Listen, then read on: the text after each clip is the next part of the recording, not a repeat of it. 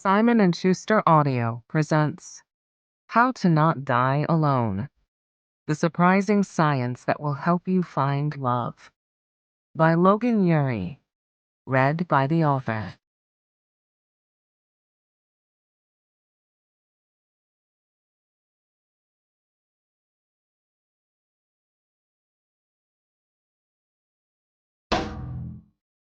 Author's note. When it comes to academic research, here's the bad news. Most studies to date focus primarily on cis heterosexual couples. Fortunately, when researchers have studied LGBTQ+ relationships, they found they share many of the same problems and benefit from much of the same advice covered in the existing research. In writing this book, I interviewed people across the range of sexual orientations and identities. I wanted to share LGBTQ+ love stories and dating experiences. All of the stories in this book are true, although some of the characters are composites of several individuals. Names and identifying characteristics have been changed and dialogue has been recreated. After completing this manuscript, I took a job as the Director of Relationship Science at the dating app Hinge. This role allows me to help millions of people learn how to date more effectively. All of the research and opinions in this book are completely my own.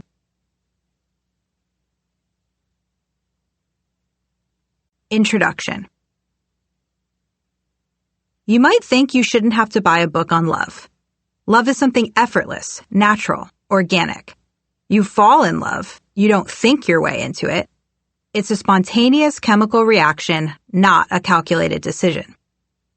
And yet, here you are, listening to this book because you want to find love, and so far, it hasn't worked out for you. Here's the truth. While love may be a natural instinct, dating isn't. We're not born knowing how to choose the right partner. And if we were, I wouldn't have a job. I'm a dating coach and matchmaker. I studied psychology at Harvard and have spent years researching human behavior and relationships. This work has led me to intentional love, my philosophy for creating healthy relationships. Intentional love asks you to view your life as a series of choices rather than accidents. This book is about being informed and purposeful, in acknowledging your bad habits, adjusting your dating techniques, and approaching crucial relationship conversations. Great relationships are built, not discovered. A lasting relationship doesn't just happen.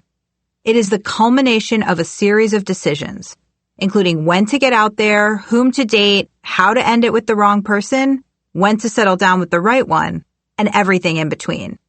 Make good decisions and you propel yourself toward a great love story. Make bad ones, and you veer off course, doomed to repeat the same harmful patterns over and over. Spoiler alert, we're irrational. But often we don't understand why we make certain decisions, and that leads to mistakes. And those mistakes thwart our quest to find love. Behavioral science can help. Behavioral science is the study of how we make decisions. It offers a way to peel back the layers of our mind, peek inside, and see why we tend to make certain choices. Spoiler alert, we're irrational. We often make decisions that are not in our own best interest. This happens in all realms of life. It's why we say we want to save for retirement and then max out our credit cards on decorating our apartments. Or tell ourselves we'll exercise more, then use our treadmill as a clothing rack. No matter how often or how earnestly we set goals, we get in our own way. Fortunately, this irrationality isn't random. Our brains lead us astray in predictable ways. Behavioral scientists use that knowledge to help people change their behavior with the goal of making them happier, healthier, and wealthier. In fact, for a while, I took my knowledge of behavioral science and applied it at Google. I teamed up with behavioral science great Dan Ariely to run a group at Google called The Irrational Lab, a nod to his book, Predictably Irrational. And while I loved working with Dan and the Irrational Lab team, studying human behavior and running experiments, I had other concerns on my mind. I was single and in my early 20s. I was struggling with one of life's most essential and common questions. How do we find and sustain love? I've long been interested in studying dating, relationships, and sex. In college, I studied the porn-watching habits of Harvard undergraduates for a paper I wrote called Porn to be Wild. Hint, Harvard students watch lots of porn. For my first job at Google, years before I ran the Irrational Lab, I managed the Google Ads account for porn and sex toy clients, including Bang Bros, Playboy, and Good Vibrations. People referred to our group by its unofficial name, the Porn Pod. I traced my curiosity about relationships to my own childhood. I had a happy, loving family growing up, but my parents suddenly divorced when I was 17. My happily ever after bubble burst, and I no longer took long-term marital success for granted. At the time, I was single. Dating apps had just come out, and I was spending a lot of time swiping. I saw people all around me were struggling too. We'd gone from the first iPod, 1,000 songs in your pocket, to ubiquitous smartphones with 1,000 possible Tinder dates in your pocket. Instead of marrying Bobby or Belinda on our block, we could pick from thousands of singles online. With that in mind, I launched a side project called Toxic Google Modern Romance, a speaker series that explored the challenges of modern dating and relationships. I interviewed world-renowned experts about online dating, communication in the digital age, monogamy, empathy, and the secrets to a happy marriage. Within hours, thousands of Googlers joined the Modern Romance email list to receive updates on these talks. Once the interviews went online, millions of viewers watched on YouTube. Clearly, my friends and I were not the only ones struggling. One night, a stranger came up to me and said, "I saw your talk on polyamory. I didn't realize that relationships could work like that. It changed my whole world." At that moment, I realized the impact of my work. I'd found my calling. But I didn't want to be just another love guru offering unscientific advice. I thought, what if I take the behavioral science tools I honed at Google and apply them to help people make better decisions in their romantic relationships? Irrationally ever after. After almost a decade in tech, I quit my job and set out to help people find and maintain lasting relationships. I believe our natural errors in decision-making cause us to stumble. Behavioral science is the missing piece that can help people change their behavior, break bad patterns, and find lasting love. Selecting a partner is already an incredibly daunting task, one weighed down with cultural baggage, bad advice, and societal and familial pressure. But until now, no one has applied behavioral science to help people find love. Maybe that's because we think love is a magical phenomenon that defies scientific analysis. Or perhaps there's fear of this critique. Who wants to be rational in love? But that's not it. I'm not trying to turn you into a hyper-rational supercomputer that analyzes all possible matches and spits out a soulmate solution. I'm helping you overcome your blind spots that are holding you back from finding love. Behavior change is a two-step process. First, we'll learn about the invisible forces driving your behavior, those errors in judgment that lead to costly mistakes. Mistakes like refusing to commit because you always wonder if there's someone better out there. Chapter 4. Pursuing the prom date instead of the life partner. Chapter 7. Or staying in bad relationships after their expiration date. Chapter 14. But awareness on its own doesn't lead to action. Knowing you shouldn't date bad boys or manic pixie dream girls doesn't make them any less appealing. You have to actually do something about it. That's where the second part of behavioral science comes in. Tried and tested techniques can help you jump from knowing that information to doing something about it. Step 2 is designing a new system that helps you shift your behavior and achieve your goal. Each chapter includes evidence-based frameworks and exercises to help you navigate important dating decisions. How this book can help. In this book, you'll discover you're not alone. You're not the only one struggling with these doubts. You and your questions and concerns are totally normal. There's no certainty in relationships, but you can approach your decision-making in a more strategic way, pulling from research that understands the strengths and weaknesses of our brains and our hearts. Intentional love is informed by both relationship science, what works for long-term relationships, and behavioral science, how to get us to follow through on our intentions. I will give you a process, and process creates peace. It's worked for my clients, and I know it can help you. Section 1. Getting ready. We'll start with an exploration of why dating today is harder than ever before. Then you'll take a quiz to figure out your dating blind spots, tendencies in your life that are holding you back, likely without you even realizing it. Then I'll explain how your tendencies affect your dating life and what you can do to overcome them. Next, we'll talk about attachment theory and how it affects whom and how you love. I'll set you straight about what to look for in a long-term partner. It's likely not what you think. Section 2. Getting out there. We'll take a deep dive into dating apps. I'll help you identify and overcome the common pitfalls of modern dating. We'll have you swiping better, meeting people in real life, and going on dates that don't feel like job interviews. You'll learn a better system to decide whom you should see again. Section 3. Getting serious. Then we'll talk about how to handle major decision points in your relationship, including how to define the relationship, DTR, and determine if you should move in together. I'll walk you through how to decide if you should break up, how to break up with someone, and how to get over heartbreak.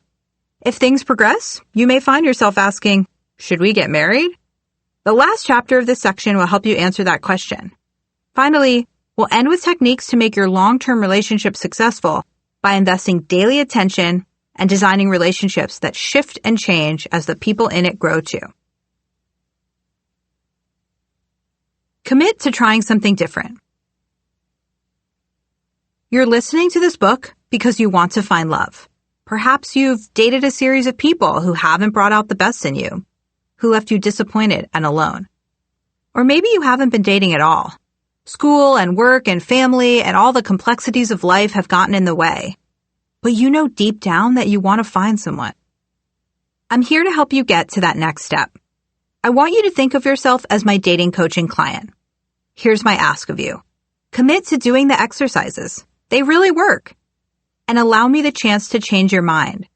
You've done things your way for your entire life. Why not try something different? A lasting, loving relationship may very well be waiting for you on the other end.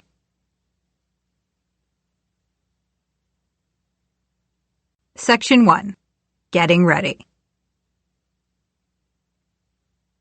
Chapter 1. Why dating is harder now than ever before. How to understand the challenges of modern dating. Each generation faces its own set of challenges. Wars, recessions, shoulder pads. The same holds true for dating. While people of every era have bemoaned their love lives, today's singles might just be right. Dating is harder now than ever before. And the next time your mom pesters you about finding someone nice to settle down with, you can tell her I said that. In this book, I'll offer solutions to some of life's most difficult dating decisions. But before I get to the tactical advice, I want to set the stage and explain the factors conspiring against modern daters. If looking for love has left you feeling incredibly stressed out, here's why. We shape our own identities. Religion, community, and social class dictated the lives of our ancestors. Expectations were clear, and personal decisions were few. Based on where and into what kind of family you were born, you knew, for example, that you'd work as a textile merchant, live in Bucharest, eat kosher food, and go to the synagogue. Or you'd work as a farmer, live on the outskirts of Shanghai, and eat livestock and crops from your land. When it came to finding a partner, the answer often came down to the dowry. Who could offer the best acres of land or the largest caravan of camels? Today, all these decisions are up to us. Modern life is a path that we must chart on our own. Whereas our predecessors didn't have to weigh where to live or what to do for a living, we make those choices now. That gives us incredible freedom to shape our identities, to pick Nashville over Atlanta, to choose whether to work as a meteorologist or a mathematician. But that freedom comes at the cost of certainty. Late at night, our faces lit by the blue glow of our smartphones, we wonder, who am I? And what am I doing with my life? The dark side of all this freedom and endless choice is the crippling fear that will screw up our lifelong pursuit of happiness.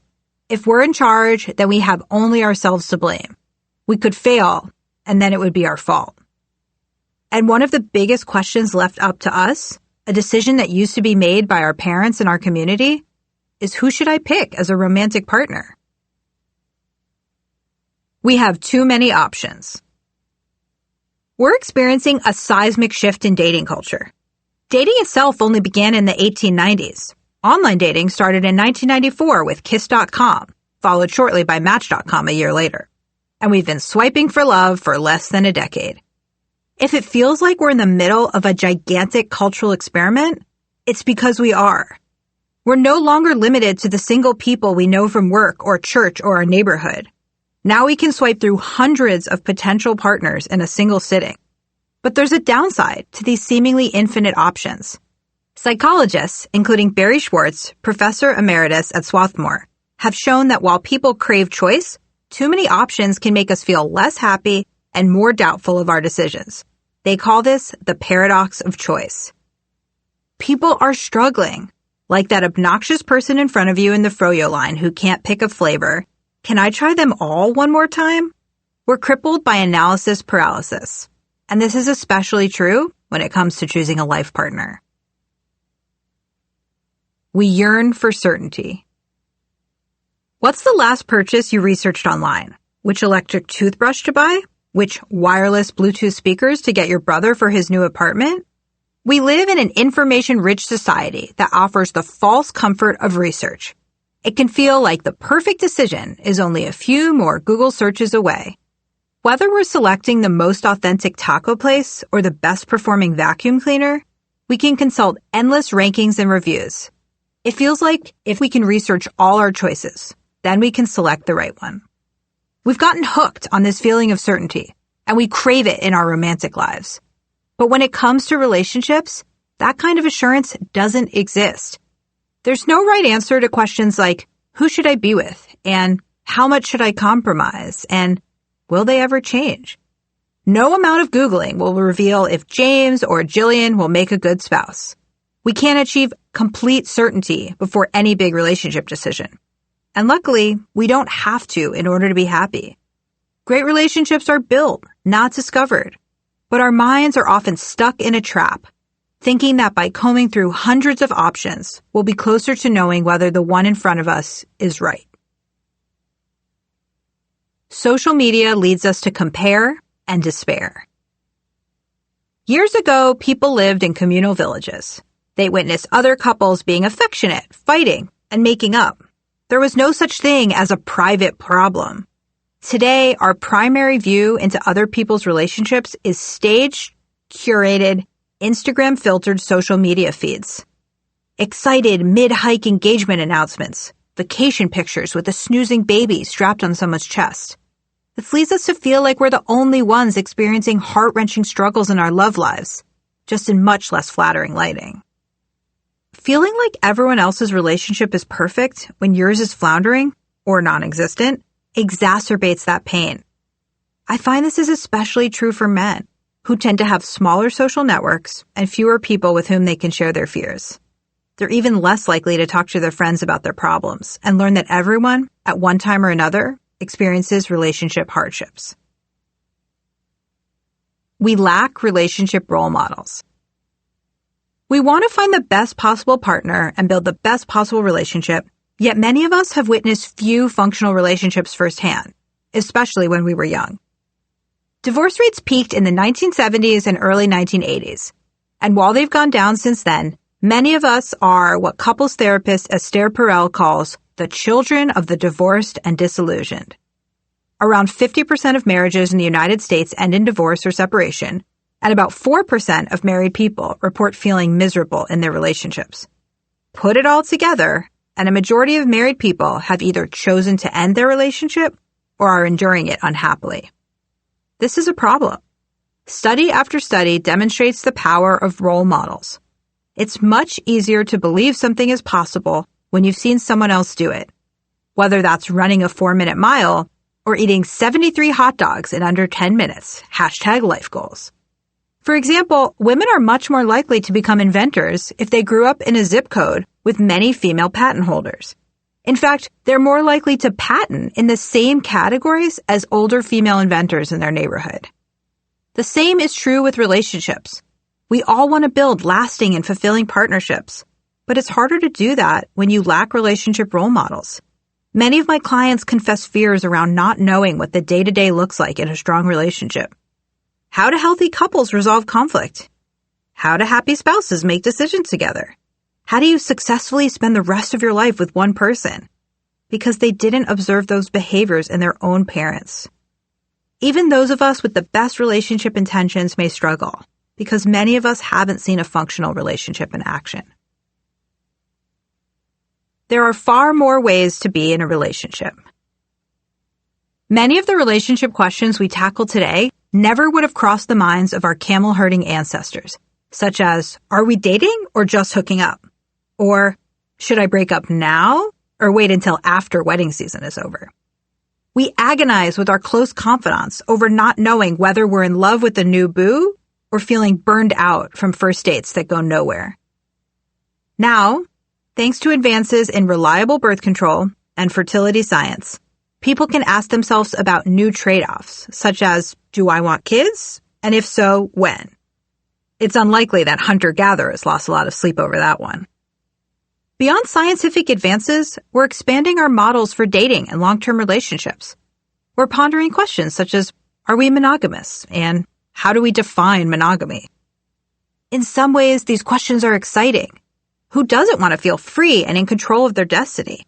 But at a certain point, all these options and opportunities can stop making us feel free and start making us feel overwhelmed. We feel pressure to get this decision right. To top it all off, we're bombarded with messages imploring us to get this decision right. Everyone from public figures like Facebook COO Sheryl Sandberg, who said, I truly believe that the single most important career decision that a woman makes is whether she will have a life partner and who that partner is. To our own parents, don't make the same mistakes I did, reinforces how critical it is that we don't mess this one up. It can feel like our entire lives hinge on the one major decision of whom to marry. This is especially true for women, who face more time pressure to pick a spouse if they want to have children by a certain age. But there's hope. We can take control of our love lives by better understanding ourselves, what motivates us, what confuses us, what gets in our way.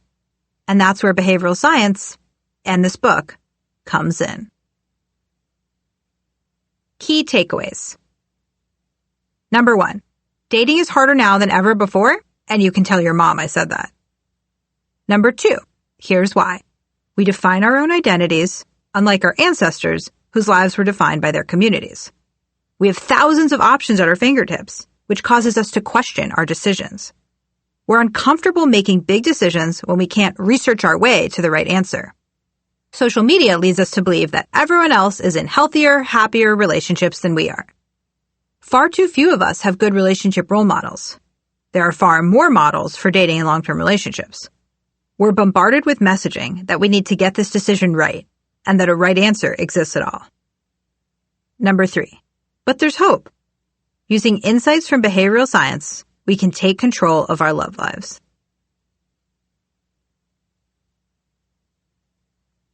Chapter 2, The 3 Dating Tendencies. How to discover your dating blind spots. Have you ever looked around and wondered, why has everyone found love except me? I like my job. I like my friends. I like myself. Why hasn't this one piece of my life fallen into place yet? I've heard versions of this from nearly all my clients. I've discovered many of them suffer from dating blind spots, patterns of behavior that hold them back from finding love, but which they can't identify on their own. I've categorized the most common blind spots into a framework called the 3 Dating Tendencies.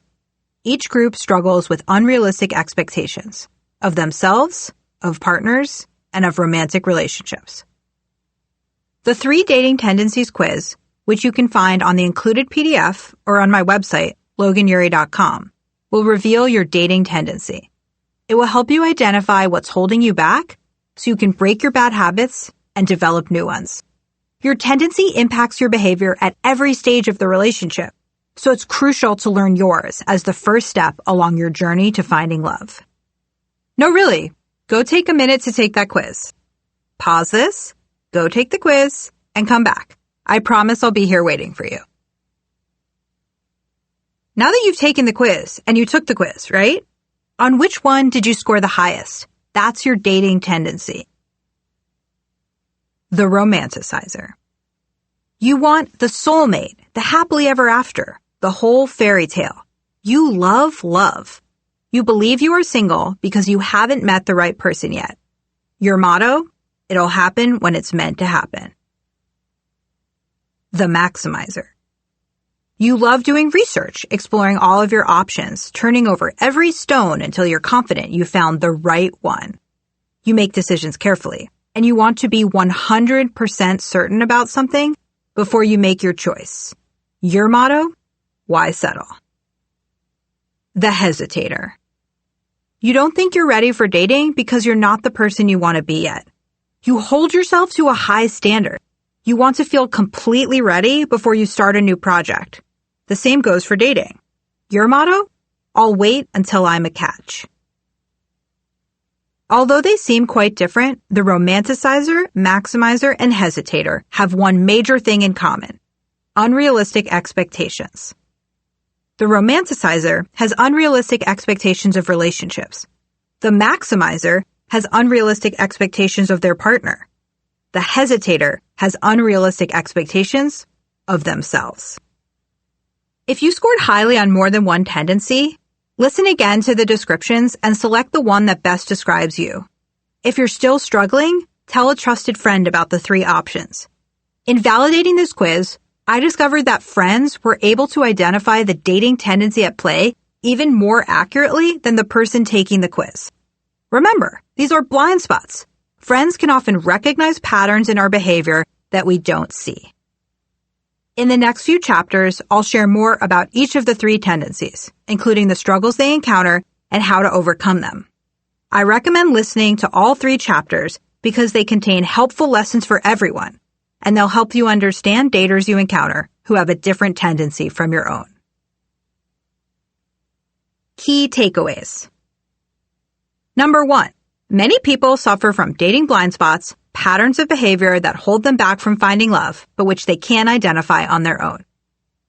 Number 2, I've categorized the most common dating blind spots into a framework called the 3 dating tendencies.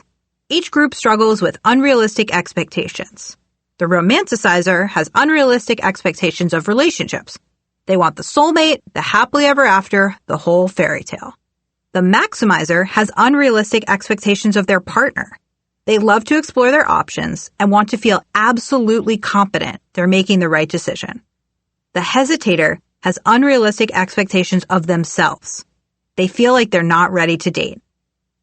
Number 3, understanding your dating tendency helps you discover what's holding you back and how you can overcome these dating blind spots.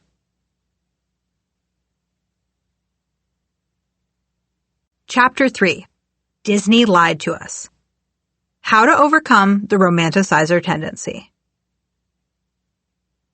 20 minutes into our first session and the tears were already flowing. I know he's out there, Maya said. He just hasn't found me yet.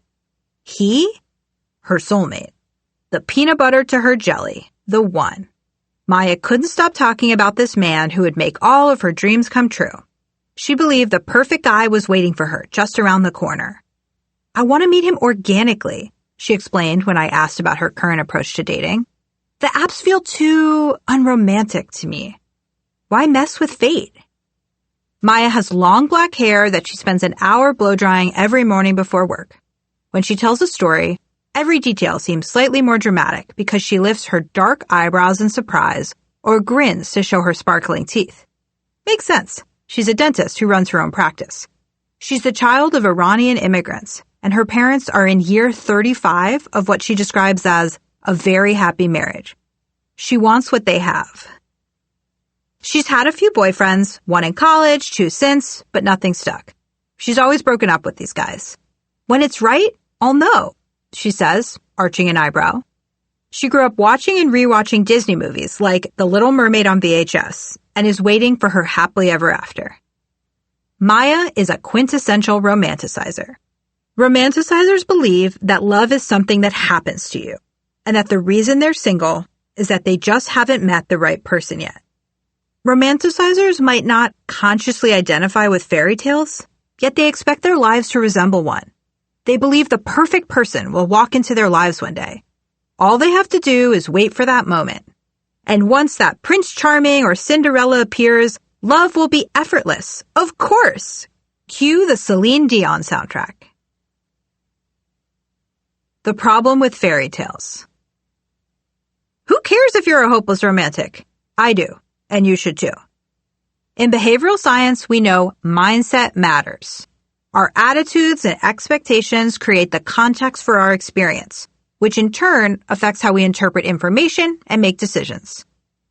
When it comes to romantic relationships, psychologist Renee Franiuk found that people have either a soulmate mindset, the belief that relationship satisfaction comes from finding the right person, or a work it out mindset, the belief that relationship success derives from putting in effort.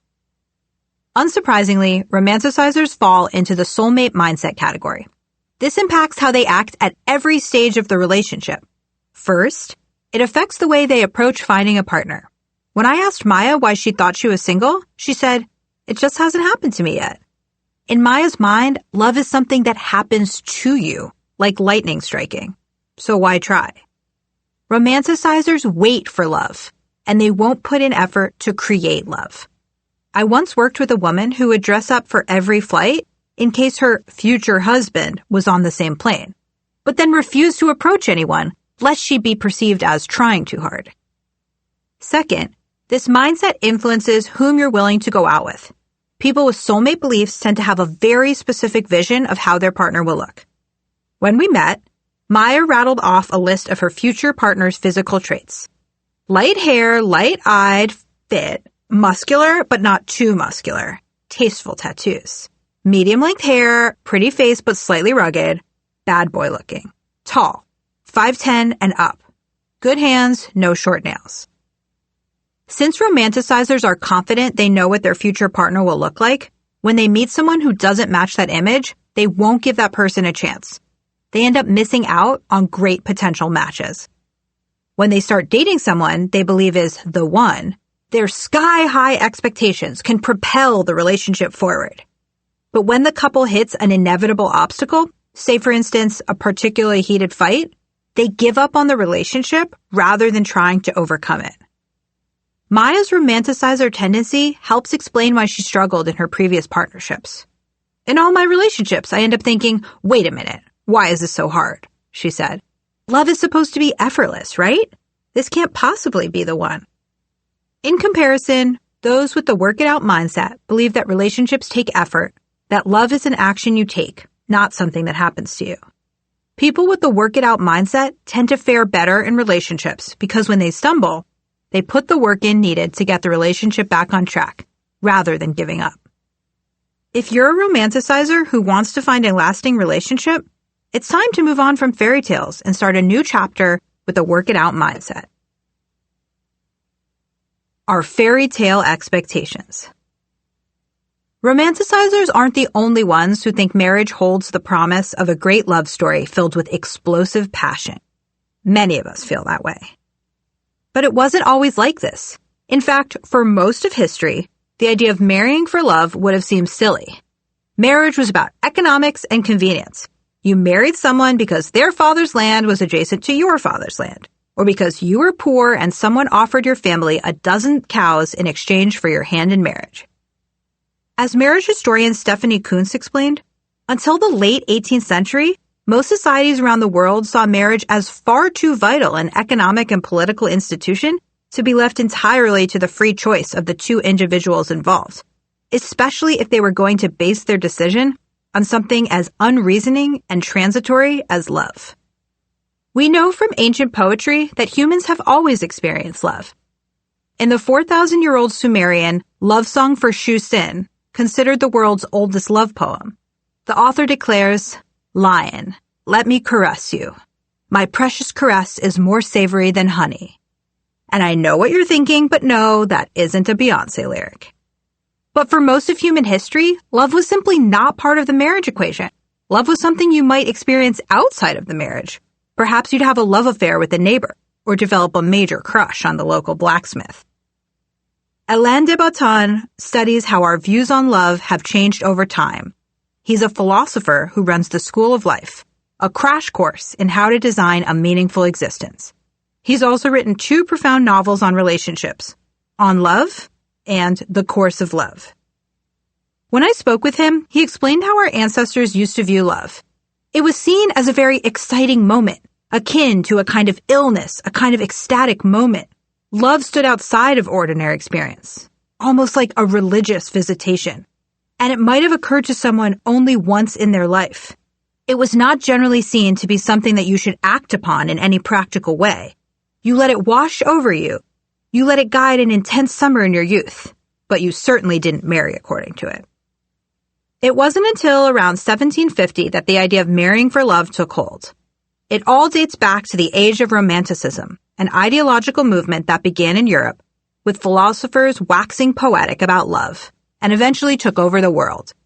Romanticism elevated love from a kind of illness to the new model for what we have come to expect from long-term relationships. The Industrial Revolution propelled this model's adoption by mainstream society. With greater mechanization and more widespread wealth, marriages could finally focus more on personal fulfillment than on meeting basic needs. Several centuries later, Romanticism still rules our ideas about love. Listen to this list of romantic ideals. How many of these do you relate to? Love is a gut feeling. You know it when you feel it. When we meet our soulmate, we will feel an immediate attraction to them. We will be attracted only to them and vice versa. Our soulmate will intuitively understand us and know what we need before we do. We will remain passionately in love with our partner throughout our marriage. Our soulmate is the only person we really need. They can fill every role in our life, from best friend to travel partner to passionate lover. Good sex marks a good marriage. Bad or infrequent sex, or worse, infidelity, means the relationship is doomed. It's not sexy to talk about money. Love isn't meant to be practical. The more these ideas resonated with you, the more you've been brainwashed by the principles of Romanticism. And if all of them did, I'd love to borrow your glass slippers and pumpkin carriage. When people expect romantic relationships to unfold this way, they develop soulmate beliefs, just like Maya did. They wait years waiting for the one, rejecting anyone who doesn't meet their unrealistic expectations of love. How to fight back against the ideals of Romanticism. Movies and TV shows have long perpetuated the syrupy ideals of Romanticism. In other words, life isn't The Notebook. Not only are these messages about love and long-term relationships incorrect, they're also harmful. Plus, kissing in the rain is so much colder and more uncomfortable than it seems. Here are the main culprits. Romanticizer intensifier number 1, Disney's Prince Charming. Soulmate belief Disney perpetuates. The one is out there, and he or she looks just like you imagined. Disney tells us that one day we'll get swept off our feet by our own Prince or Princess Charming. This tendency plagues more than just straight women. I've met romanticizers of all genders and sexual orientations. And they're all out there waiting for this perfect person. He's an architect who also mentors foster children. She's a model with a PhD. This person has every positive quality they want and none of the bad ones. In animated Disney movies, people fall in love without even knowing each other. In The Little Mermaid, all Prince Eric knew about Ariel was that she was an attractive redhead with the upper body strength to pull him safely to shore when his boat capsized. And he loved her for that? In Cinderella, the heroine falls for the prince because he can dance and makes an effort to return lost items to their rightful owner. Seems a little shallow if you ask me. Work it out mindset shift. Even Prince Charming has morning breath. No one is perfect, including you. Don't know what I'm talking about? Think about the last time you really let someone down. If you're having trouble thinking of your flaws, try giving your siblings a call for inspiration. I'm sure they'd be more than happy to remind you. It's time to give up on this idea of perfection. Like Maya, you may have in your mind a vision of your future wife or husband. Perhaps this is informed by an early crush on the boy across the street or your favorite movie star. It's time to realize that the package this person comes in might be different from what you were expecting. Maybe this person is shorter or taller or rounder or slimmer or darker or lighter or hairier or smoother than you expected. That very narrow view of this person's looks holds you back from seeing the possibilities in front of you. If you're not perfect, why should this person be? Stop the double standard. You're not a movie star. And if you are, cool. Thanks for listening to my book. Romanticizer Intensifier number 2. Disney's Happily Ever After. Soulmate belief Disney perpetuates. The hard work of love is finding someone. Everything after that is easy. Disney movies depict everything a couple goes through leading up to the marriage, the courtship, the conflict, the evil witch standing in their way. But once they vanquish their foes and can finally be together, the couple's challenge ends. After that, happily ever after, right? Wrong. I call this the happily ever after fallacy, the false notion that the hard work of love is finding someone. Work it out mindset shift. No relationship is easy all the time. Even the healthiest, most rewarding marriages require effort. Finding someone can be hard, but often the real challenge comes later. The hard part is the daily work you put in to grow and sustain a great relationship. The hard part is feeling excited to see your spouse at the end of the day, after 30 years and 2 kids, long after the honeymoon period is over. The hard part is remembering why you love someone during all the logistical, financial, emotional, and spiritual challenges life throws at you. Romanticizer Intensifier number 3. The rom-coms meet cute. Soulmate belief rom-coms perpetuate. Don't worry, love will find you. And it'll probably happen in a really great meet cute way you'll want to tell your friends about. Rom-coms are Disney fairy tales for people old enough to buy their own movie tickets and who find bumbling Englishmen attractive. Colin Firth is like Brussels sprouts. You don't appreciate him until you're older. We all know rom-coms are not real life, yet they've still surreptitiously bored their way into our collective subconscious, especially when it comes to the meet cute.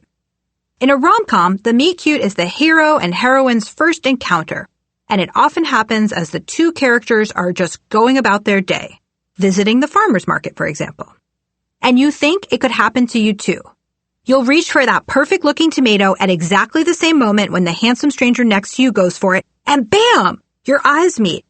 He explains he needs the tomato to make his grandmother's bruschetta, pronounced with the proper Italian flourish. You offer to let him keep it. He asks if he can buy you a cappuccino to thank you. You say yes. 11 months, 1 major fight, and 1 grand gesture later, he's chasing you down the terminal at JFK Airport, flanked by TSA agents, begging you not to get on your flight to Seoul for your new job at an advertising agency. The rom-com promotes the idea that love finds you and not the other way around. That love at first sight is real. That all you have to do is live your life and consume vast amount of tomatoes while hanging out at the farmer's market. And one day your future husband or wife will magically appear. While I acknowledge that people do meet in real life all the time, at parties, events, even protests, the problem with this idea is that it gives people permission to be overly passive in their love lives. Work it out mindset shift. Love takes work, from finding it to keeping it alive. Waiting around at the farmer's market just won't cut it. You need to put in effort to find someone. Don't worry, I'll show you how in section 2.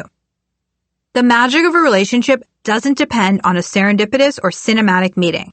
The magic lies in the fact that 2 strangers come together and create a life. It's not important where or how they met. Romanticizer Intensifier number 4. Social media. Soulmate belief social media perpetuates. Relationships are effortless, sex-filled love fests in great lighting. At least Disney movies and rom-coms are upfront about the fact that they're fictional.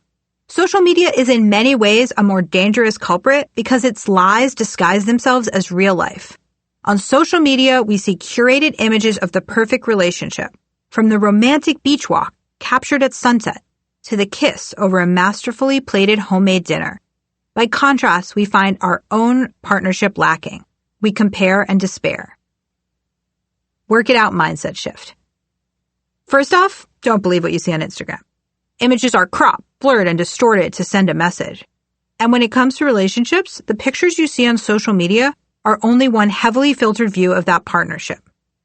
Just like people don't post pictures of themselves crying or picking their nose, no one puts up photos of blowout fights with their girlfriend or nights spent wondering whether they should stay with her. Social media tells us that everyone else is experiencing a blissful, effortless, passionate, picture-perfect relationship, which contributes to our sky-high expectations for our own partnership. Relationships go through periods of highs and lows. If you're working hard at your relationship, that's a good sign, not a bad one. Many hours of a marriage are spent on the everyday, rarely posted minutia of life. Changing dirty diapers, doing laundry, and washing dishes. Love happens in these moments, not in spite of them. Love is so much more than a filtered photo captured at sunset. From fairy tale romance to real-life love. I explained to Maya how Disney, rom-coms, and social media had triggered her romanticizer tendencies. If she wanted to find love, she needed to change her expectations. She crossed her arms over her chest. "Do you get it?" she asked me, her eyebrows furrowed. "I feel like you're telling me to give up on my dream. I have this vision of love, and now you're saying it doesn't exist, that I have to settle or give up. Why do other people get to have this epic relationship and I don't? Why am I not good enough?" I did get it. "Maya, no, that's not it," I said.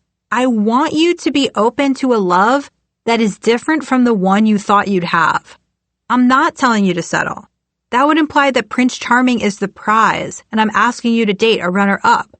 But that's not true, because Prince Charming doesn't exist. Same goes for you. It's time you gave up on Prince Charming and started looking for someone real. Let's call him Larry." Because that's the name of the guy Maya wound up with. She met him when she was filling in for another dentist who went on vacation. Through our work together, she learned to let go of her soulmate beliefs, which were holding her back from finding real love. Her now live-in boyfriend is nothing like she expected. He's a divorced dad with 2 little kids.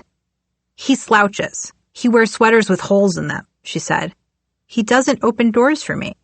She smiled, surprised that she no longer cared about those superficial traits. "But he makes me laugh. He's kind, and I feel like myself around him. He makes me feel smart and funny.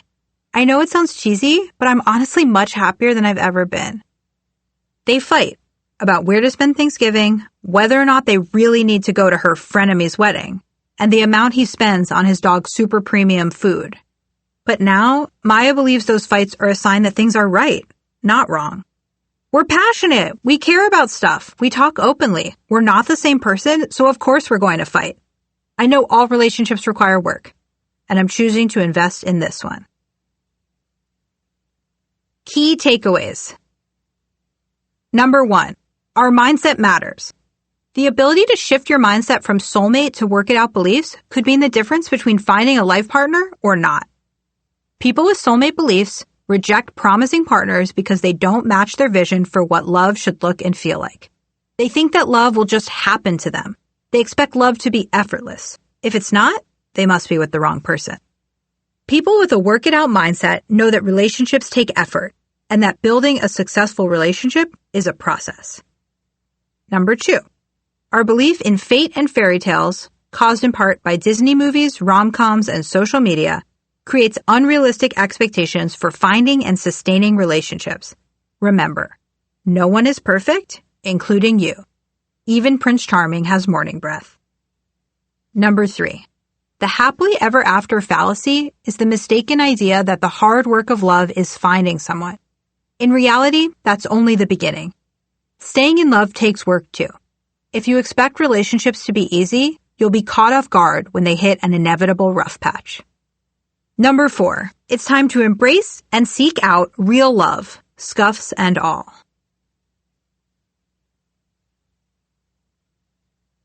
Chapter 4, don't let perfect be the enemy of great. How to overcome the maximizer tendency. Stephen told me he couldn't remember a time when he'd just known instinctively what to do. Extensive research preceded every major or minor decision. Every few months, he interviewed at a different company to keep my options open, he told me, only to stay in his current job. He pored over Scotch reviews for 2 hours before buying his dad a bottle for Father's Day. He saw every decision as a problem to dissect, analyze, and fret over. Pro-con lists filled the Notes app on his phone. Why risk making a merely okay decision when a perfect one was only a few hours of research away? While his behavior was occasionally annoying to his friends and job recruiters, no one but Stephen really suffered from his indecision. No one except his girlfriend, Gabby. Gabby loved Stephen. Stephen loved Gabby. They had dated for 4 years and lived together for 3 of them. But Stephen often wondered, who else is out there? He knew Gabby's good qualities. She worked as a nurse and fostered cats from the local animal shelter. She was loyal, warm, caring, attractive, kind, and intelligent. Yet that wasn't enough. He wished she were more social. He wanted dinner parties and deep conversations about abstract ideas. Gabby felt ready to get married and start a family. True to form, Stephen wasn't so sure.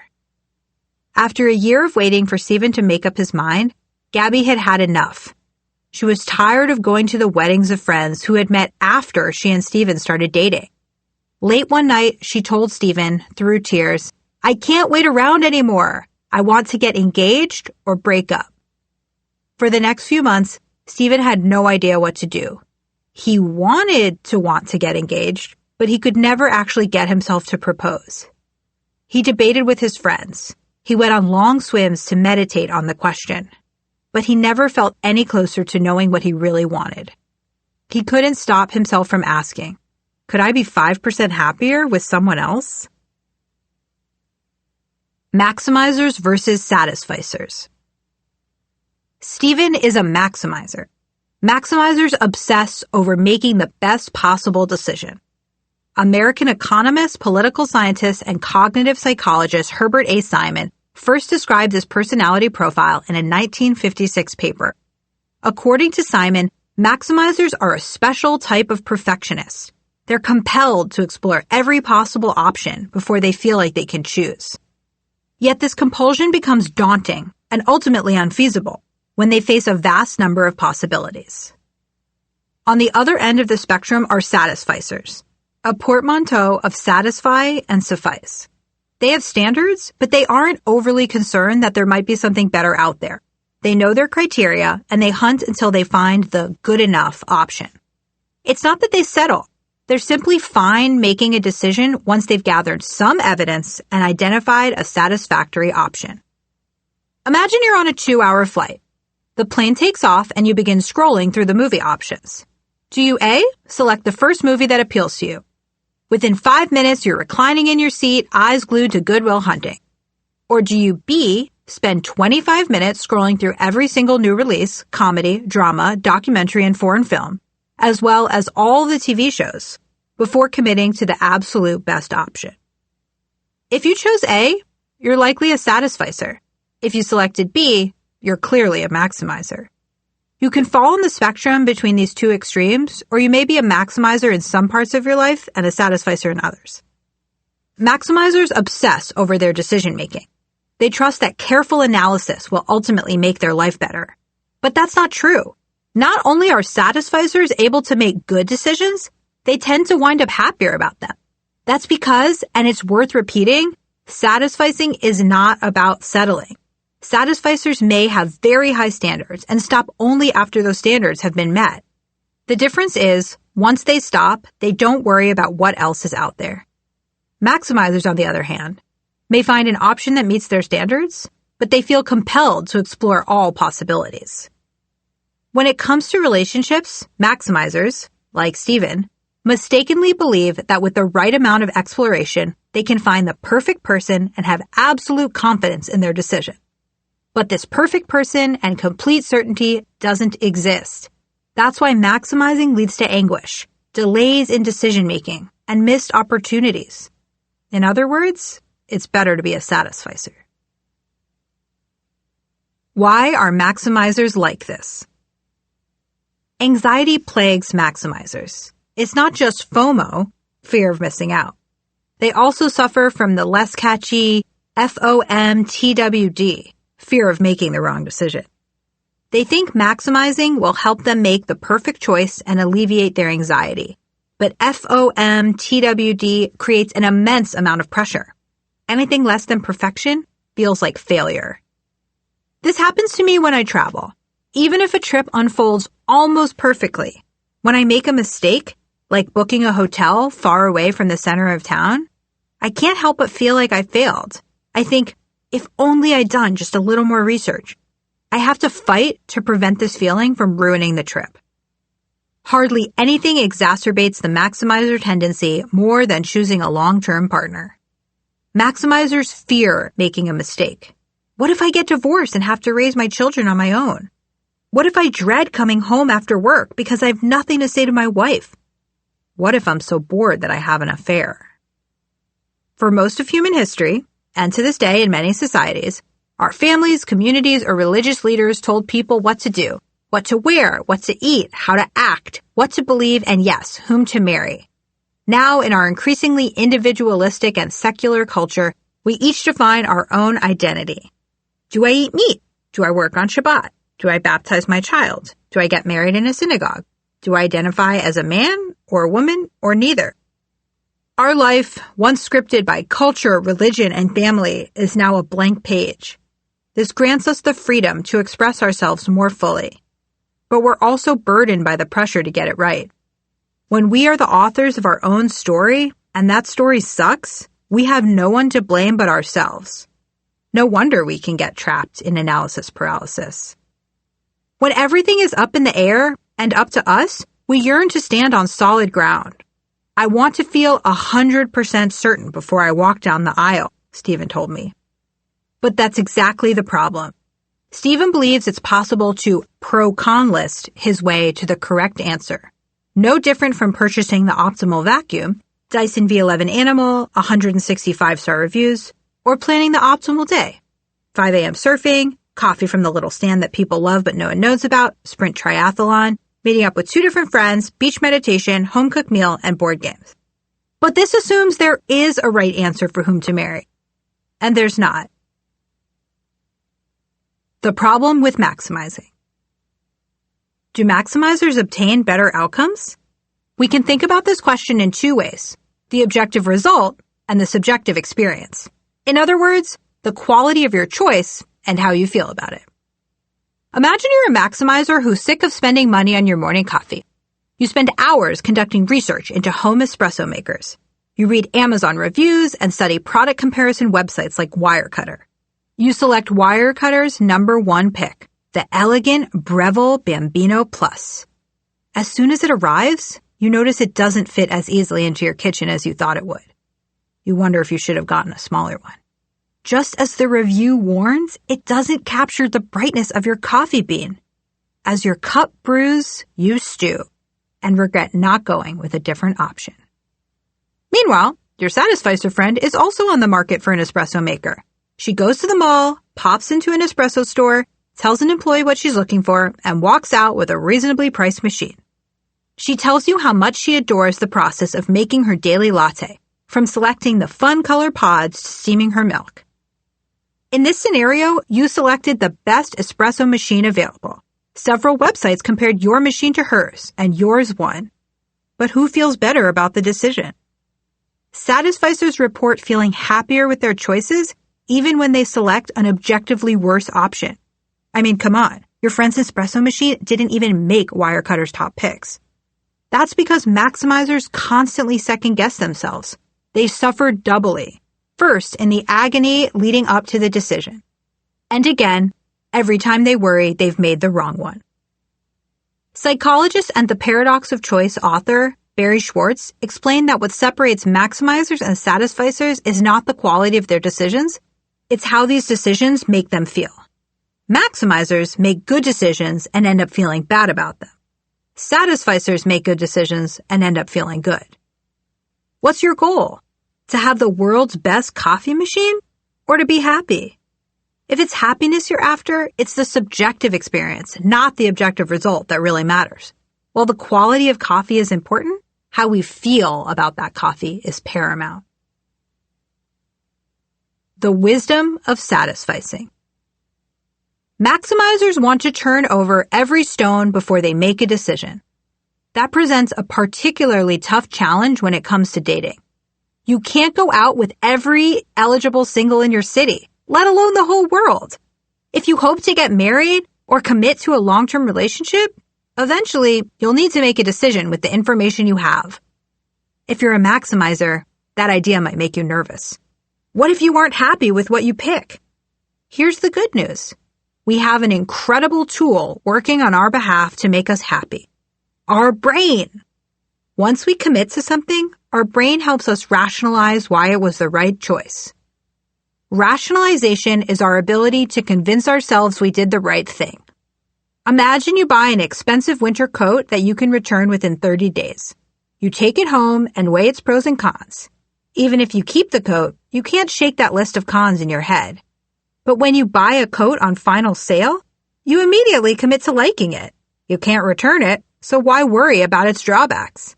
That's the power of rationalization. Embrace it. This works for dating too. When you commit to someone, your brain will do its best to convince you it was a good idea. Satisficers inherently understand this idea and benefit from it. Now perhaps you're thinking, I'm not looking to make a merely good decision. I refuse to settle.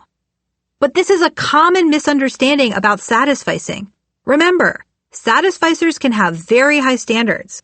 They may look around for a while until they find an option that meets their expectations. The difference is, once they find something that meets their standards, they are happy with it. They don't wonder what else is out there. And that's why I want you to work toward becoming a satisficer. The best choice of all is choosing to be happy. The secretary problem. You can learn to date like a satisficer by studying the decision-making riddle known as the secretary problem. Imagine you are hiring a secretary. And let's be sure to make him a male secretary because I know you are envisioning a woman and #fuck the patriarchy. There are 100 possible candidates whom you must interview one by one. After each interview, you decide whether to hire that person or keep looking. If you reject a person, he's gone. You can't change your mind later and hire him. How should you maximize your chances of picking the best candidate? You don't want to decide too early in the process because you might miss out on a strong candidate at the end of the line. But you don't want to make it too far without choosing because what if the final options aren't very good? It turns out there's a mathematically correct answer to this problem. You should interview 37% of the candidates and then pause. Identify the best person from this first group. Now you have a meaningful benchmark. After evaluating the first 37%, you should be prepared to hire the first candidate who is better than the standout from the first group. This logic applies to dating too. In the secretary problem, you know there are 100 possible candidates. In dating, you have no idea how many possible matches are out there. Even if you did, you couldn't meet all of them. Life, logistics, and geography all get in the way. Instead of thinking about the total number of people you might date, consider how long you're likely to actively look for a partner. Apply the rule of 37% to that time period. In the book, Algorithms to Live By, authors Brian Christian and Tom Griffiths discuss a single man who wants to get married. Assuming that his search would run from ages 18 to 40, the 37% rule gave age 26.1 as the point at which to switch from looking to leaping. That means by the age of 26.1, he should set a meaningful benchmark from his first 8.1 years of dating. That is the single best person he's dated thus far. He should then marry the next person he meets whom he likes more than that benchmark. I explained the secretary problem to Doug, a software engineer who'd recently sold his business to a major tech company. Doug had been in several 3 to 6 month relationships. He always found something lacking with the women he dated. This one laughed at his jokes, but she wasn't funny. This one worked too hard. The next one didn't work hard enough. When I began to describe the idea of the benchmark, he nodded and interrupted me. I get it, he said. I'm 31 and I've probably already dated someone who would make a great wife. It clicked. I followed up with a homework assignment. Put together a spreadsheet of all the women you've gone out with in the last year. Make a column for their name, how you met them, how you felt when you were with them, and what values you shared. You can include other details too, but I don't want a laundry list of their flaws or a ranking of their hotness. I'll do it. During our next session, Doug pulled up his laptop and showed me his work. "Brielle," he said as the page loaded. "She's the one." "The one? You mean like the one? I asked. I know, I temporarily suspended my distaste for that term. Not the one I'm going to marry, but the benchmark.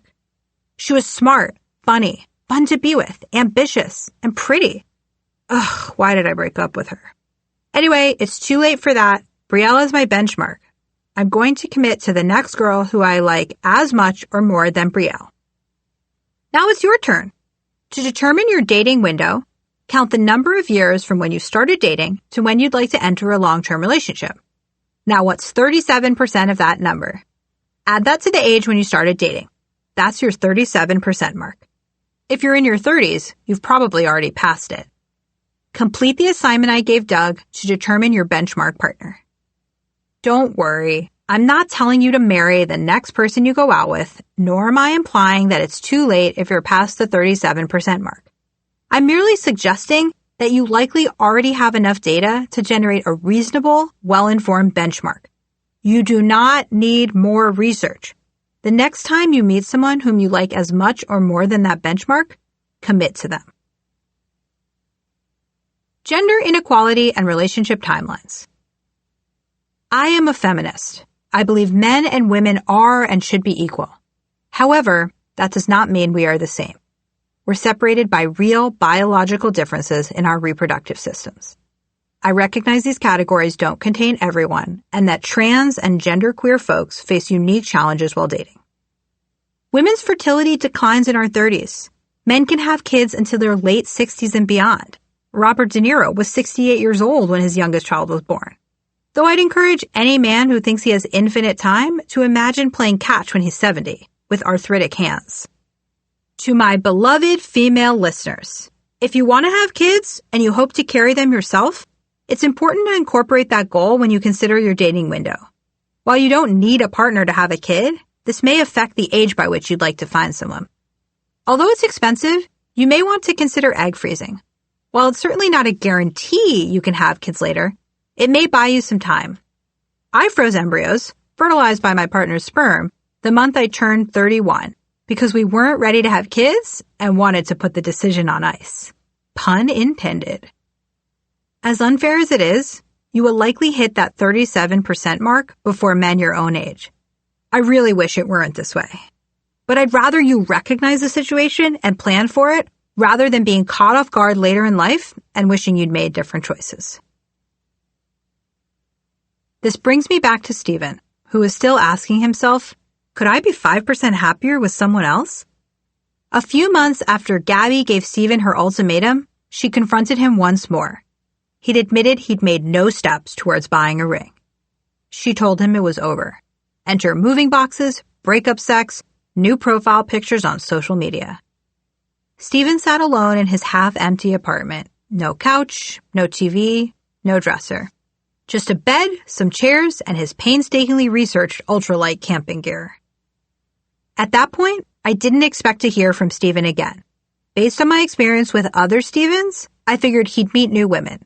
People he'd get excited about, and then leave when he didn't feel 100% certain about them. Then, about a year later, he called me. I met someone, he told me, someone I want to spend the rest of my life with. I was surprised but thrilled. Tell me more. The other weekend, we went away together. We rode bikes, we cooked, we had sex. And I just felt like this was the person I was going to marry. I was so happy to hear that he was happy, but I had to ask, what about those Stephen voices in your head, wondering, could I be 5% happier? He laughed. Look, it hasn't been easy, but I worked on that. I'm grateful for what I have with her. I'm not wondering what I could have with someone else. All I know is that I could build a life with this person. An amazing life. Stephen had learned to satisfice, to feel uncomfortable with uncertainty, to make a decision based on a less than exhaustive search. Through this work, he changed the punctuation of his life, from the anxious question mark of a maximizer to the confident period of a satisficer. At first, I thought Stephen's story would serve as a warning. Don't let perfect be the enemy of great. but now I can share it as a tale of victory. Maximizers, give yourself the gift of happiness. Give yourself the gift of satisficing. Key takeaways. Number 1. Maximizers obsess over making the right decision.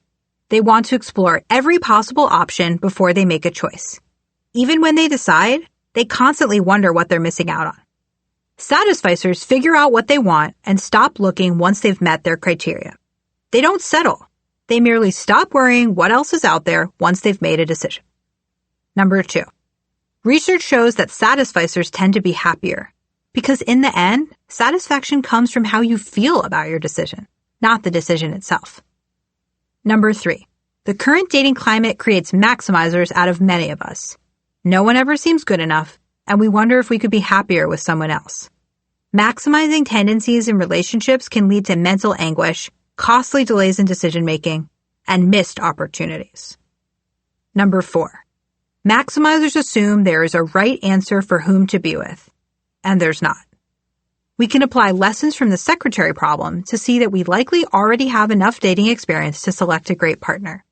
This knowledge can help us commit without worrying about what else is out there. The power of rationalization can also help us embrace our decisions.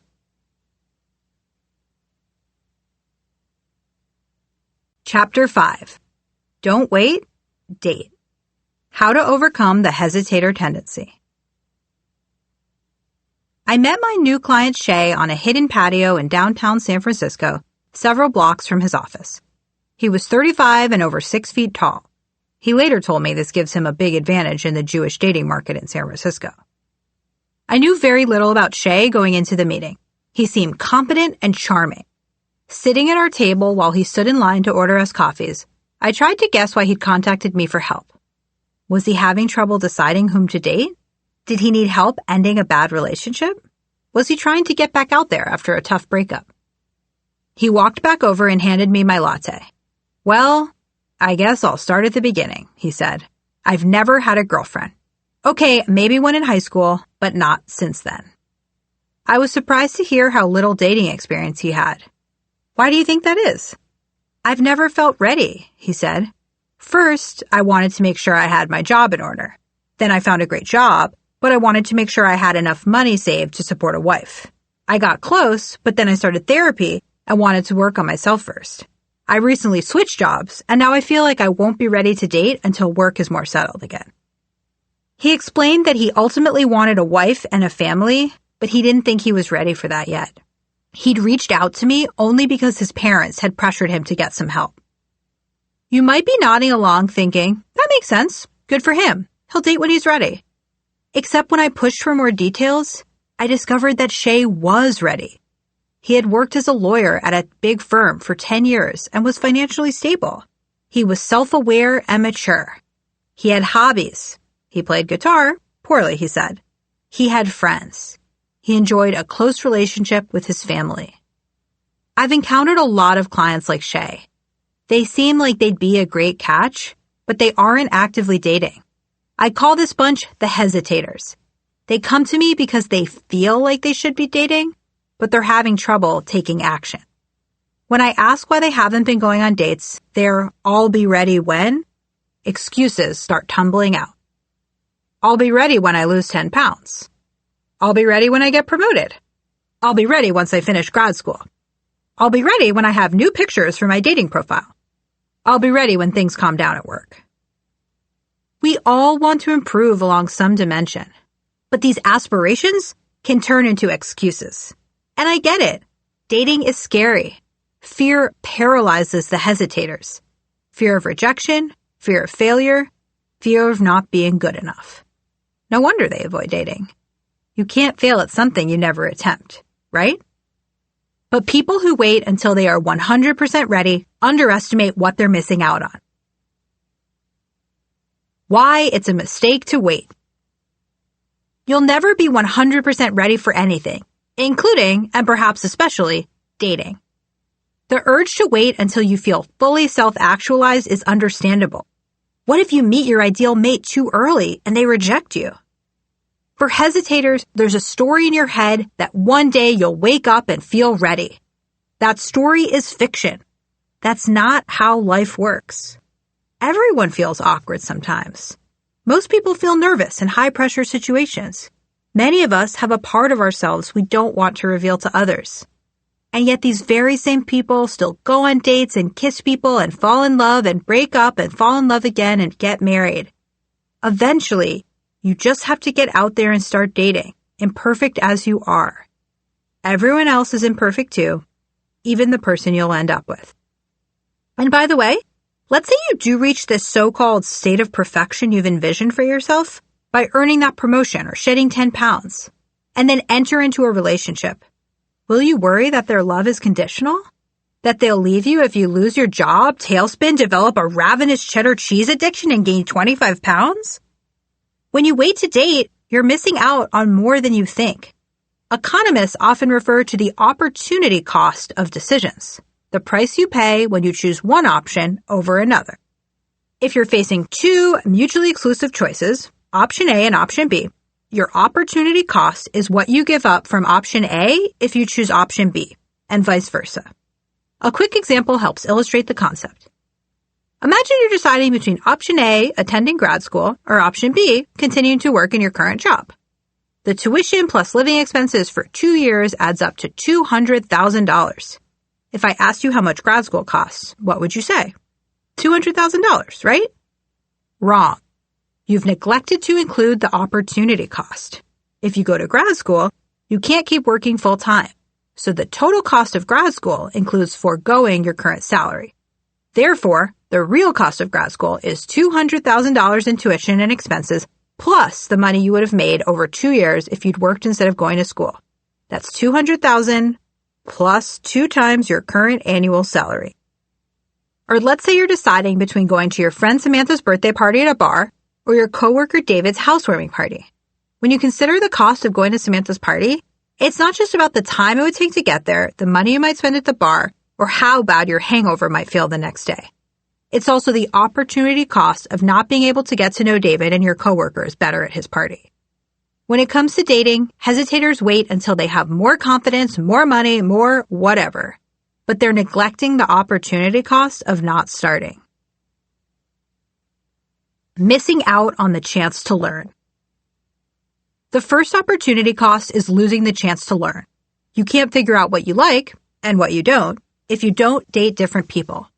So much of dating is iterative, making incremental changes as you learn over time, especially because you're probably wrong about what you like or value in a partner. More on that in Chapter 8. You think you want something, you try it, turns out you don't want it, so you learn and move on.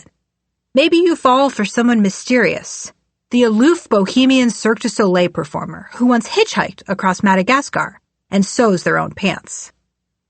After a few months of dating, though, you realize that while the mystique is attractive at first, you want a partner who is warm and affectionate and owns nice pants. If you're not going on dates, you're not getting closer to knowing the kind of person you want to be with long term. Take my client Jing, for example. At 31, she's dating for the first time. Her family moved a lot when she was growing up, so she never established a group of lifelong friends, much less a girlfriend. In college, she was studious and shy. She made new friends, but the dating and mating rituals of college seemed impossibly foreign to her. I didn't know how to flirt, she confessed. I just never learned. After college, she joined an advertising agency as an intern. She worked her way up to lead copywriter. She transformed herself into someone she liked. Sophisticated, funny, passionate, but she still didn't date. She put off trying because she already felt so behind. Now she realizes that her lack of experience complicates her search for a good match. I missed out on experimentation. I don't know my likes and dislikes. And now it feels a lot harder to find a partner without that information. Getting in your dating reps. Hesitators who delay getting out there also miss the opportunity to improve their dating skills.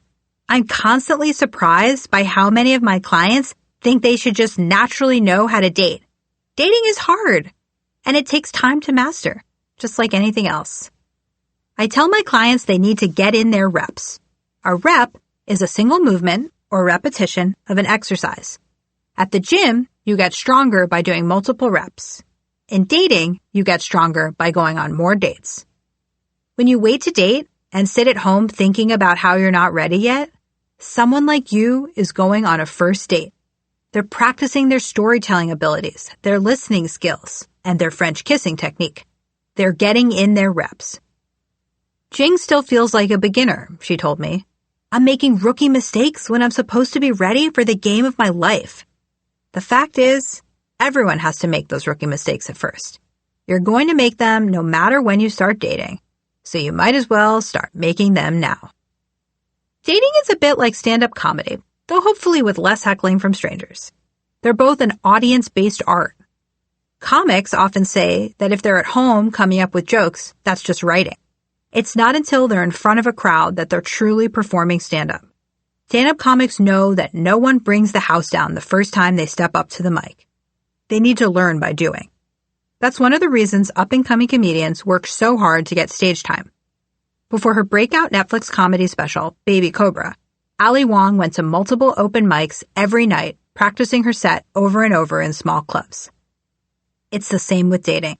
You need to practice asking interesting questions, expressing yourself in a compelling way, and going in for a first kiss.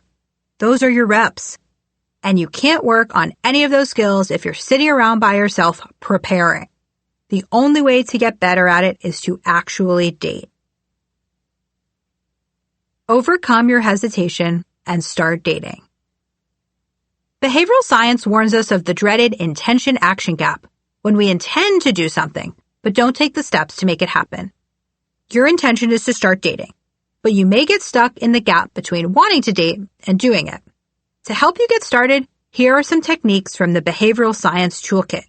They worked for Jing, who, after a number of bumbling first dates and a handful of slightly less awkward second, third, and fourth ones, entered into a relationship with her first boyfriend. Step 1. Make a deadline. Deadlines are one of the most efficient ways to motivate someone to take action. Short deadlines work especially well. Imagine you get an email from your bank telling you to change your password. They don't provide a deadline. How likely are you to do it? You might intend to change it, but since it seems like you can do it any time, you'll likely forget about it before taking action. You'll fall into the intention-action gap. Now imagine your bank emails you and says, change your password by the end of the day. In this case, you have a short, concrete deadline. To avoid missing it, you're likely to either change your password immediately or set aside specific time later in the day to do it. Either way, with a short deadline, you're far more likely to take action. Researchers have studied the effects of the well-timed deadline. Short while still doable. Behavioral scientists Suzanne Shu and Ayelet Genesi looked at how often people redeemed gift certificates to a bakery. When the certificate was good for 2 months, fewer than 10% of people redeemed it for a pastry. The rest were too flaky. But when the certificate was good for only 3 weeks, suddenly more than 30% of people redeemed the coupon. In the first scenario, people held off on taking the action because they figured they could do it later. With the shorter deadline, people were more aware that they could miss the window, so they took more immediate action. Hesitators, it's time to set a deadline for when you're going to start dating. I suggest 3 weeks from now. That's enough time to do what you need to do first, the pre-dating work I'm about to tell you about, but not so long that you lose momentum. Step 2. Prep. Once you've set the deadline, start doing the pre-dating work. Download the apps, assemble a few solid date outfits. Consider going to an improv class to learn how to listen carefully and play well with others. Pay attention the next time you're having dinner with a friend.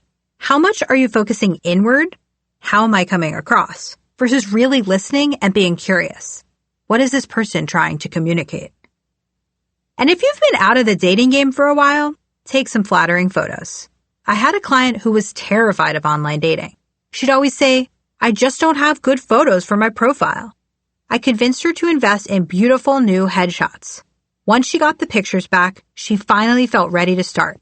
She downloaded the apps, received positive reinforcement about her pics, and went on a date the next week.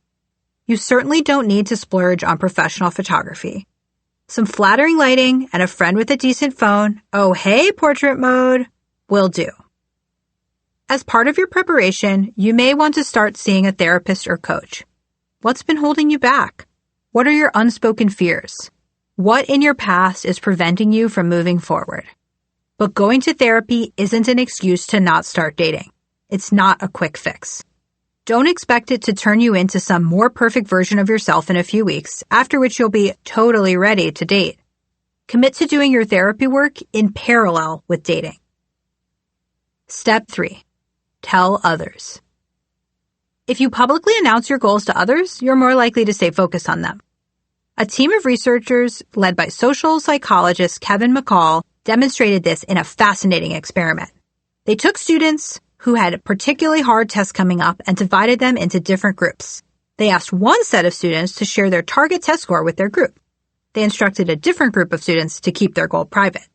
They found that those who had shared with others felt more committed to the goal, spent more time studying for the test, and were 20% more likely to reach their goal and earn their target score. Tell 2 to 3 of your closest friends or family members that you're going to start dating. Share your deadline with them. You'll feel more motivated to act once you've made this public pronouncement, because now your reputation is on the line. Bonus benefit, sharing your dating goals with your community opens the door for people to set you up on dates. In Chapter 9, you'll find practical tips on asking to be set up. Step 4. Commit to your new identity. We all have different identities: daughter, friend, Beyoncé fan, runner, and so on. We act differently depending on which of those identities we lean into at any given moment. A group of Stanford and Harvard researchers found that we can actually shift people's behavior simply by reinforcing one of those identities. They surveyed registered voters the week of an election. They asked one group, "How important is it to you to vote?" For the other, demographically identical group, they phrased the question slightly differently. "How important is it to you to be a voter in the upcoming election?"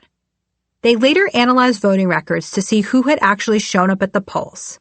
They found the people who had been asked about being a voter were 11% more likely to have voted than those who were simply asked about the act of voting. While people in both groups may have intended to vote, the people who were nudged to think of themselves as voters were more likely to follow through on their plan. They considered themselves voters, not just people who vote. Once that identity was reinforced, they were more likely to show up and vote. You can use this lever to motivate yourself to start dating. Reinforce your own identity as a dater, not just someone who goes on dates. Stand in front of a mirror and say out loud, "I am looking for love. I am a dater." Does this seem ridiculous, especially before you've been on a date? Of course, but you should do it anyway. I once worked with a client named Jacob who described himself on our first call as very fat. He told me, "My mom is fat, my dad is fat, we're all fat." He worked at a nonprofit on their learning and development team. He welcomed new employees to the company and trained them during their first week on the job. I meet new people all the time. That's not the problem. I just hate the idea of dating because I can't imagine getting naked in front of anyone. So what's the point? Jacob said in the past he would try to lose weight, but then he'd fall off the wagon and end up right back where he started, unhappy with his weight and still single.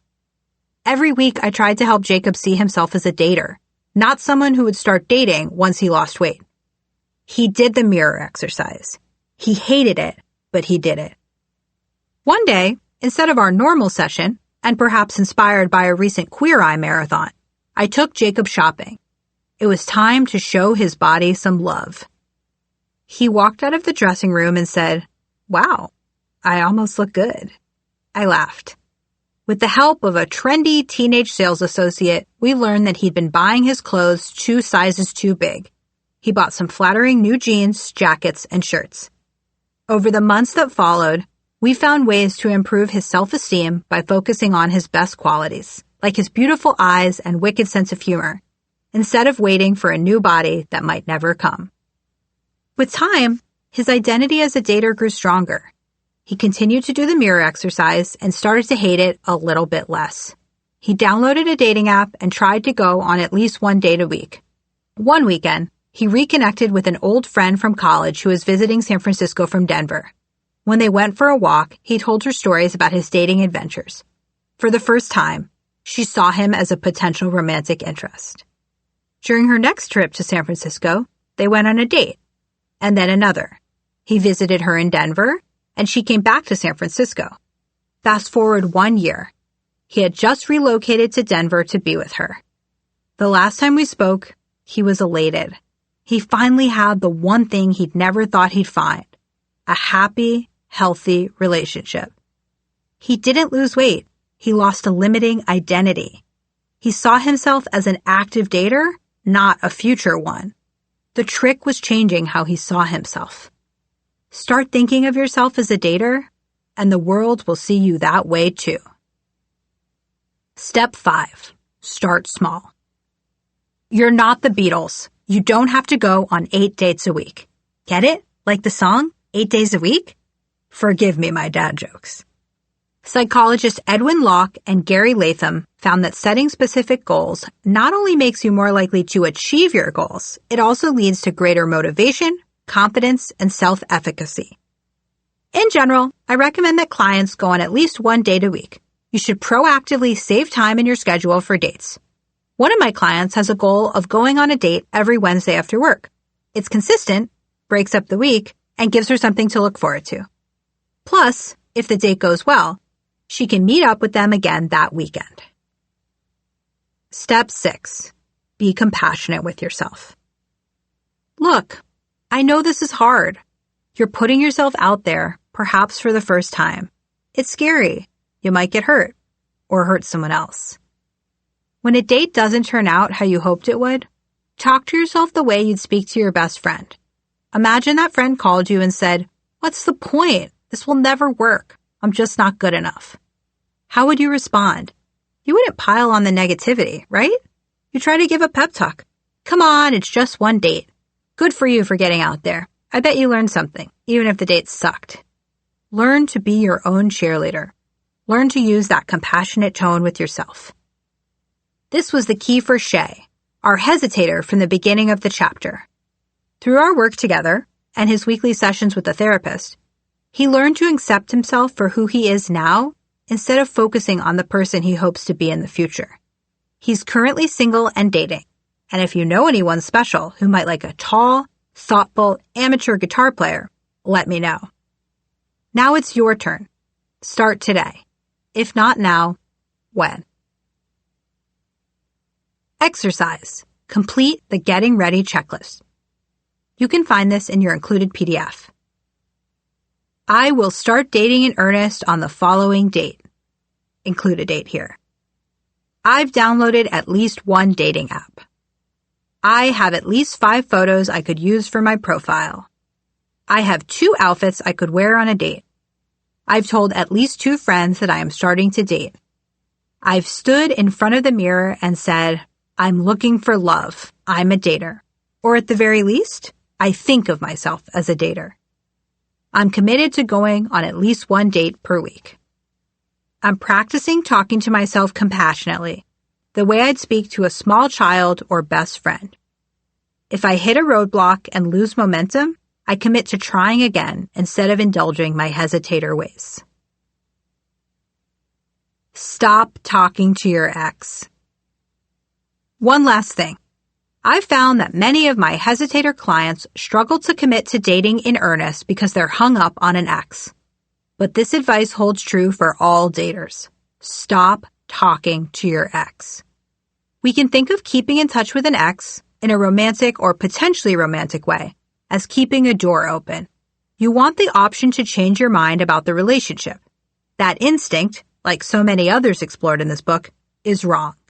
Keeping our ex around makes it harder, not easier, to move on.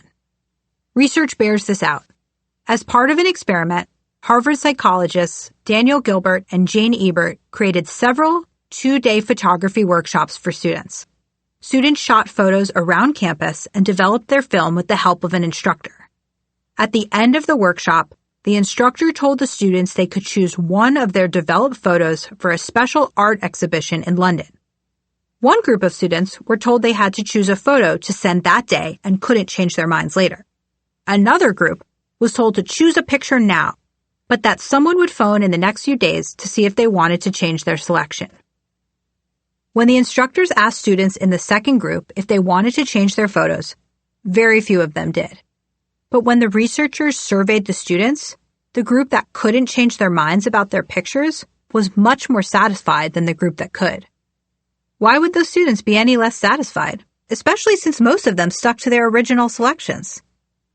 While we instinctively prefer reversible decisions to irreversible ones, this flexibility often makes us less happy in the long run. We'd rather be able to change our minds, return our new phone, switch our flight to a different day, reply maybe to an event.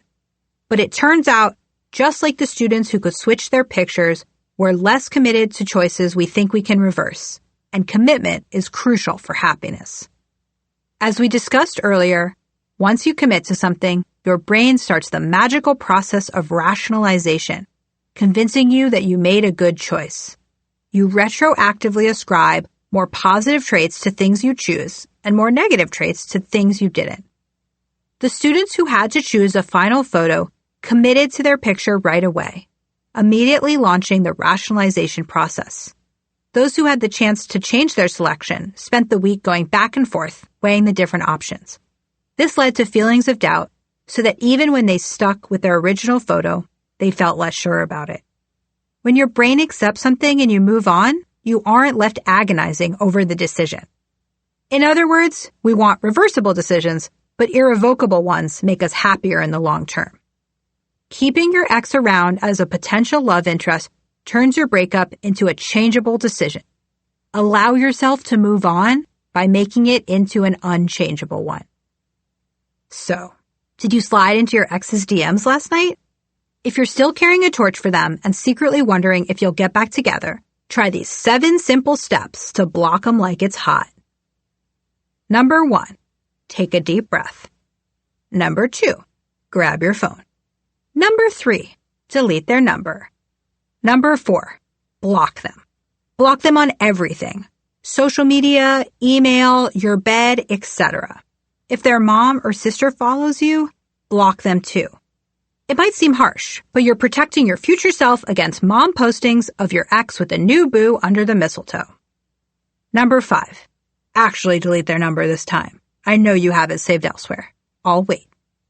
Number 6, burn your phone. Just kidding, but you honestly might want to limit your screen time during this initial separation phase. Number 7. Oh, and don't forget the payment app Venmo. Seeing your ex send Venmo money to some new fling for, oh God, is that an eggplant emoji? They never sent me an eggplant emoji, is doing nothing for your emotional wellness. Maybe this seems like too much. How harmful could it be to check their Instagram or Facebook once in a while? Here's even more evidence from psychologists Tara Marshall and Ashley Mason. In one research paper, Marshall wrote that exposure to an ex-partner through Facebook may obstruct the process of healing. Mason found that talking to an ex worsens your psychological health. And for goodness sake, don't sleep with your ex. Mason also discovered that having SWE, sex with ex, makes it harder to move on. In other words, creeping on or sleeping with an ex only slows down the process of getting over them. So do yourself a favor and shut that door. Stop talking to your ex. Make your changeable decision unchangeable. Key takeaways. Number 1, hesitators delay dating because they don't feel 100% ready yet and want to put their best foot forward. But no one ever feels 100% ready for anything. At a certain point, you just have to start. Number 2, perfection is a lie. Everyone else is imperfect too, even the person you'll eventually end up with. Number 3, by waiting to date, hesitators miss out on a chance to develop their dating skills and figure out what type of person they want to be with. Number 4, here's how you can overcome your hesitation. Set deadlines for yourself. Do prep work for your new dating life. Tell others about your plan. Commit to your new identity as a dater. Start with small goals. Be compassionate with yourself. Stop talking to your ex.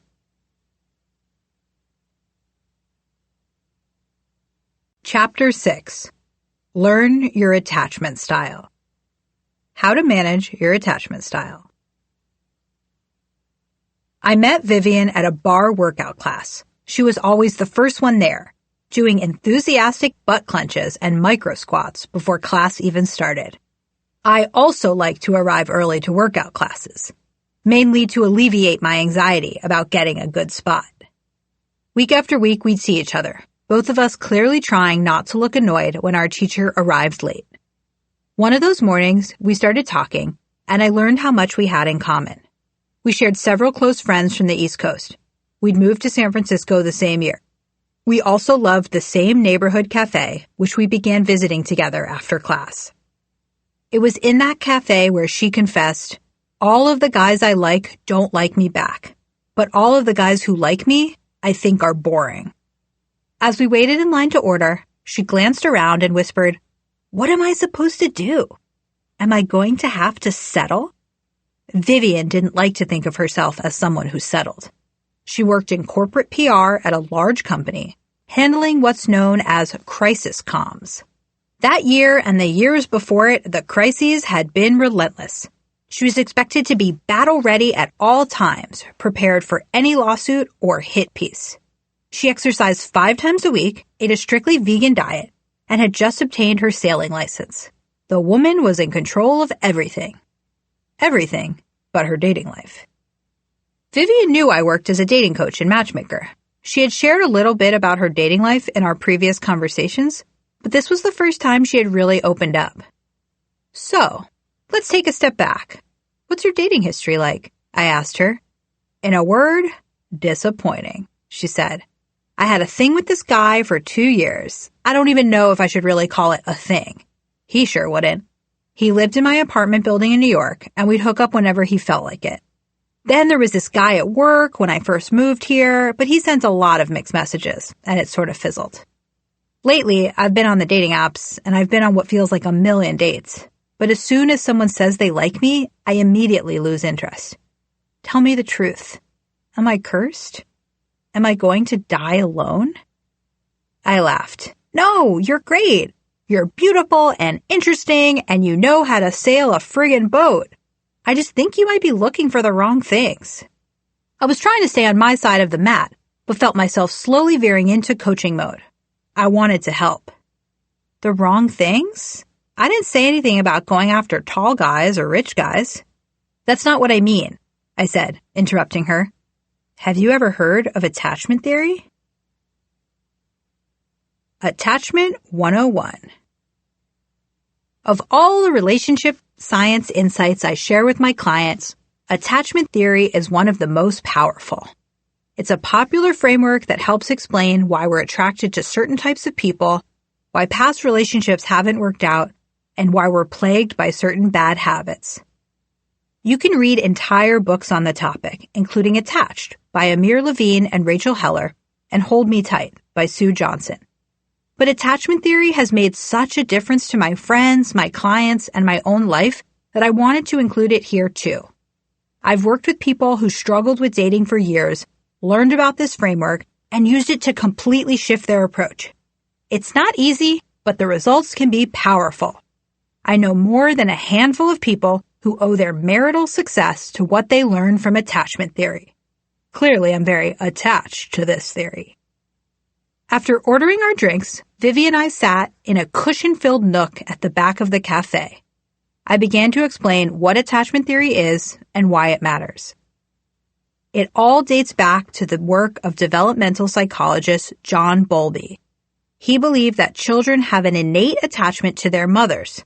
Later, psychologist Mary Ainsworth investigated how attachment might vary between children in a now famous experiment called the Strange Situation.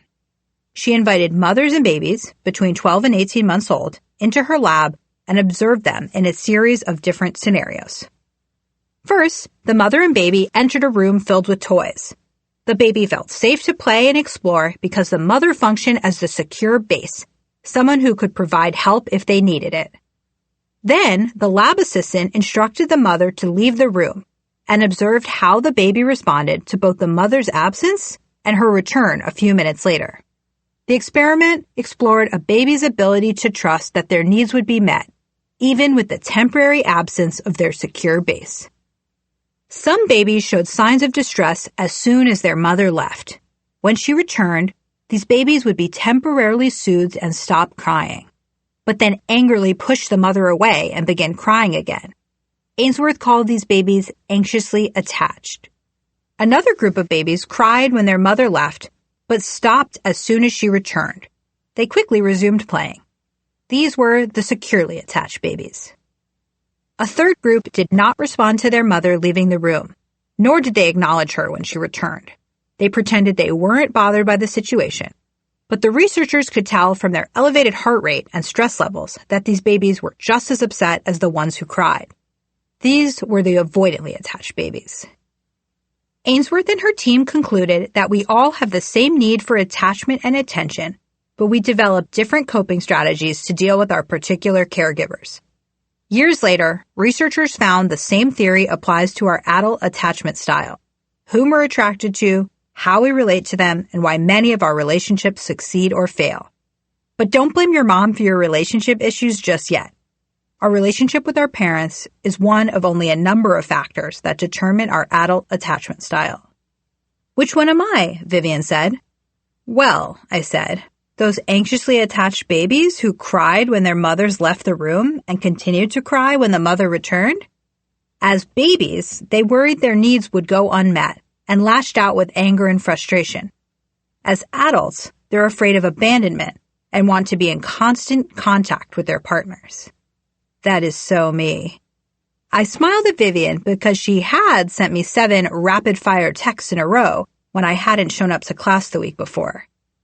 When people are anxiously attached, their brains flood with activating strategies, thoughts that compel them to regain closeness.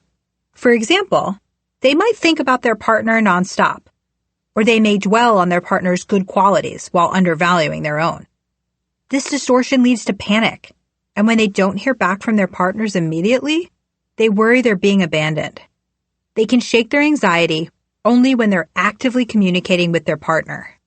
This also leads them to jump into relationships and stay in them past their expiration date because they fear being alone and worry that this is their only shot at love. Anxiously attached folks, I said, and I'm not pointing any fingers here, also engage in protest behavior.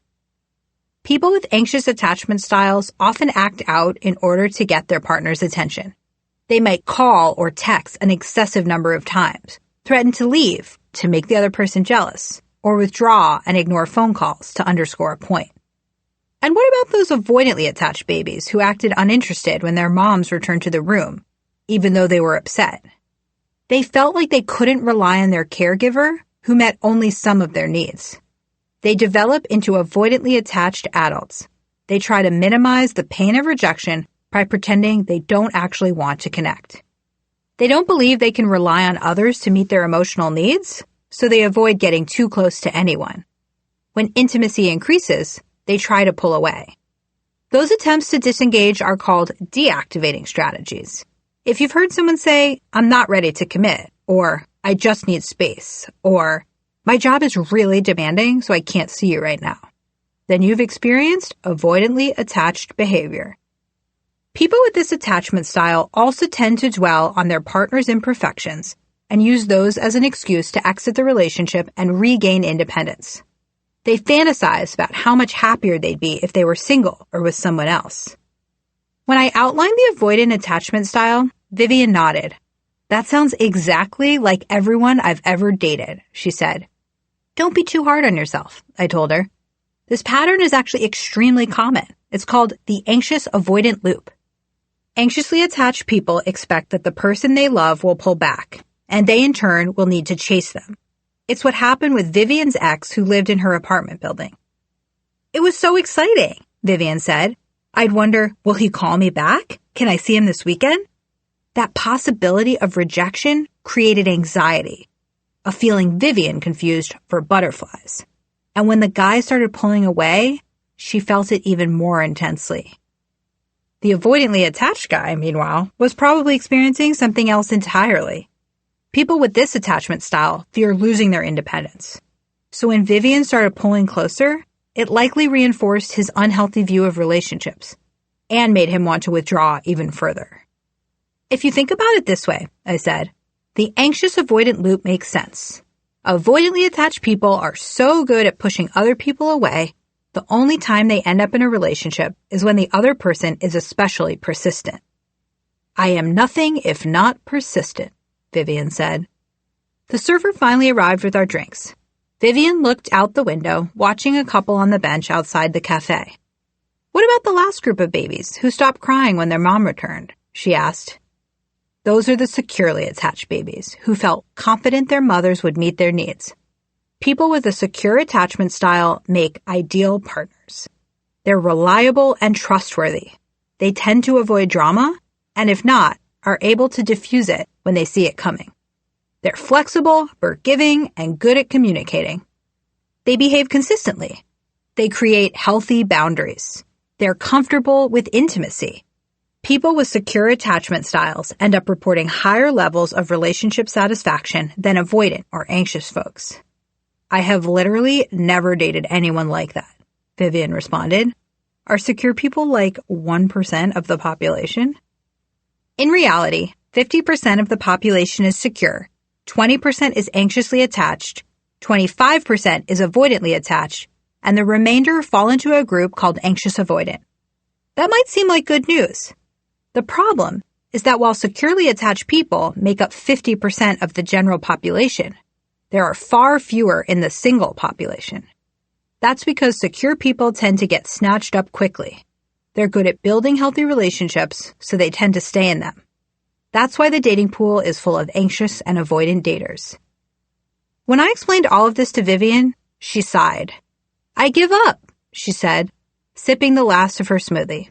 She said that, but she didn't. Exercise. Determine your style. If you're curious about your own attachment style, answer these questions. How comfortable are you with intimacy and closeness?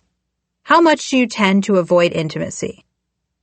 How anxious do you feel about your partner's love and interest in you? Do you constantly worry about the relationship? You may be anxiously attached if you crave closeness but are insecure about your relationship's future and your partner's interest in you. You may be avoidantly attached if you feel uncomfortable when things get too close and you value freedom over connection. You may be secure if you are comfortable with intimacy, spending time alone, and don't often worry about the relationship. You can take the online quiz linked from my website, loganury.com, to confirm your attachment style. Look for a secure partner. Despite what Vivian had said about giving up, in the months following our conversation, she made an effort to approach dating differently. She started looking for secure partners. It took time. She'd go out with someone new and complain that they were boring. When I dug deeper, I discovered this usually meant that the person was being nice to her. For example, she told a guy with whom she'd been on 2 dates that she was visiting Seattle the next weekend. He then sent her a list of restaurant recommendations. When she told me that story, she ended by saying, "And that's why I never want to see him again." Wait, what? I said. He clearly likes me way too much. It's pathetic. I did my best to help her see the situation differently. This guy was trying to be helpful because he liked her. It was a secure act, and not a pathetic one. We worked on helping her break that anxious avoidant loop. If you relate to Vivian's story and believe that you're anxiously attached, that's your homework too. Now, I'm not suggesting that everyone you find boring is secretly secure. They might actually be boring. But it's time to stop pursuing the chase. That was the challenge I gave Vivian. Try to date secure partners. The ones who text you when they say they will. Who let you know what's on their mind. Who don't play games. And avoid or even de-escalate drama. The same goes for you, my avoidantly attached listeners. Find yourself a secure partner. Learn to self-regulate. At the same time, you can work to become more secure yourself. Attachment styles are relatively stable over your lifetime, although about a quarter of people change their attachment style over a 4-year period. It takes effort, but you can shift your attachment style. Vivian was determined to make a change. which for her meant learning to self-regulate, managing disruptive impulses and emotions. She trained herself not to panic when she didn't immediately hear back from someone. In those moments, she practiced quieting her anxieties by either taking a walk or calling a friend. Both healthier options than sending 14 texts to the guy she'd met in the elevator at work the day before. And for those of you who are avoidantly attached, pay attention to your feelings when you sense yourself withdrawing. Learn to ask for space instead of disappearing into space.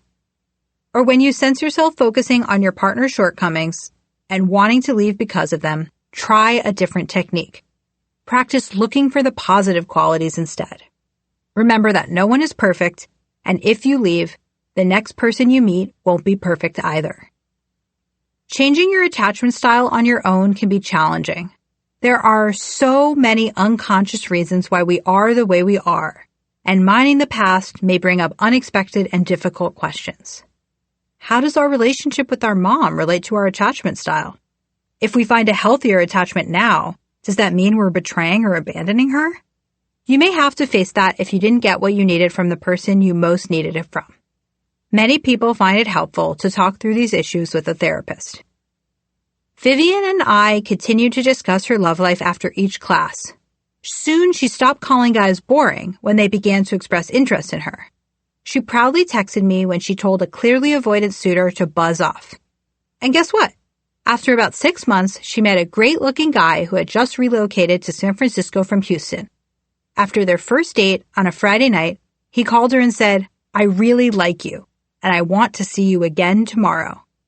Instead of deeming that pathetic, she found herself at breakfast with him the very next day, just as he'd asked. Breakfast turned into a walk. The walk turned into meeting up with her friends at a brewery. The brewery turned into a drunken cab ride back to his house, followed by a long nap. 2 years later, they're still napping together. Key takeaways. Number 1. Attachment theory is a popular framework for understanding relationships. It can help explain why you're attracted to certain people, why past relationships haven't worked out, and why you're trapped in a pattern of bad habits. Number 2. You may be anxiously attached if you crave a lot of closeness, but are insecure about your relationship's future and your partner's interest in you. You may be avoidantly attached if you feel uncomfortable with intimacy and value independence over connection. You may be securely attached if you are comfortable with intimacy, spending time alone, and drawing clear boundaries. Number 3. Securely attached folks make up 50% of the population, but not the dating pool, since they tend to get into relationships and stay in them. Anxiously attached and avoidantly attached people often date each other, reinforcing their worst tendencies. Number 4. If you're anxiously attached or avoidantly attached, you can help yourself develop better relationship skills by looking for a secure partner and learning to self-regulate, managing disruptive impulses and emotions.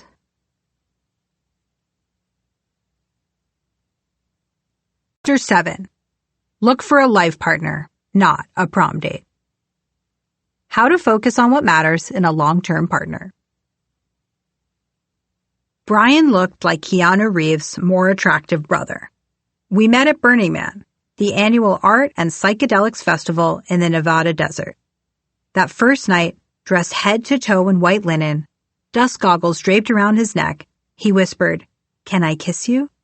I nodded, adjusting the cream-colored fur hat I'd paired with a spotted onesie to complete my snow leopard look. We kissed as Paul Oakenfold DJ'd. Thousands of burners danced around us. When the beat dropped, the crowd cheered, and we kissed harder. Later, a stranger in a wizard's robe handed us a Polaroid capturing our embrace. "You just looked so in love." And I was sure we were. I was swept up in the romance of falling for him while exploring this otherworldly desert moonscape. I was still interested in Brian when we returned to San Francisco. One afternoon, we sat on a bench at Google headquarters, where we both worked, and traded stories about our decompression, the experience of adjusting back to real life after Burning Man. Brian had swapped his linen for jeans and a t-shirt. We swiped some beers from a micro kitchen and hopped on the Google shuttle back to San Francisco. I grinned as I slid onto the seat next to him. We shared headphones. Left earbud in his ear, right earbud in mine, he played The Trapeze Swinger by Iron and Wine. I closed my eyes and remembered our deliriously happy moment dancing in the desert. This is what love feels like, I thought. Brian was hot, spontaneous, and fun, but also unreliable. I never knew if he'd text me back or come over when he said he would. He knew how much I liked him. He'd act interested one day and aloof the next. I never asked myself questions like this. Is he kind and thoughtful? Do I trust his judgment? Would he remember to take our kids to the dentist? If his own dentist-going habits were any indication, no, he would not. Looking back, I wonder why I, someone who wanted to find a serious partner and create a long-term relationship, desperately tried to convince him to date me. Why did I keep falling for guys like Brian? My choices weren't helping me create the relationship I wanted. Instead of dating for long-term partnership, I was optimizing for short-term fun. The prom date versus the life partner. Many of us struggle to make good choices for our future selves, and not just when it comes to dating. We're guilty of this when we procrastinate on household chores, although we know we have to do them eventually, when we don't exercise, although we know it's important for long-term health, and when we spend money frivolously, although we know we should save it. These are all moments when we fall prey to the present bias, an error in judgment that causes us to place a disproportionately high value on the here and now and an inappropriately low value on the future. Many of us don't date for long-term viability. I certainly didn't when chasing Brian. I call this pursuing the prom date. What's an ideal prom date? Someone who looks great in pictures, gives you a night full of fun, and makes you look cool in front of your friends. Many of us finished high school more than a decade ago, and yet we're still using the same rubric to evaluate potential partners. Do you really want to marry the prom date? To worry if your partner is going to help you take care of your aging parents? Or show up to your kid's parent-teacher conference? Or nurse you back to health after contracting a case of Montezuma's revenge? These probably aren't the questions you ask yourself when you first meet someone. The answers have little bearing on whether you want to kiss the person or go out with them again. And who wants to think about diarrhea on a first date? But when you're looking for a long-term partner, you want someone who will be there for you during the highs and the lows. Someone you can rely on. Someone to make decisions with. The life partner. I'm lucky to count the brilliant couples therapist Esther Perel as a mentor. She once explained to me the difference between a love story and a life story. There are many people with whom you can share a tryst, but far fewer with whom you can build a life. When you're thinking about who to marry, she says, don't ask yourself, what would a love story with this person look like? Instead, ask, can I make a life with this person? That's the fundamental distinction. Most of us start developing crushes on the prom date around the time we go through puberty. And it makes sense. When you're a teen, you're thinking about whom you want to smooch, not who will make a good co-parent. But you're not 15 anymore. If you really are seeking a long-term relationship with a committed partner, you need to stop looking for a prom date and start seeking a life partner. When to ditch the prom date. When should you make this shift? There isn't one answer for everyone, but in a conversation I had with behavioral economist Dan Ariely, we came up with a helpful rule of thumb for those of you who want to have children. You should deliberately change the way you evaluate potential partners around 6 to 8 years before you want to have kids. Now, that's not a scientific number, but rather a framework for thinking through when to make this shift. I imagine many of you, like many of my clients, are already in that critical window. I don't mean to make you feel behind. I just want to encourage you to take yourself seriously and start dating someone who has the potential to be a serious partner. Be honest with yourself. Do you tend to date prom dates or life partners? A client once told me she'd gone on several dates with a guy who lived alone. When she visited his apartment and used the bathroom, she was met with a sink full of beard hair trimmings, an overflowing trash can, and no toilet paper. This woman is a successful, talented professional. She's 34, and she told me she wants to have many kids. I'm not saying that a guy with a filthy bathroom couldn't make a great husband and father. But if she's 34 and wants to give birth to a brood of children, she realistically needs to start soon. And who's more likely to be ready to start a family? a guy with a clean bathroom, or a man who still acts like he lives in a dorm. I advised her to say goodbye to this prom date and focus her energy on finding a life partner. To shift toward pursuing the life partner, you must learn to recognize the present bias and deliberately work against it. What we get wrong about what matters. In addition to coaching, I also work as a matchmaker and set my clients up on dates. I started this work when I learned how many of my friends and clients were struggling on the apps. As a matchmaker, I've met with dozens of people to learn what they're looking for in a partner. Hundreds have filled out the matchmaking form on my website to join Logan's list. Through this process, I've collected enough data to understand what people think matters most in a serious partner. We can compare that to what the academic field of relationship science tells us actually matters for long-term relationship success. We can thank John Gottman for many of these relationship science insights. He spent more than 4 decades studying romantic relationships. For years, he and his colleague Robert Levinson brought couples into an observational research laboratory dubbed the Love Lab by the media. There, he recorded them discussing their relationship. He asked couples to share the story of how they met and then recount a recent fight. He even invited couples to spend a weekend in an apartment he decked out with cameras to observe how they interacted during everyday moments. Years after they participated in the apartment study, Gottman followed up with the couples to check on their relationships. They fell into 2 camps: the masters, couples who were still happily married, and the disasters, couples who had either broken up or remained together unhappily. He studied the original tapes of these 2 types of couples to learn what patterns separated the masters from the disasters. When we look at Gottman's findings and the work of other relationship scientists, we can see clearly which qualities contribute to long-term relationship success. In other words, the research tells us what makes a good life partner. However, these are not the traits my matchmaking clients tend to ask for. Instead, they focus on short-term desirability, or the characteristics of a good prom date. What matters less than we think?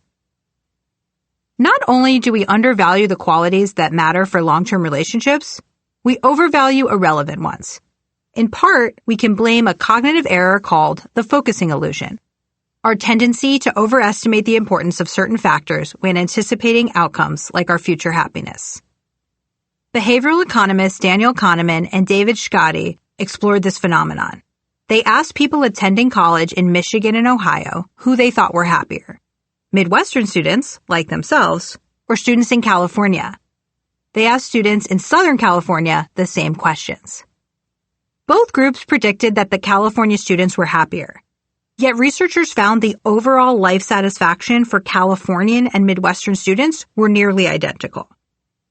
It turned out that both sets of students overestimated the impact that living in a warmer climate has on daily satisfaction. That's because the climate is an easily observable and distinctive difference between these 2 places. They ignored all the other factors that contribute to happiness, which both sets of students shared: concerns about grades, social status, family issues, money, career prospects, and more. Those things are the same no matter the weather. However, when asked to compare life in those 2 places, the students focused on the weather and assumed it had a greater impact than it really does. Kahneman summarized this research finding perfectly. Nothing in life is as important as you think it is while you are thinking about it. Merely thinking about something accentuates the differences. We're guilty of falling victim to the focusing illusion when selecting potential mates. The people I coach often list requirements such as, "I need someone who loves to dance."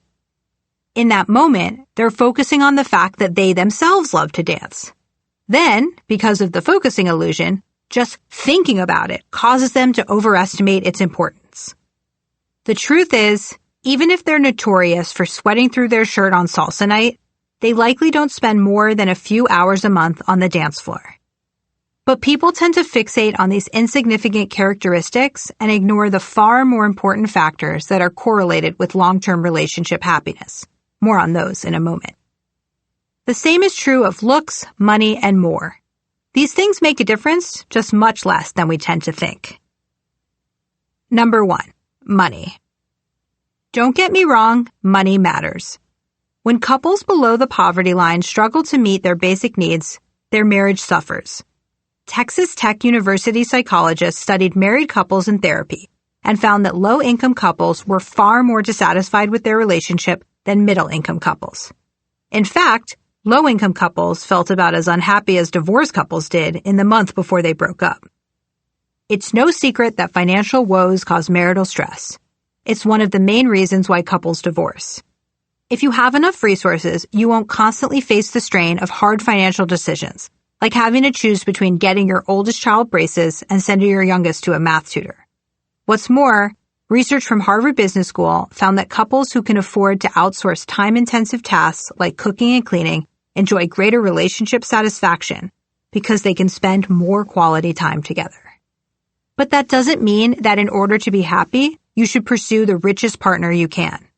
While it's difficult to determine an exact threshold beyond which more money will no longer buy you more happiness, research by behavioral economists Daniel Kahneman and Angus Deaton famously found that there is no increase in emotional well-being, economists speak for happiness, once salaries exceed $75,000 a year. In fact, additional research suggests that the extent to which you can derive happiness from money in the first place depends on the wealth of those around you. In other words, it's not really the size of your house that matters. It's the size of your house in comparison to the size of your neighbors' houses. That's because we acclimate to our conditions. We often forget about adaptation, the process of getting used to a situation. No matter how wonderful something is, the novelty eventually wears off, and we stop paying much attention to it. And once we stop paying attention to it, it doesn't bring us the same level of joy or misery that it did when we were focused on it. This explains the results of a 1978 study led by psychologist Philip Brickman, in which he and his team surveyed lottery winners a year after their windfall. Lottery winners, it turns out, are less happy in the long term than you'd think. They're about as happy as non-lottery winners, and actually have an even harder time enjoying the small pleasures in life than people who haven't won anything. Lottery winners adapted to their environment, and their wealth had a much smaller than anticipated effect on their overall life satisfaction. Key tip for your dating search. When we make a decision, we tend to focus on the immediate joy or misery it will bring. But remember, we are bad fortune tellers. We often can't account for how those feelings will change over time. Money matters, but only up to a certain extent. You're not wrong for considering that element of your future relationship, but don't prioritize wealth above all else. Number 2, good looks. It's no secret that looks make a difference in many realms of life. Attractive people tend to earn higher salaries and beat their less attractive opponents in political races. In multiple studies investigating attractiveness, researchers noted that good-looking people are perceived as more persuasive, trustworthy, outgoing, socially competent and powerful, sexually responsive, healthy, intelligent, and likable. And when it comes to dating, there's a historical and evolutionary reason for prizing good looks. Early on, life was a constant struggle for survival. Physically attractive traits, like clear skin or thick hair, indicated health and vitality. That was important for mate selection because it meant that not only would this person pass on these desirable qualities to your kids, they'd also be more likely to stay alive long enough to help raise them. No wonder our brains trained us to go for the hotties. In today's world, thanks to the miracle of modern medicine and industrialized food production, we're not plagued by the same issues. Our offspring have a very good chance at surviving, so it no longer makes sense to prioritize reproductive fitness, the ability to pass on genes to future generations, when choosing a partner. Your kid will be fine, even if his dad had acne in his teens. What's more, focusing on attractiveness to the exclusion of other traits ignores the fact that lust inevitably fades over time. And remember, we're going for long-term success here. In his book, The Science of Happily Ever After, psychologist Tai Tashiro analyzed a 14-year longitudinal study of satisfaction in marriages over time. He found that over the course of 7 years, lust, sexual desire, for a partner declined twice as fast as liking, friendship characterized by loyalty and kindness. Biological anthropologist Helen Fisher helps explain why that happens. Lust is incredibly intense in the beginning and then fades. When we fall in love, it feels like we're addicted to the other person, as if they're a drug. Fisher found that cocaine and falling in love light up the same regions of the brain. The fading of our lust is also a strategic evolutionary move. Our addiction to our partner keeps us around long enough to have a baby and raise him or her until the child is around 4 years old enough to be somewhat independent, at least on the ancient savanna, and survive. Once our work there is done, lust fades and our brain frees us to create new children with new partners, increasing the chance that at least one of our children will live to adulthood and carry on our DNA.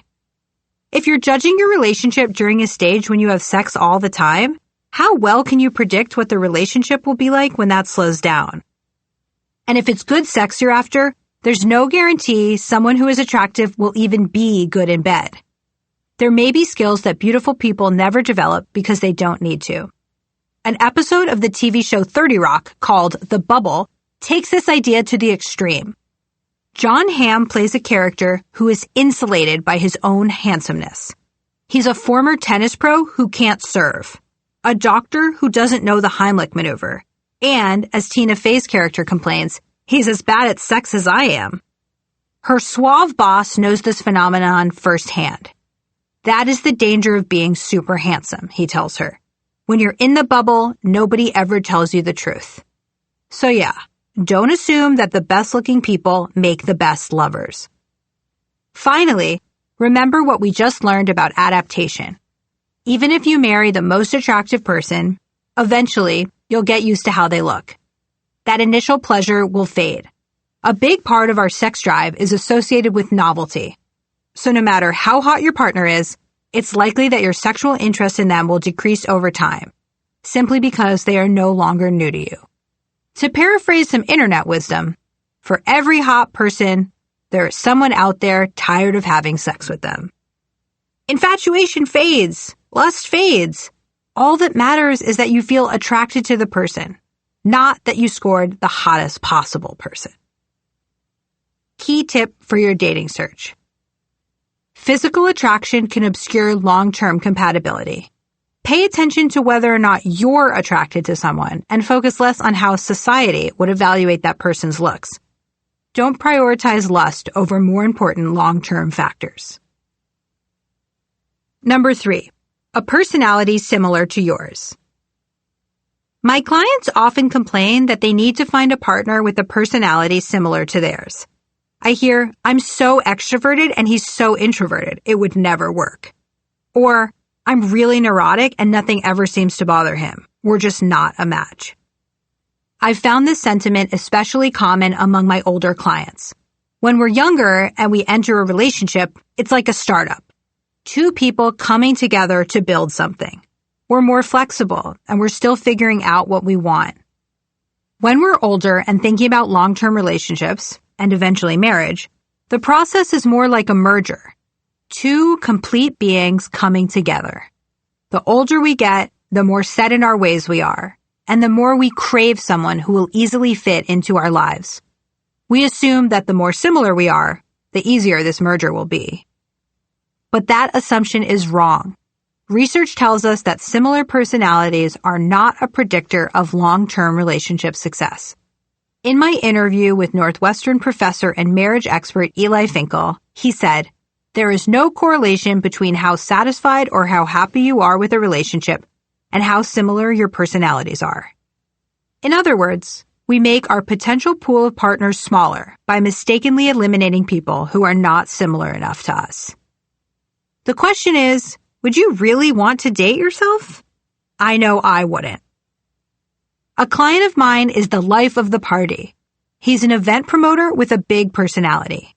He was dating someone calm and caring who liked to be in bed before 10 p.m. on most nights. He wondered, wouldn't my life be better if I dated someone more like me? I sat him down and told him that two of him would be too much for one room, let alone one relationship. They'd fight to be the center of attention. Do you know the show The Amazing Race? I asked him. The show follows couples or pairs of friends or family members who travel to exotic locations to complete missions. The pairs that are too similar fight, I said. They get stuck on the same things. The most successful duos complement each other. They don't have identical traits. When they miss a flight, one partner finds another route and soothes the other's panic. That's what makes them win. You want the same thing with your life partner. Over the course of a year, he worked on appreciating his partner's differences rather than wishing she were more like him. They recently decided to have a baby together. Key tip for your dating search. Find someone who complements you, not your personality twin. Genetics. Many people say they want to find someone with a similar personality. Yet when Michigan State University researchers William Chopik and Richard Lucas studied more than 2,500 married couples who had been together for an average of 20 years, they found that couples with similar personalities aren't any more satisfied with their relationships. And when it comes to our genes, we may have evolved to prefer people who are genetically dissimilar to us. There's a theory that we feel attracted to the smell of people who are genetically different from us, because if we reproduced with them, we'd pass on two very different sets of genes, making our offspring more robust and more likely to survive. Swiss biological researcher Klaus Wedekind explored this in his famous T-shirt study. He collected DNA samples from male and female students. To capture their smell, he instructed male students to wear the same cotton T-shirts for 2 nights and to avoid smell-producing activities like sex. Then he asked female students to smell 6 T-shirts, 3 from genetically similar men and 3 from genetically dissimilar ones, and rate each one based on intensity, pleasantness, and sexiness. He found women preferred the smell of the men whose genes were more dissimilar from theirs. Coincidentally, the effect reverses for women on oral birth control.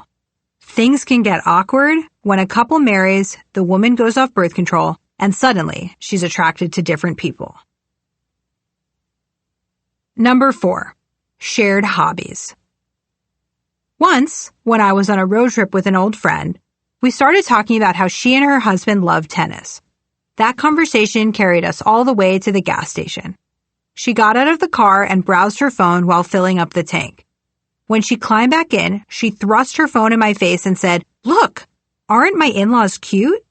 Her screen showed a blurry, poorly executed selfie of a couple in their 60s. As she started the car, she said, "Honestly, it's surprising my husband's parents have been married for so long. They have nothing in common." People often think shared hobbies matter more than they do, I responded.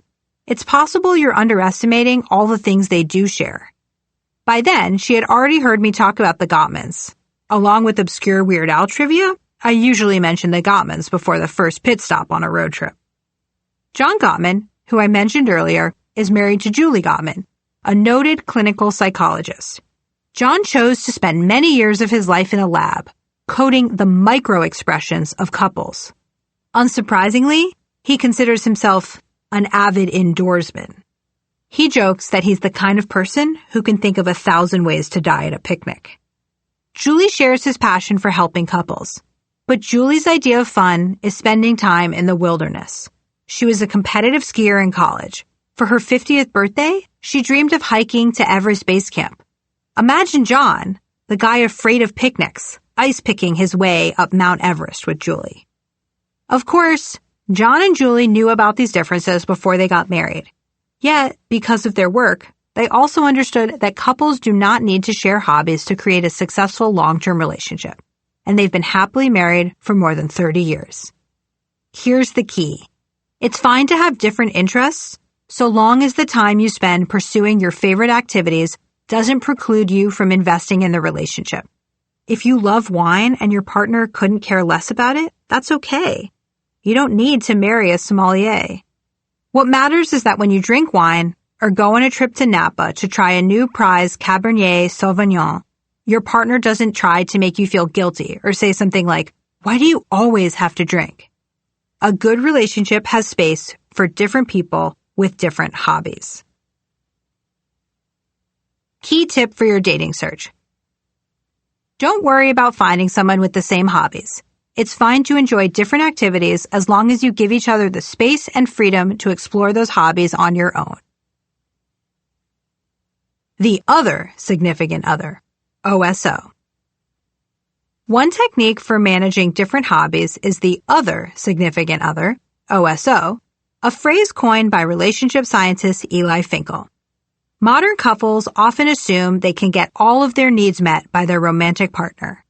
They expect this one person to wear many hats. In fact, almost all of the hats. Hats that had been dispersed among our social network before we were married. Expecting our partners to fulfill all our needs puts a lot of pressure on relationships. OSOs help alleviate that pressure. Think of it this way. If you try to pile dozens of hats on one person's head, the pile, and maybe the person, will topple over. Instead, you can give the baseball cap to your sports-loving cousin and call her when you want to talk RBIs. You can give the cowboy hat to your friend who loves country music and make plans with him the next time you want a two-stepping partner. Research from social psychologists Elaine Chung, Wendy Gardner, and Jason Anderson supports this idea.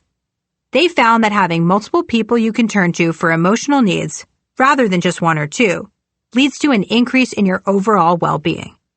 For example, you might talk to your roommate when you're angry and depend on your sister when you're sad. When you're in a relationship, here's how you can incorporate OSOs into your life. Consider what roles you've asked your partner to play that they are uninterested in fulfilling. For example, insisting they go to a party with you when they much prefer smaller gatherings, or wishing your partner would suggest visits to museums and art galleries when it's just not their thing. Remember, just because they don't share all your interests doesn't make them a bad partner. And for those roles your partner isn't suited for, find a friend or family member who can fill in. In the long run, this will make you happier because your needs are being met, and it will make your partner happier because they can focus on roles that match their skills and interests. What matters more than we think? When I work with clients, I rarely hear them say their number one goal is to find someone who's emotionally stable or good at making hard decisions. Sometimes they'll mention kindness, but usually after telling me their height minimum and maximum. And yet these are all examples of qualities that relationship scientists have found contribute much more to long-term relationship success than superficial traits or shared interests. It's not that people don't know that this stuff matters. Rather, they just tend to underestimate the value of these attributes when deciding whom to date. One reason is that these qualities can be hard to measure. They may be discernible only after spending time with someone. This also explains why dating apps focus on the easier to measure, matter less than you think traits. But more on that in the next chapter. If you want to find a life partner, look for someone with the following traits. Number 1. Emotional stability and kindness. In his book, The Science of Happily Ever After, psychologist Tai Tashiro digs into the existing research on what matters when choosing a partner. He found that emotional stability and kindness are two of the most important and yet underrated characteristics. He defines emotional stability as being able to self-regulate and not give in to anger or impulsivity. The combined emotional stability of a couple predicts the satisfaction and stability of their relationship. In his 2017 TED Talk, Tashiro notes that kind partners are awesome. They're generous, they're empathic, and they want to be supportive of you. Kindness and emotional stability also allow us to treat our partner with care and compassion, which research from John and Julie Gottman suggests is the key to long-term relationship success. Key tip for your dating search. You can get a sense of how kind someone is by paying attention to how they treat people from whom they don't need anything. Are they nice to the waiter? Do they give up their seat on the subway? Are they patient with new team members who are learning the ropes at work? Do they treat their friends and parents with compassion?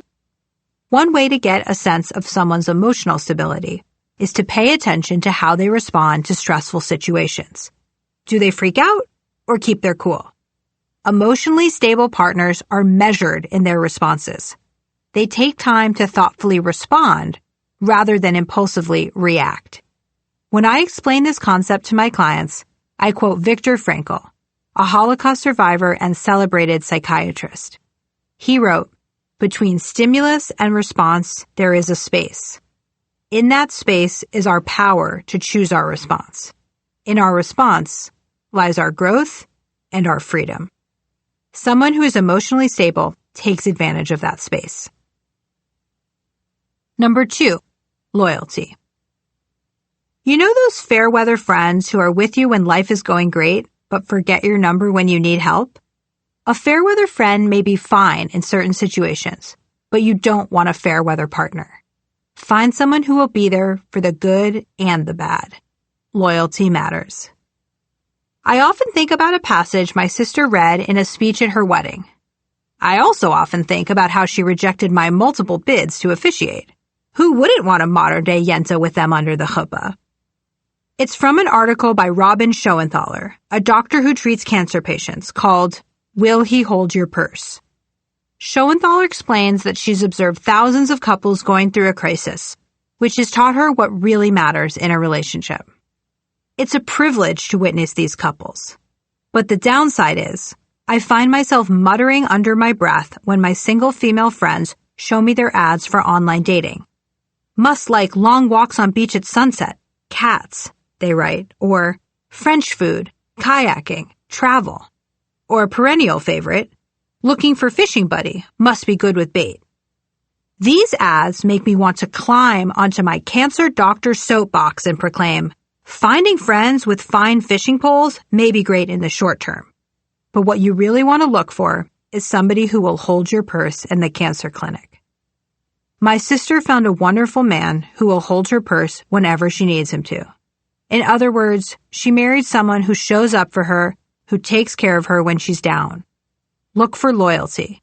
Look for someone who's there for you, whether you've won an industry award or are stuck in the cancer ward. Key tip for your dating search. One easy way to estimate someone's loyalty is to see if they have friends from different stages of their lives. How many old friendships have they carried with them over the years? Did they ditch their college bestie when they got depressed?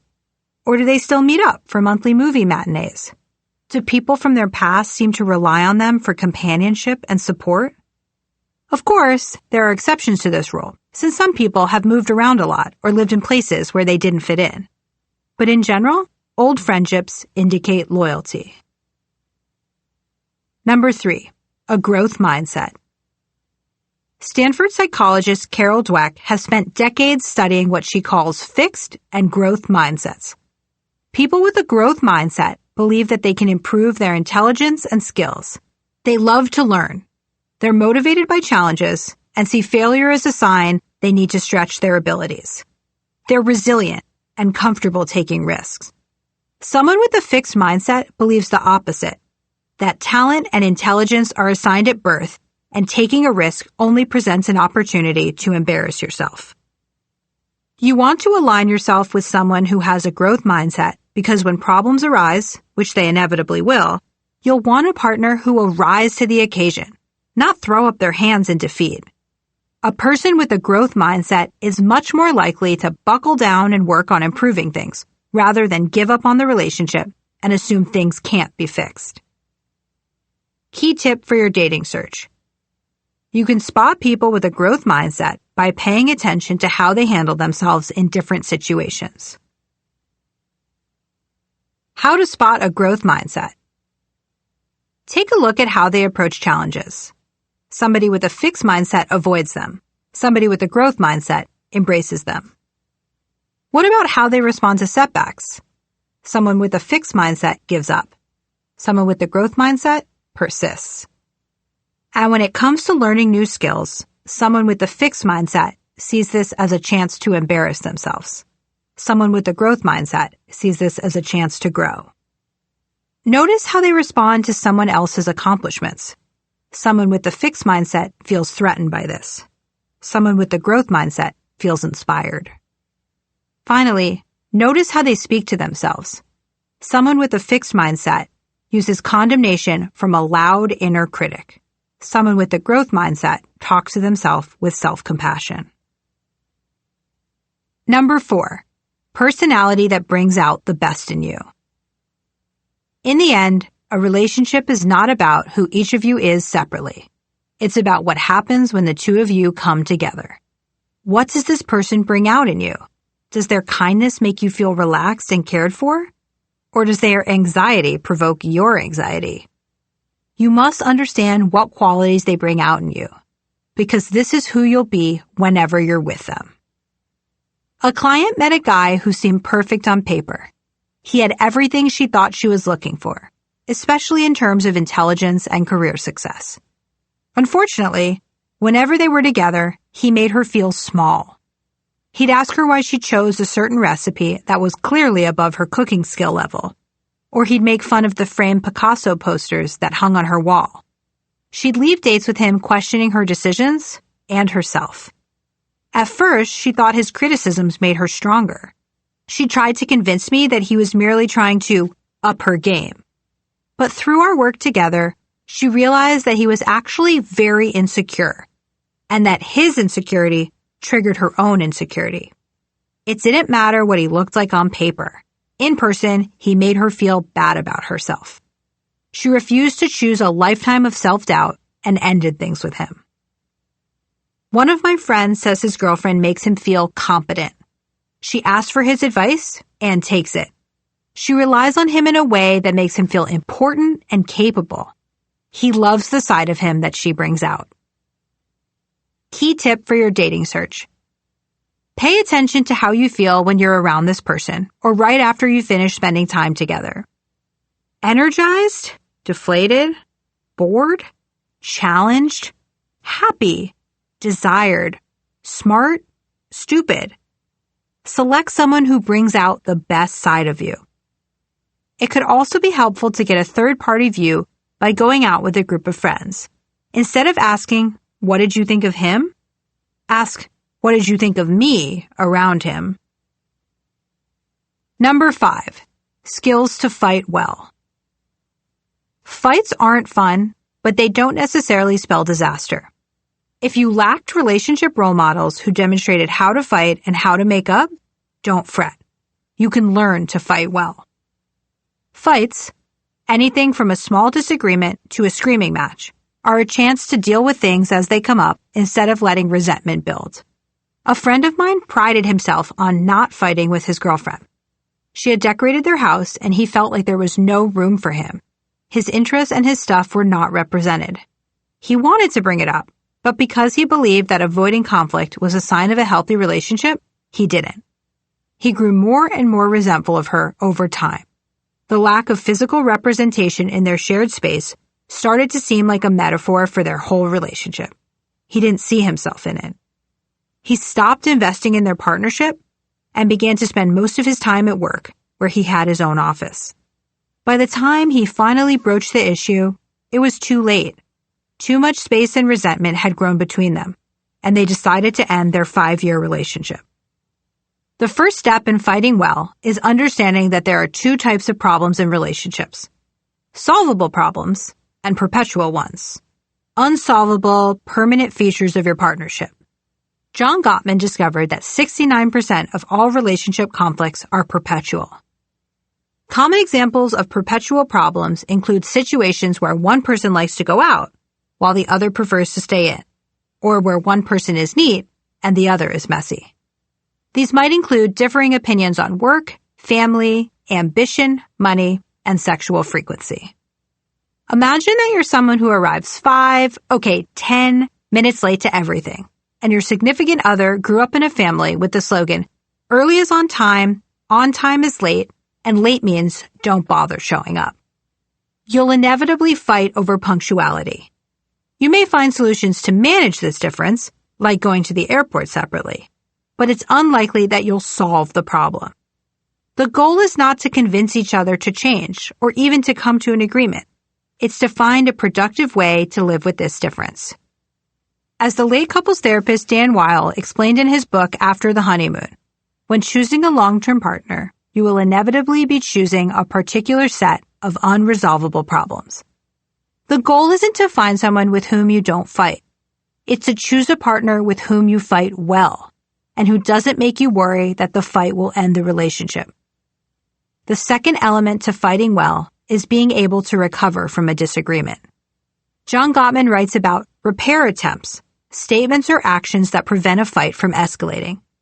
Successful couples are able to break the intensity of a fight by making a joke, conceding a point, or telling their partner what they appreciate about them. Key tip for your dating search. Remember that you'll inevitably have disagreements with whomever you choose. Pay attention to how you fight.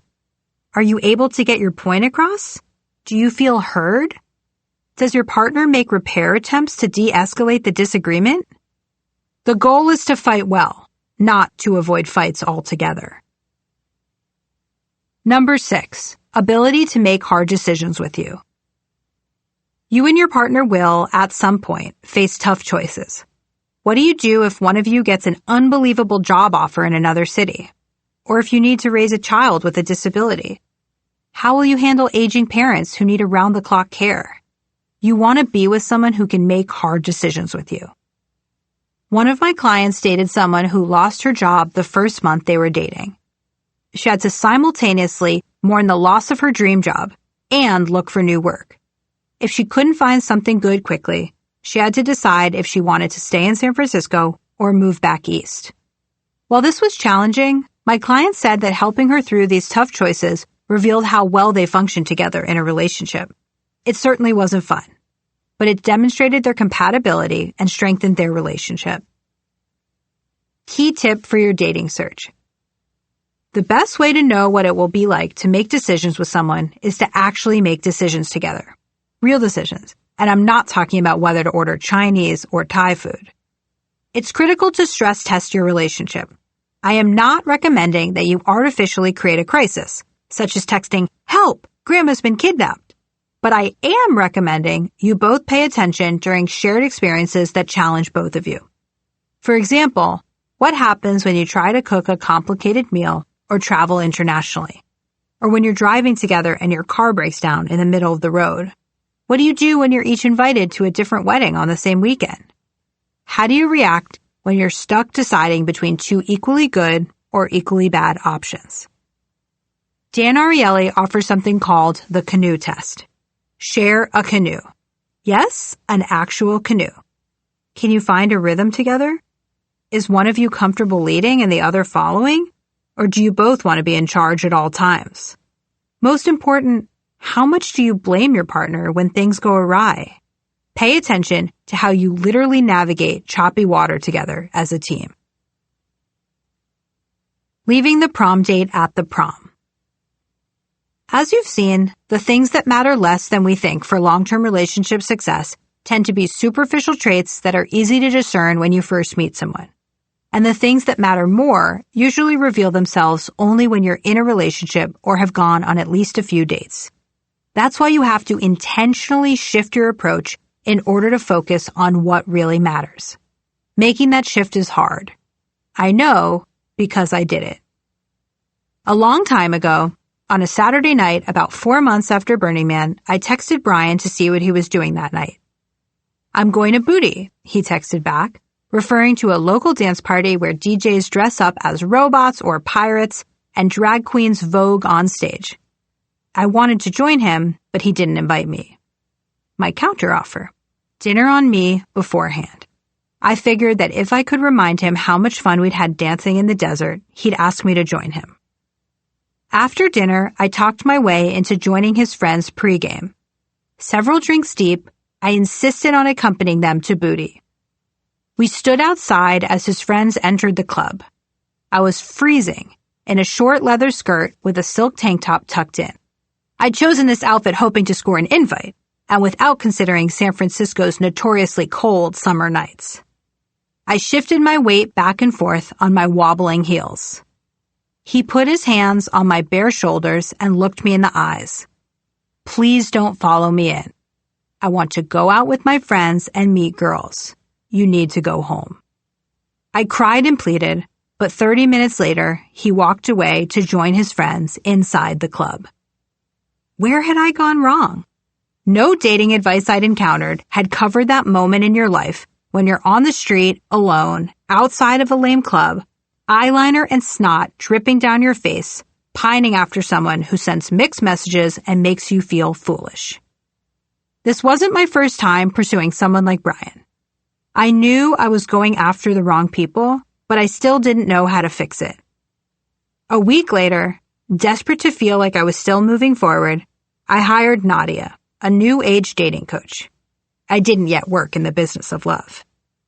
Nadia and I sat cross-legged on the rug in her office/living room/Zen garden/energy nexus. She helped me understand that I liked Brian because he was fun and exciting to be around, but that he wasn't really what I was looking for in a husband. And I didn't like the anxious side of me he brought out. In her stern Russian accent, she said, "Your homework is to focus on how you want to feel in your relationship." During our next meeting, I shared my response. I want him to make me feel smart, funny, appreciated, and secure in our relationship. Nadia nodded approvingly. On the long walk home from that session, homework in hand, I felt frustrated. As much as I appreciated Nadia's help, I was still obsessing over Brian. Even in that moment, I wondered where he was and what or whom he was thinking about. I checked my phone and considered sending him a text. In that moment, a calendar invitation popped up. It was from a guy at work named Scott. We'd met 8 years earlier when we'd had lunch together in college with some mutual friends. The summer before this one, he'd reintroduced himself at the Google shuttle stop. Shortly after that, I'd invited him to another meal, this time a Harvard alumni gathering at work. During that meal, I'd announced that I wanted to learn the statistics coding language R. He'd said he'd just dropped out of a math PhD program and offered to tutor me. We started meeting weekly at work. He was a natural teacher, kind, patient, funny. Based on the visualization you produced in R, what can you say about the distribution of eruption times for Old Faithful? He asked me in one tutoring session. It's bimodal? Yes, he cheered, high-fiving me. Unfortunately, he undermined our budding flirtation by mentioning his dislike of exotic travel and the Burning Man crowd. I wrote him off. But that was before. On that walk home, I realized Scott had many of the qualities that I told Nadia I was looking for. And he made me feel smart, funny, appreciated, and secure in our relationship. When I reevaluated Scott through the new lens of what mattered, I realized those initial surface-level preferences were distractions. I loved how I felt around him, even if he shuddered at the idea of staying up all night and partying in the desert. In the years since, I've discovered that Nadia's advice was not just smart, it was backed by mounds of research. That fateful Saturday, walking through Dolores Park, looking down at the San Francisco skyline, I replied yes to his invitation for lunch. That lunch turned into a weekly and then daily activity. We started calling each other to commiserate after our terrible online dates with strangers. He and his friend recorded a YouTube show, a parody of tech called Silly Valley, near my house, and we'd meet up for a few minutes before or after their tapings. One day, as we said goodbye to each other after yet another lunch, he retrieved a white flower that had escaped a tree and put it into my hair. "It feels like we're in a haiku," he said. I told him I was free that Friday, and he asked me out. So, technically, I asked him out. Scott was nothing like Brian. He made his interest in me clear. I felt excited to see him and spend time with him. There wasn't that voice in the back of my head wondering, does he like me? Because I knew he did. He'd send me texts like, "I'm excited to spend time with you today. I like your brain," and "I just want to rush into things with you." 2 weeks after our first official date, I sent him an aggressive text, annoyed about something he'd said. I knew from past relationships that this would launch us into a fight. I would sit on my couch, angrily poking at my phone, heart racing, eyes unblinking, as I rage-typed my disappointment in a volley of short, combative texts. I knew what would happen next. We'd go back and forth until I got so upset that I'd revert to some trusted old protest behaviors, likely ignoring his calls and texts. Let's hear it for anxious attachment styles. But we never went down that road. Instead, Scott wrote back, "Let's chat in person about this one." It was my first time dating someone so secure. It was a completely new experience. We discussed issues instead of careering headfirst into arguments. It doesn't hurt that his mom is a therapist. It's been 6 years since I invited Scott to that lunch at Google. We've now shared 2 Burning Mans. He eventually came around to it. A 5-day scuba diving trip in Thailand, and an apartment. We've killed 1 basil plant and 3 succulents. We're happy. We say R is our love language. Key takeaways. Number 1, relationship science can teach us what really matters for committed long-term relationships. Seek life partners, people who are trustworthy and reliable, and who will stay with you for the long haul. Avoid prom dates, individuals who are fun in the short term, but ultimately let you down. Number 2, superficial qualities like looks and money matter less for long-term relationship success than people think they do, because lust fades and people adapt to their circumstances. The same goes for shared hobbies and similar personalities. Number 3, a great long-term partner is loyal, kind, and emotionally stable. A person with whom you can grow, make hard decisions, and fight constructively. Number 4, in the end, a relationship is about what happens when the 2 of you come together. Focus on the side of you this person brings out, because that's who you'll be whenever you're with them.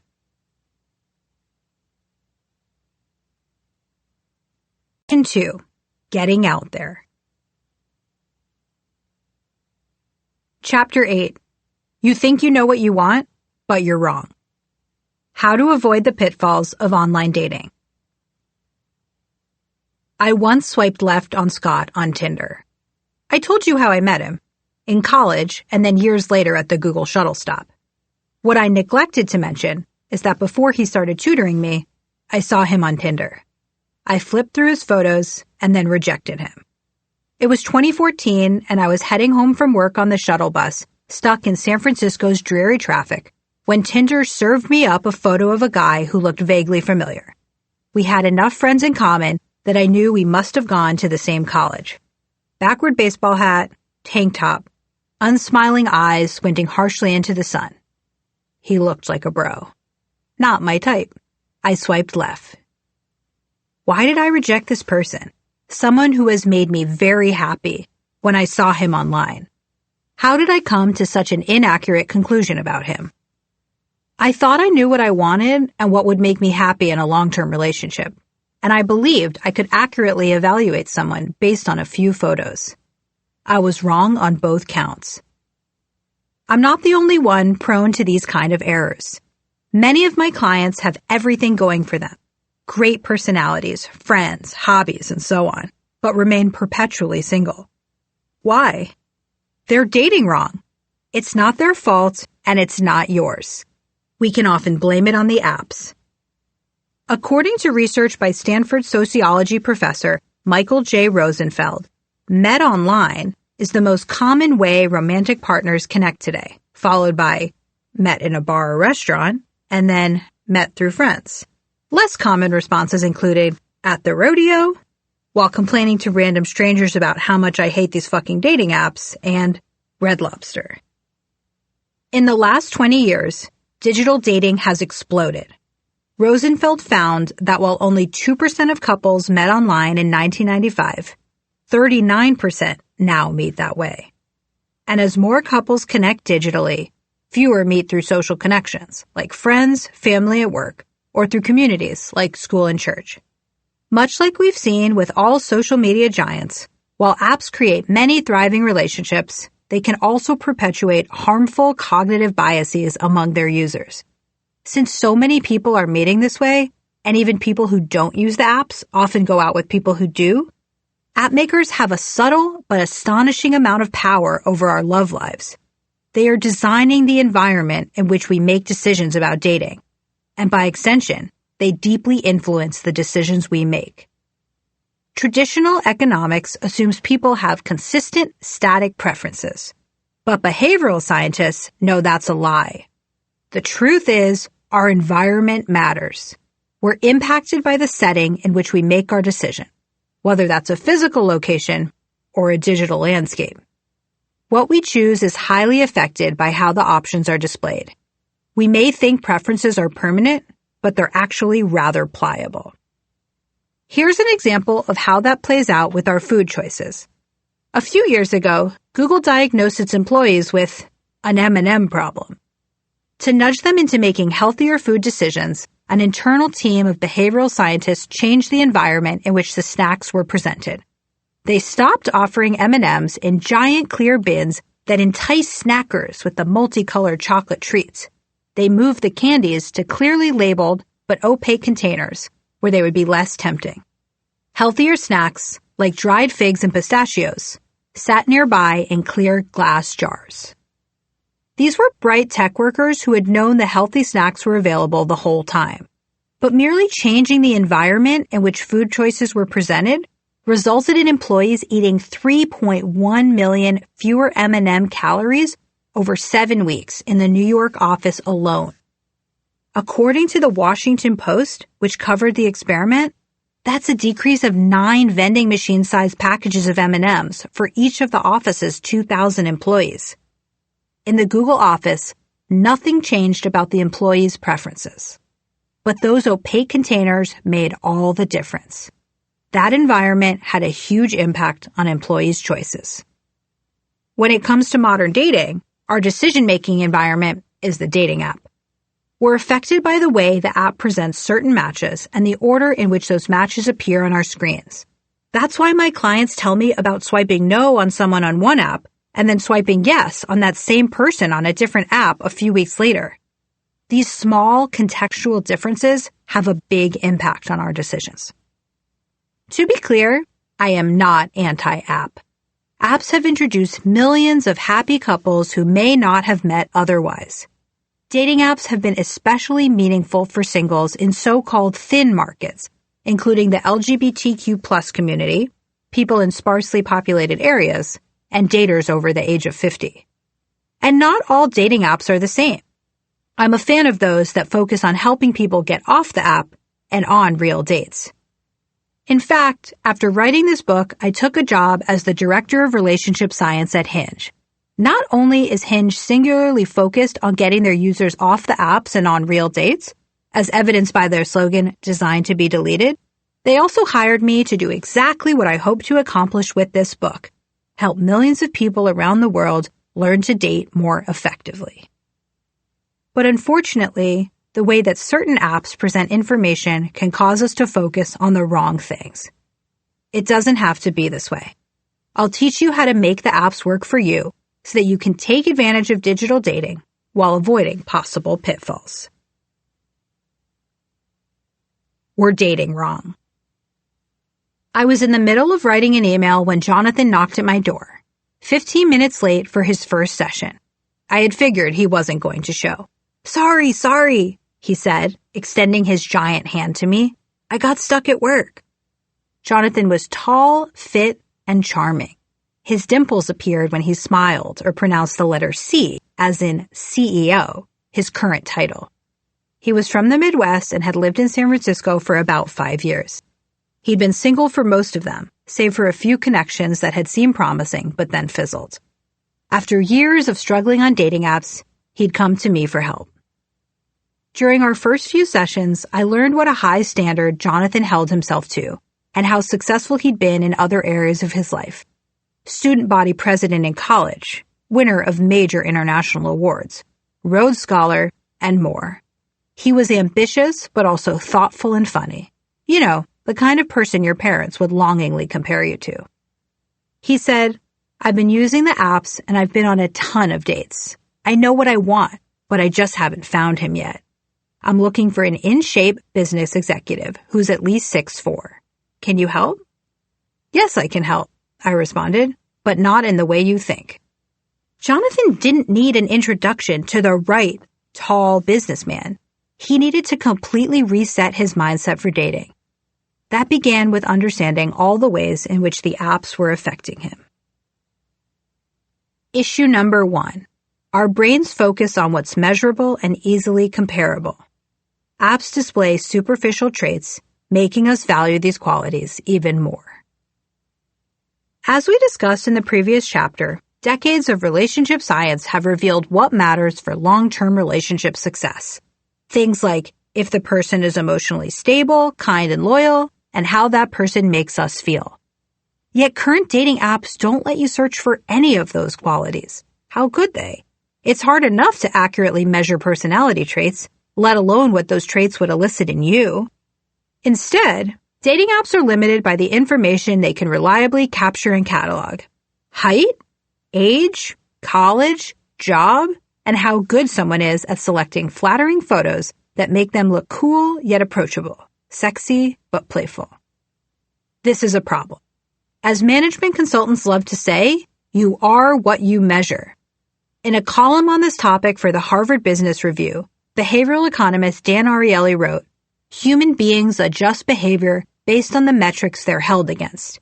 Anything you measure will impel a person to optimize his score on that metric. What you measure is what you'll get. Period." If you create a frequent flyer reward system where you measure miles flown and tell customers that this number matters, Ariely explained, customers respond. They start booking absurd flights from faraway airports to maximize their miles. In other words, we're suggestible. Show us a metric and we'll assume it's important.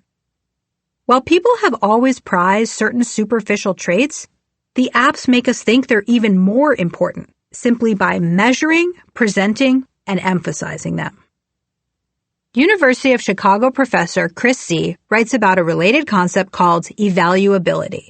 The easier it is to compare certain traits, the more important these traits seem. Imagine this scenario, and for the sake of this thought experiment, imagine you're interested in men. I walk up to you on the street and say, you can go on a date with one of these two single men. One guy is 5'9", and one guy is 5'10", but the shorter one makes more money. Who do you want to go out with? Most likely, you'd walk away slowly, confused why a stranger was asking you such a weird question. If you decided to stick around, I'd follow up with another question.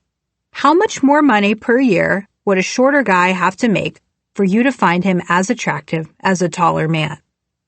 At that point, you might laugh awkwardly and tell me it was impossible to come up with such a number.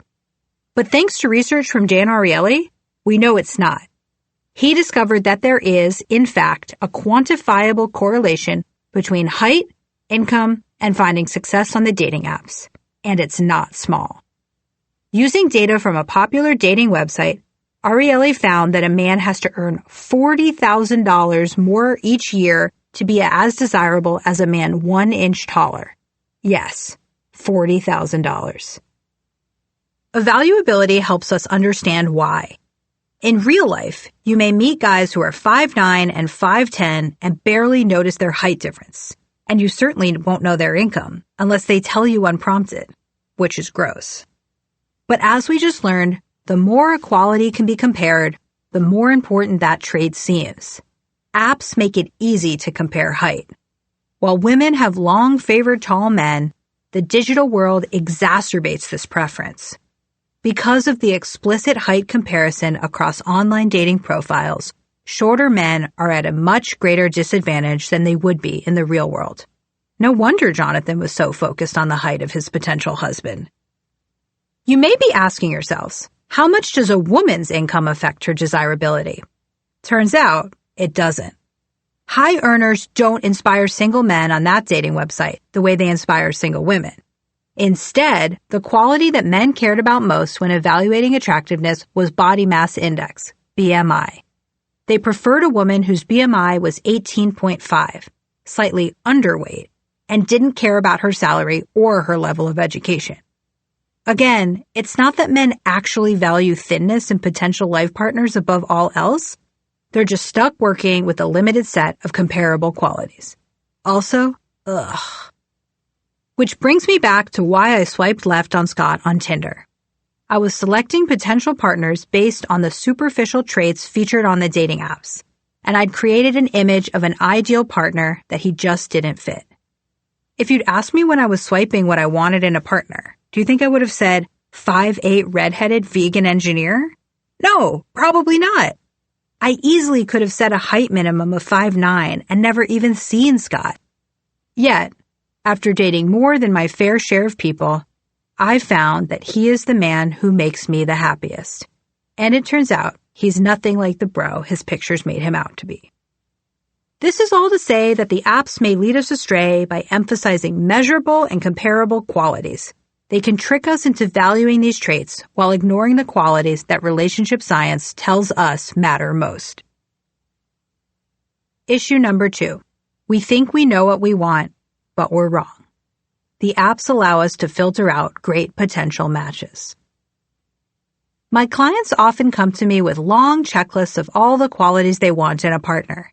But the strange thing is that most of us have not dated that many people.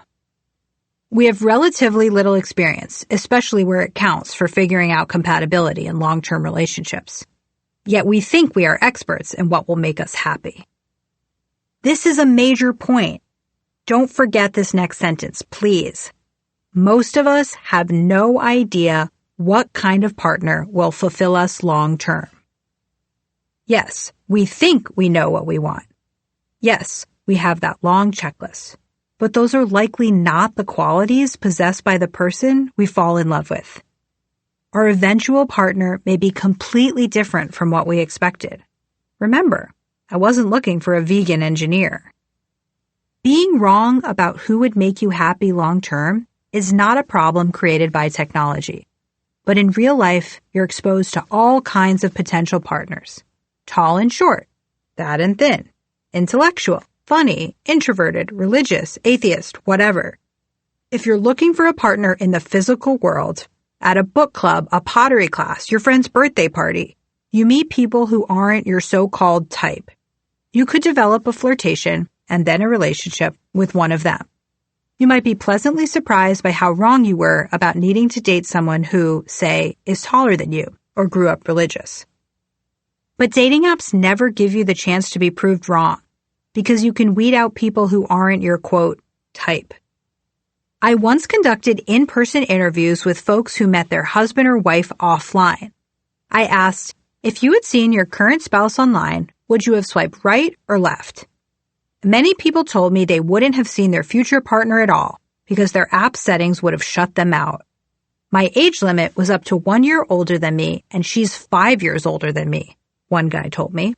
My app setting was for Jewish men only, and he identifies as Buddhist, another said. Many digital services require you to go through an onboarding process when you sign up. Netflix, for example, asks what kind of movies you like. For dating apps, it's what kind of people.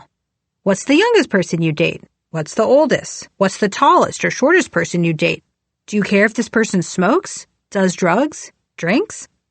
From a practical perspective, it makes sense that apps use the onboarding process to limit the number of potential matches. Dating apps can't show us an infinite number of people. They have to narrow things down somehow. But most people aren't making these decisions carefully. You see, during the onboarding phase, users are in a rush to see potential matches as quickly as possible. They answer the questions with about as much forethought as they'd use when filling out a make-your-own sandwich form at the grocery store. But unlike smoked turkey, Dijon mustard, and extra sharp cheddar, the ingredients we hastily select for our dating profiles may or may not make us happy. These decisions have a huge impact on our dating experience. The constraints we set filter out potentially great matches. This would be like rushing through your sandwich order because you're hungry for lunch, marking off a box that says turkey only, and then finding that every time you went to get a sandwich in the future, you could only look at turkey sandwiches. Of course, we could change our preferences on the dating apps after we sign up, but most people don't. This is because of something called the status quo bias, our tendency to leave things as they are, to not rock the boat. That's why businesses with subscription service models tend to be lucrative. If you sign up for a gym membership and it's automatically renewed every month, you're much less likely to make the call to cancel than if you had to decide every month whether you want to keep the service.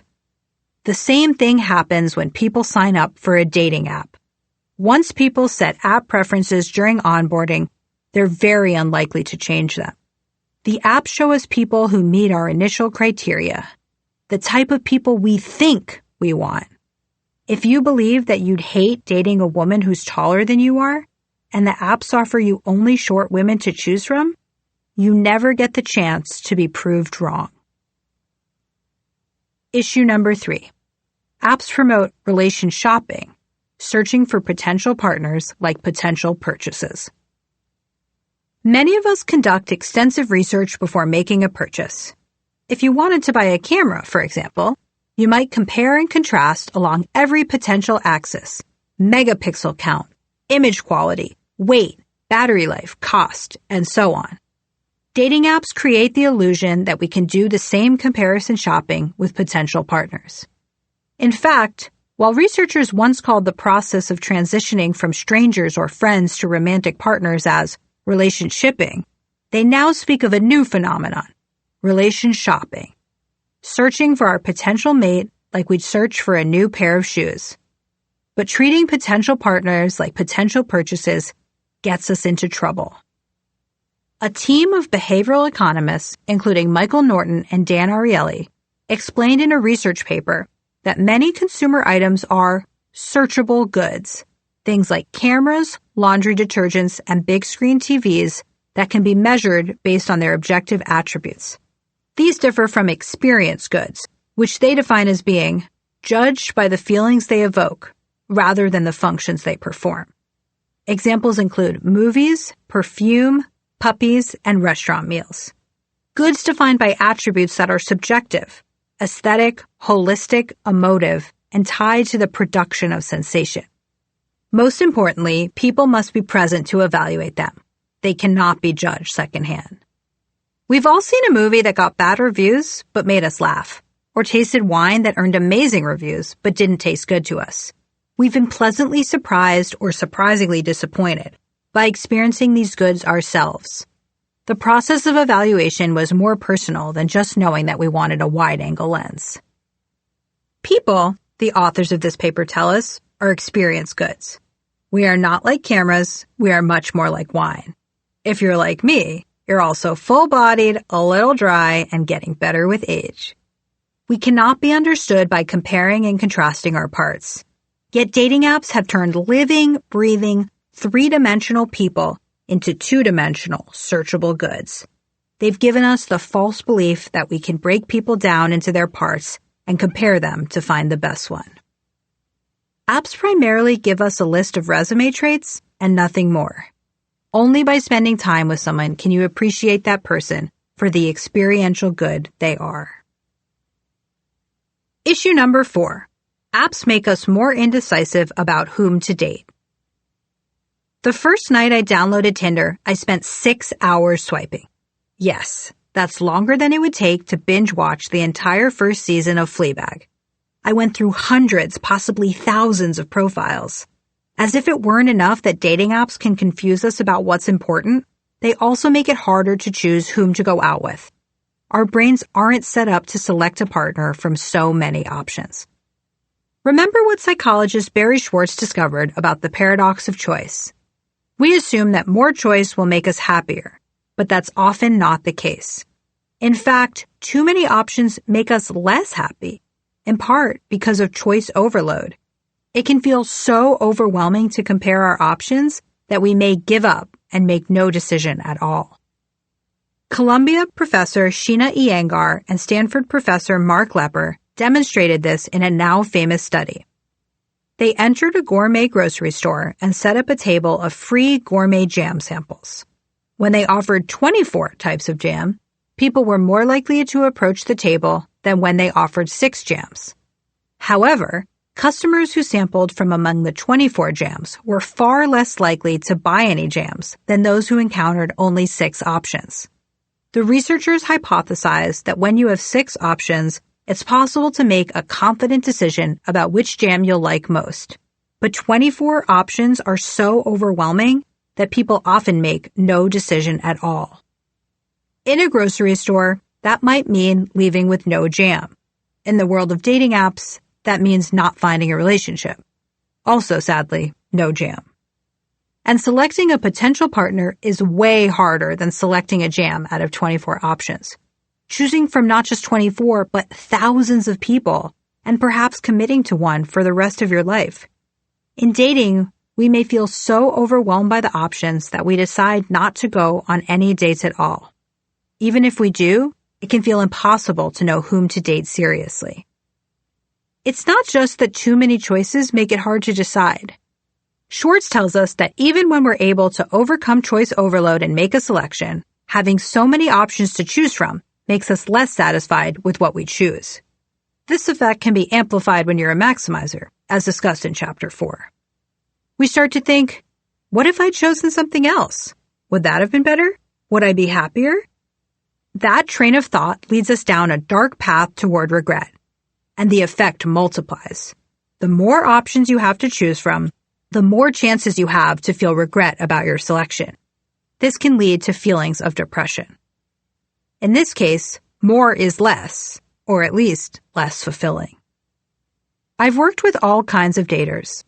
I know that not everyone experiences the paradox of choice in dating.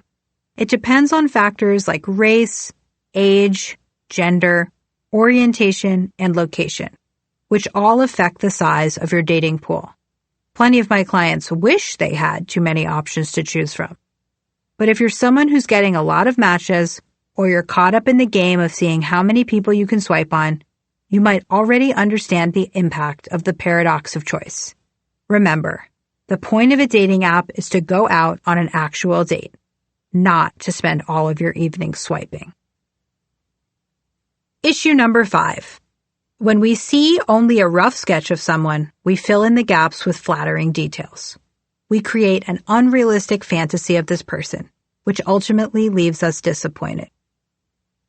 In Clueless, one of my all-time favorite movies, Ty, the new girl, asks Cher, the most popular girl in school, what she thinks about their classmate Amber. Cher says, she's a full-on Monet. It's like a painting, see? From far away, it's okay, but up close, it's a big old mess. I call this error in judgment the Monet effect. When we have only a rough perception of someone, our brain, hoping for a great outcome, fills in all the gaps optimistically. People seem way more desirable than they actually are. It's only later, when they transform into real people standing in front of us, that we see the flaws. We can see this play out in the corporate world. When companies search for a new CEO, they can choose between promoting an internal candidate or hiring an external one. Research into these decisions found that companies who decide to hire externally have sky-high expectations of the candidates. When you evaluate external candidates, you know only the broad details about them. They tell you about their wins. Internal candidates, you know more intimately. You are familiar with their successes and their failures. The Monet effect helps explain why, when compared to internal candidates, external CEOs are often paid more but perform worse. The same thing happens with dating. Looking at a dating app profile is the equivalent of seeing someone from very far away. All you get are a few carefully selected photos and some basic information. You go out on the date and maybe the pitch of their voice bothers you, or they have bad table manners, or you are not aligned on the time and place for dad jokes. Them, always. You, on Full House reruns only. Instead of those flaws seeming normal, because they are, and everyone has them, they leave you greatly disappointed. There goes the perfect person you built up in your mind. In the bathroom, you can't help but open Tinder. Time for the old swipe and wipe. You give up on the date you're on and start fantasizing about the next person on your screen, who seems perfect because of the Monet effect. But as soon as you meet that match in person, you realize they have flaws too, and the cycle continues. This creates a grass is always greener reaction. You always think the next thing will be better than what you have. You're dooming yourself to an endless cycle of unrealized connections. Date smarter. All of these issues are working against you, making it harder to meaningfully choose whom to date. You're focusing on factors that are less important than you think and comparing people in ways that don't reflect their true potential. But there are ways to use the apps to date smarter. Change your filters. The people you see on the apps are a reflection of the restrictions you set up when you joined. Think back to that time. There you were. You just downloaded the app. You were full of hope. Birds were chirping. When asked to choose your settings, such as height and age preferences, you likely rushed through this step because you knew hundreds of potential love interests were waiting for you on the other side. And for all these reasons, you might have made a mistake. While you may think you know what you want in a partner, you're probably wrong. Therefore, I want you to be more open-minded about whom you allow the dating apps to show you. Take out your phone and update your settings. Yes, on all the apps. Yes, right now. For the people you're filtering out, whom you once thought were too young or too old, could you be more flexible? And would you really not date a great person outside your stated height range? Also, think about your non-numerical requirements like must have a graduate degree or must be Catholic. Those yes-no switches probably represent preferences for deeper values, intellectual curiosity, or a connection to tradition that the apps have difficulty capturing. Do this now. Seriously, I'll wait. I've been craving a smoked turkey, Dijon mustard, and extra sharp cheddar sandwich for the last 15 minutes anyway. I completed this exercise with Jonathan. He broadened his height requirements and immediately saw way more men than before. Intelligence and sense of humor were still must-haves, but Jonathan recognized that he'd have to look for those qualities by reading people's profiles, messaging with them, and getting to know them on actual dates. The apps couldn't filter those for him. Change how you swipe. You've updated your selection settings. Now it's time to update your selection process. Challenge your assumptions. One time, I observed my client making her way through an app. We came across a guy who looked cute and had a funny bio. She swiped left. I asked her why, and she said, he was a consultant, and consultants are boring. What? All consultants? Every single one? She was assuming she knew everything she needed to know based on one fact about this person's life. What you do isn't who you are. And people with the same job can be completely different. Here's another example.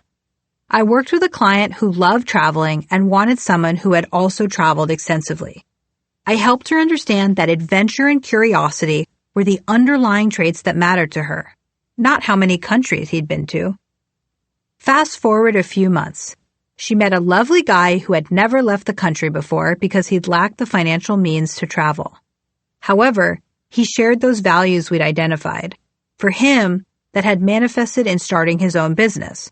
She helped him get his first passport. Now they travel together constantly. If she had filtered only for people with a passport full of stamps, as she'd originally intended, she never would have given him a chance. Just because you know where people have been or where they are now doesn't mean you know where they're going. Look for reasons to say yes. It's tempting to approach dating apps as an exercise in discovering what's wrong with people or finding a reason to say no. Instead, try to be less judgmental. I've seen people swipe no when they read something like, teacher, oh, he won't make enough money for me, or yoga instructor.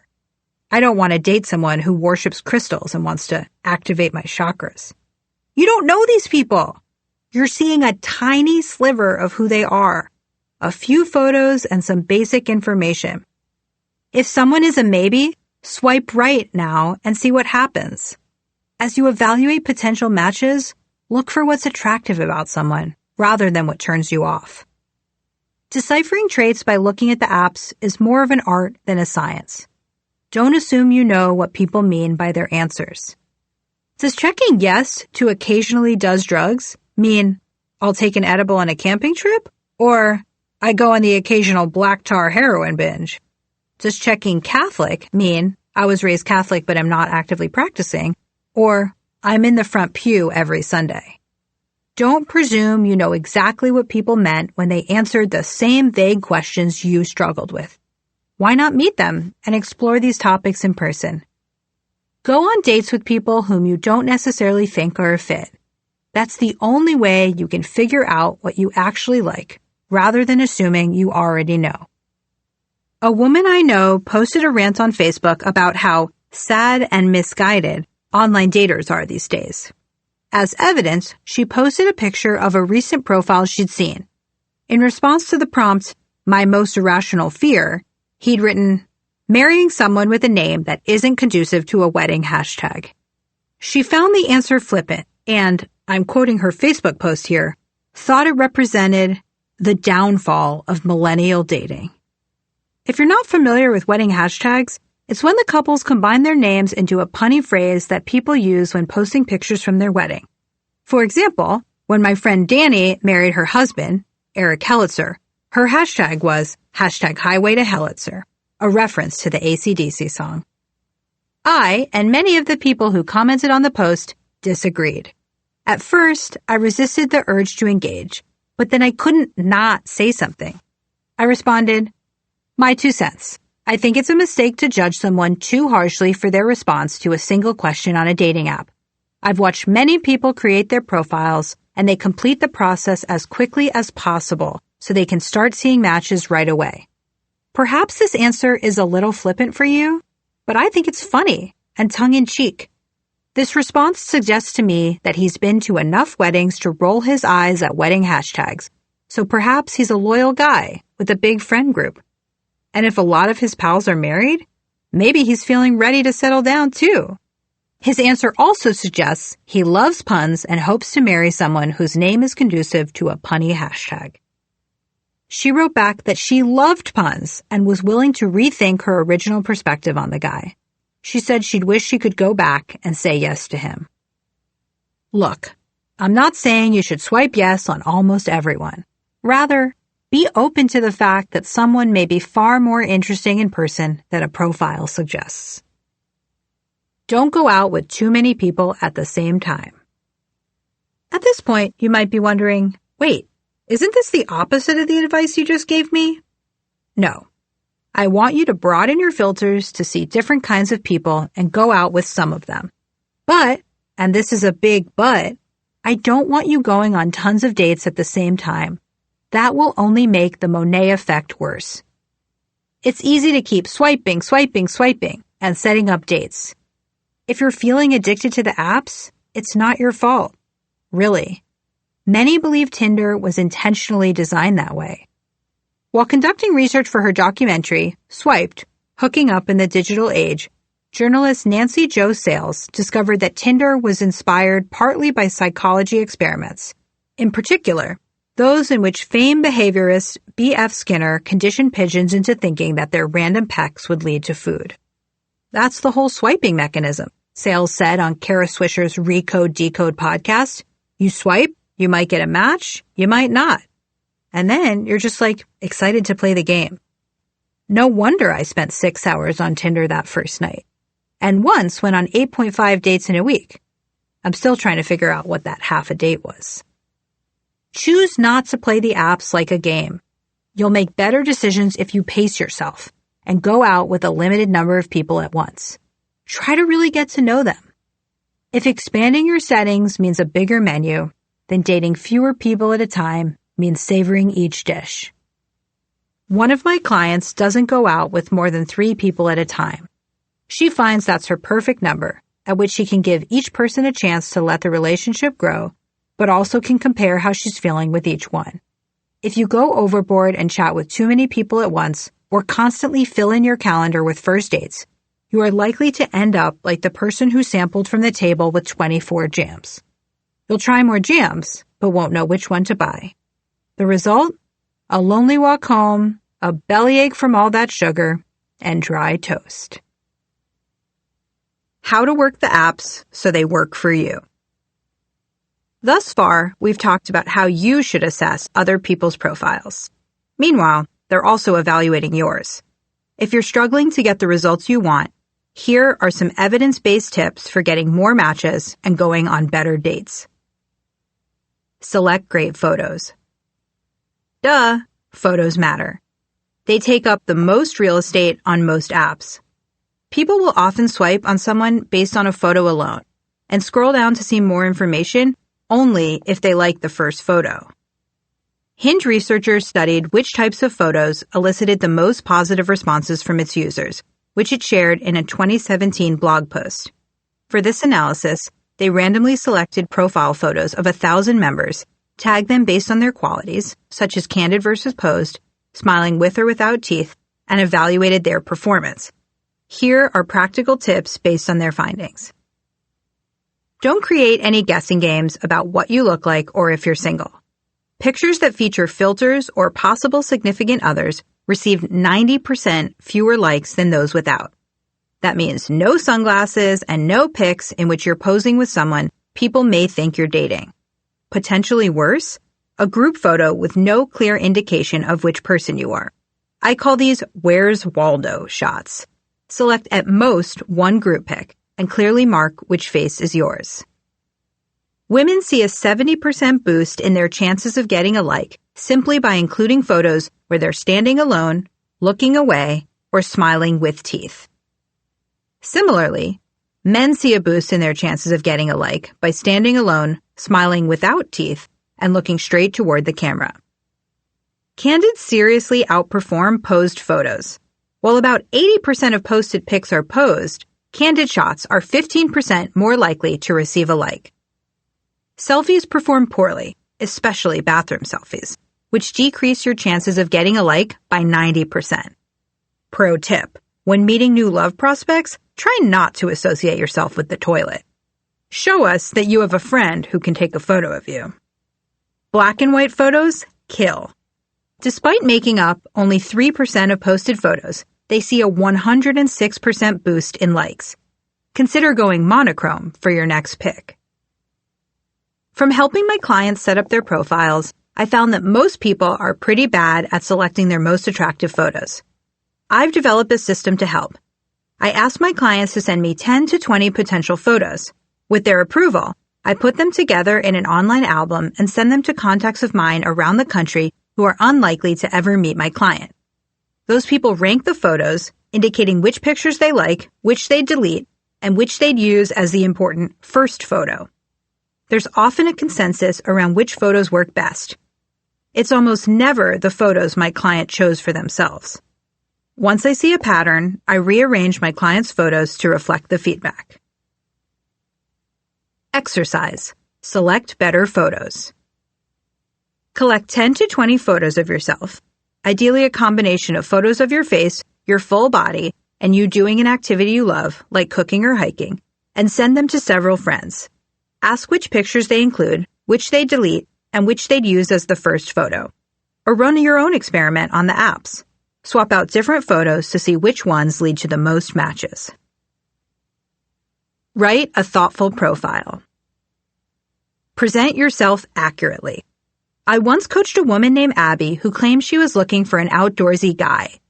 She was attracted to lumbersexuals, hipster guys with beards and plaid shirts. Her photos included one of her hiking, and her profile mentioned an interest in nature. Yet the truth was, she hated spending time in nature. Abby, I said to her, your luggage tag literally says, I love not camping. This isn't you. This is who you want to be for the type of guy you think you should be with. Through our work together, we crafted a profile that was much truer to her personality. We included artsy photos of her from a recent trip to Berlin. We wrote about her passion for live jazz and overpriced whiskey. While it seems obvious, a good profile should represent you, not an aspirational version of yourself.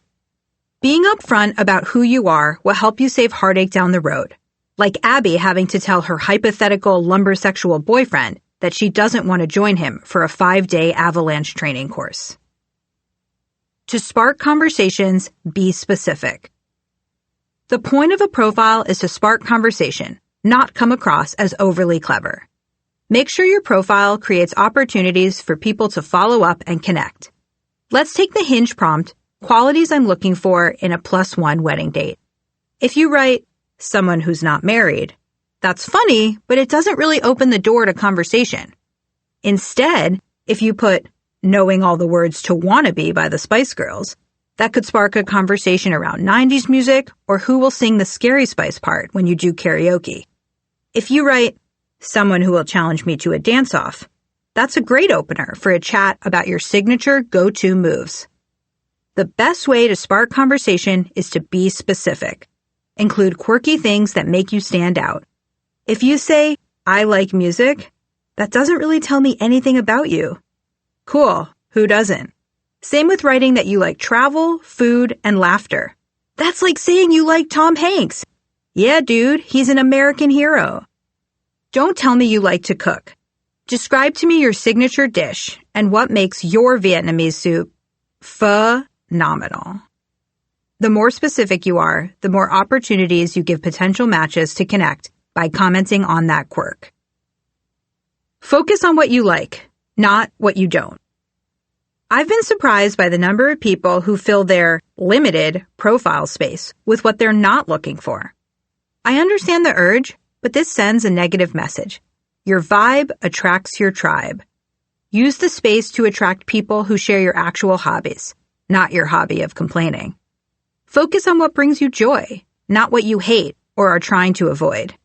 By the way, have you noticed that people who say, no drama please, often tend to engage in the most drama? Craft your opening line. Enough with hey and how's it going?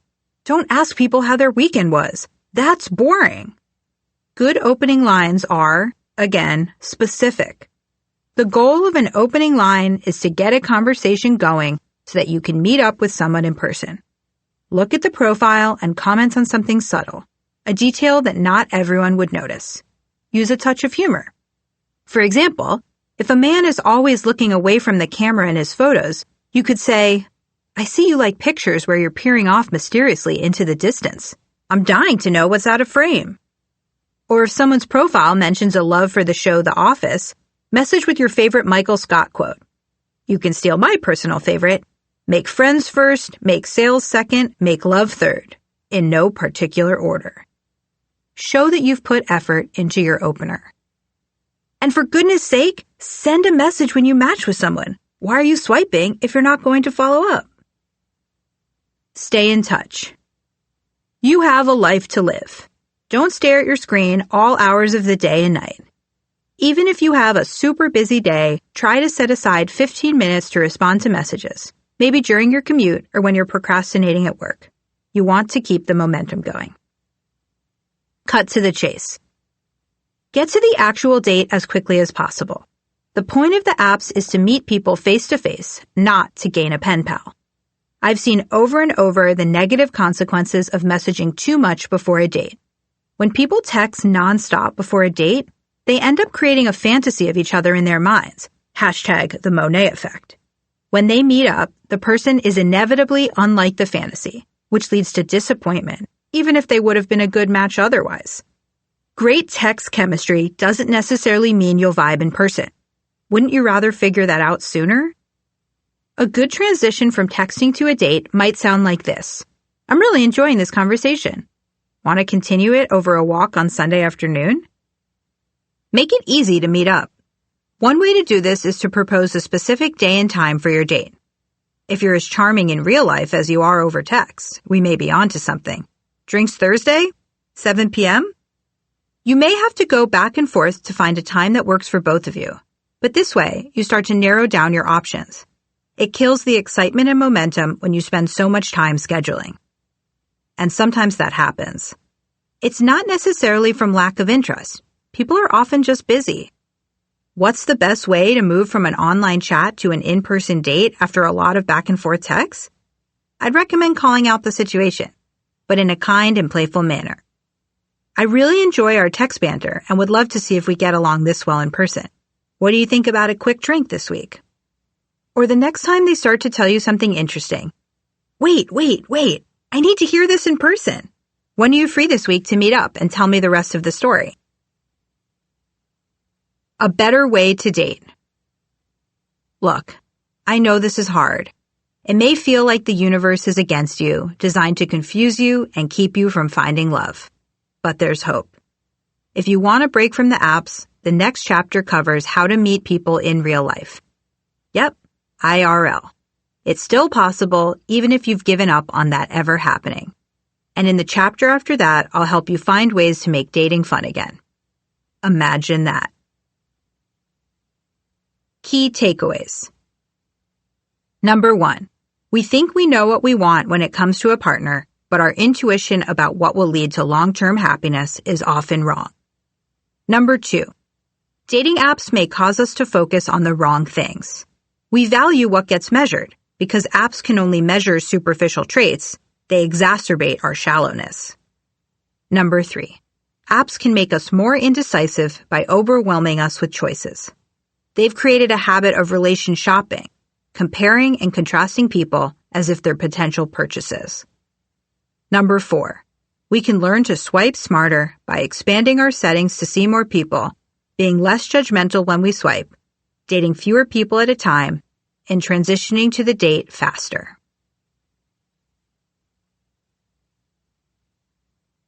Chapter 9. Meet people IRL, in real life. How to find love off the dating apps. That's it, Alicia said, throwing down her backpack and kicking off her shoes before she'd even closed the door to my office. I'm done with the apps. After years of swiping, my client Alicia, a 28-year-old nursing school student, was still struggling to find her partner. Thousands of swipes had turned into very few first dates, and almost no second ones. Alicia is Black. I haven't referenced the race of my other clients thus far, but I need to mention it here because racism pervades online dating. It makes an already challenging experience that much more painful for Black women. Christian Rudder analyzed the behavior of users on OkCupid, the dating site he co-founded, on both the company's blog and in his book, Dataclysm. He reported that Black women receive 25% fewer first messages than women of other races. And when Black women reach out to men first, they receive responses 25% less often than women of other races. Asian men contend with similar behavior. Rudder found that white, Black, and Latina women rate Asian men as 30% less attractive than they rate men of other races. Alicia sank down into my couch. The apps just aren't working for me. I want to meet someone in person. Am I the only one who feels like that never happens anymore? She asked. This was a complaint I heard often from clients, colleagues, and friends. People my parents' age shared stories about meeting at a church dance, in line at a movie theater, or at a park on a lunch break. But now those stories sound quaint. No, you're not, I said. I once asked a client if he would approach a stranger in public. He said, and risk being rejected or accused of creepy? No way. He then pointed to his phone and told me, this is where I meet people now. At least it's not just me. Definitely not, I said. The apps are tough. We're going to figure out a way for you to meet someone awesome in person. Whether you're feeling stuck with the apps or you just want to expand your search and fish in an additional pond, here are my 4 favorite strategies for meeting people IRL, in real life. Number 1, go to events.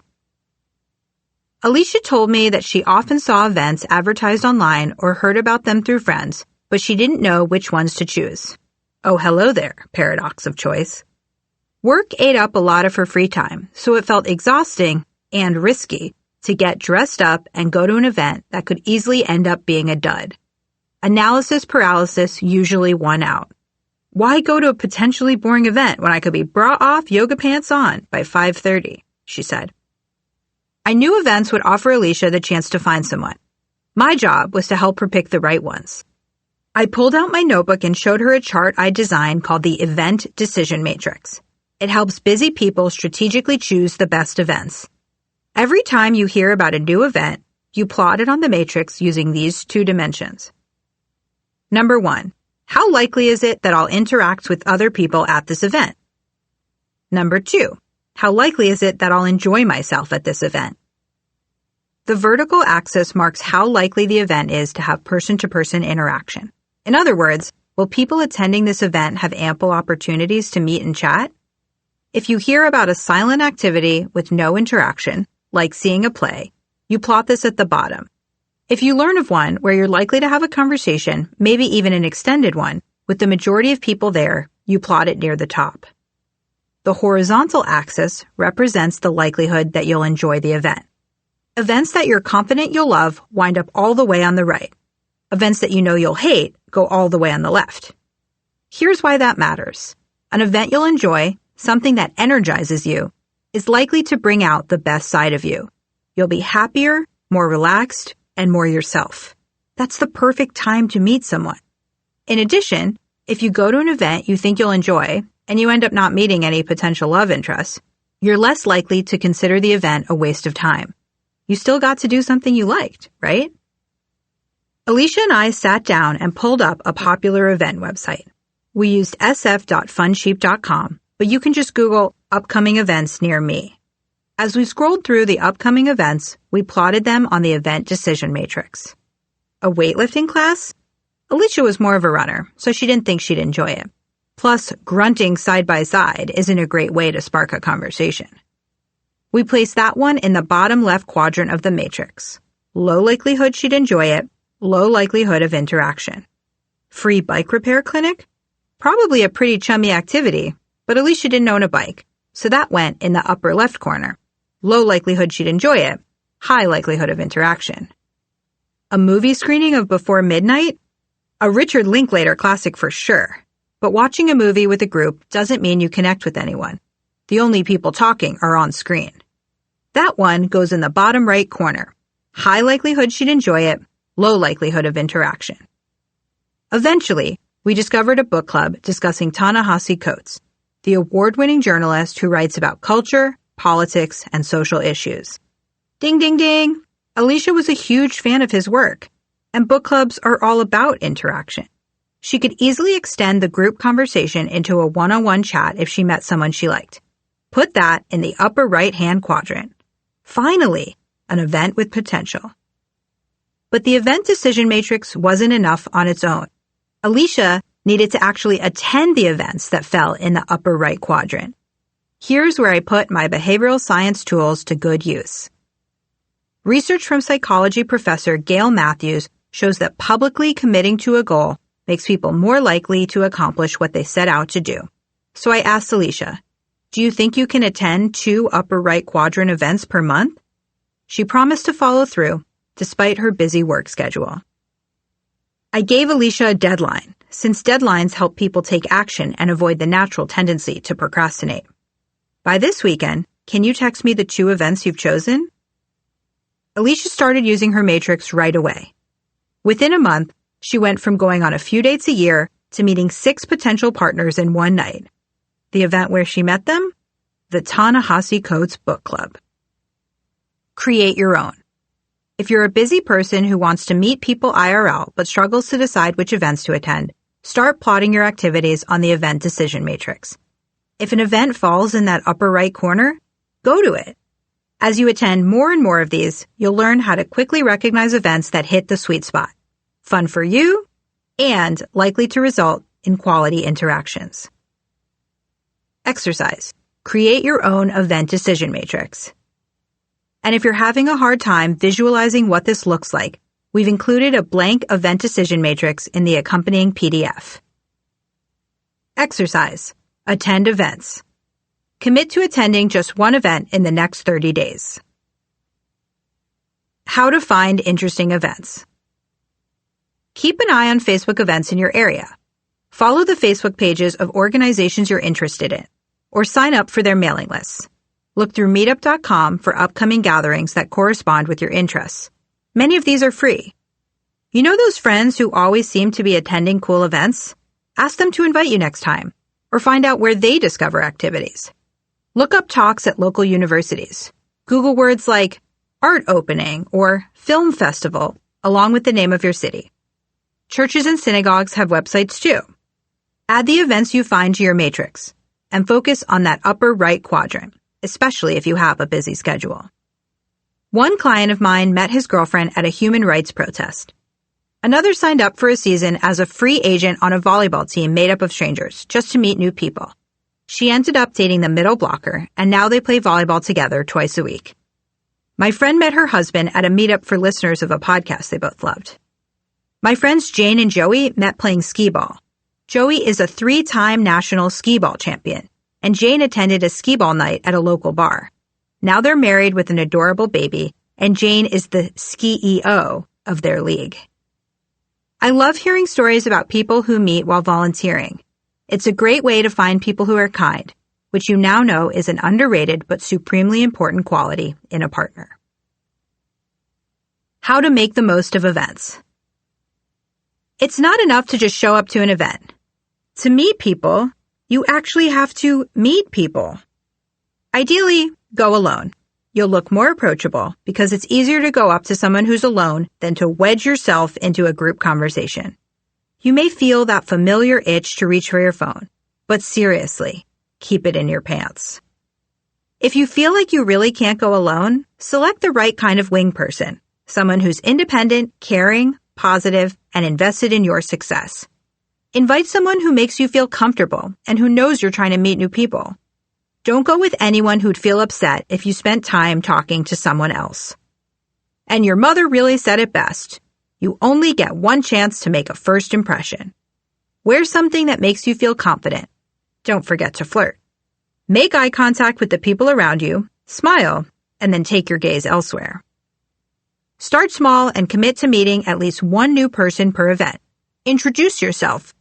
Say something to the people nearby about what's happening around you.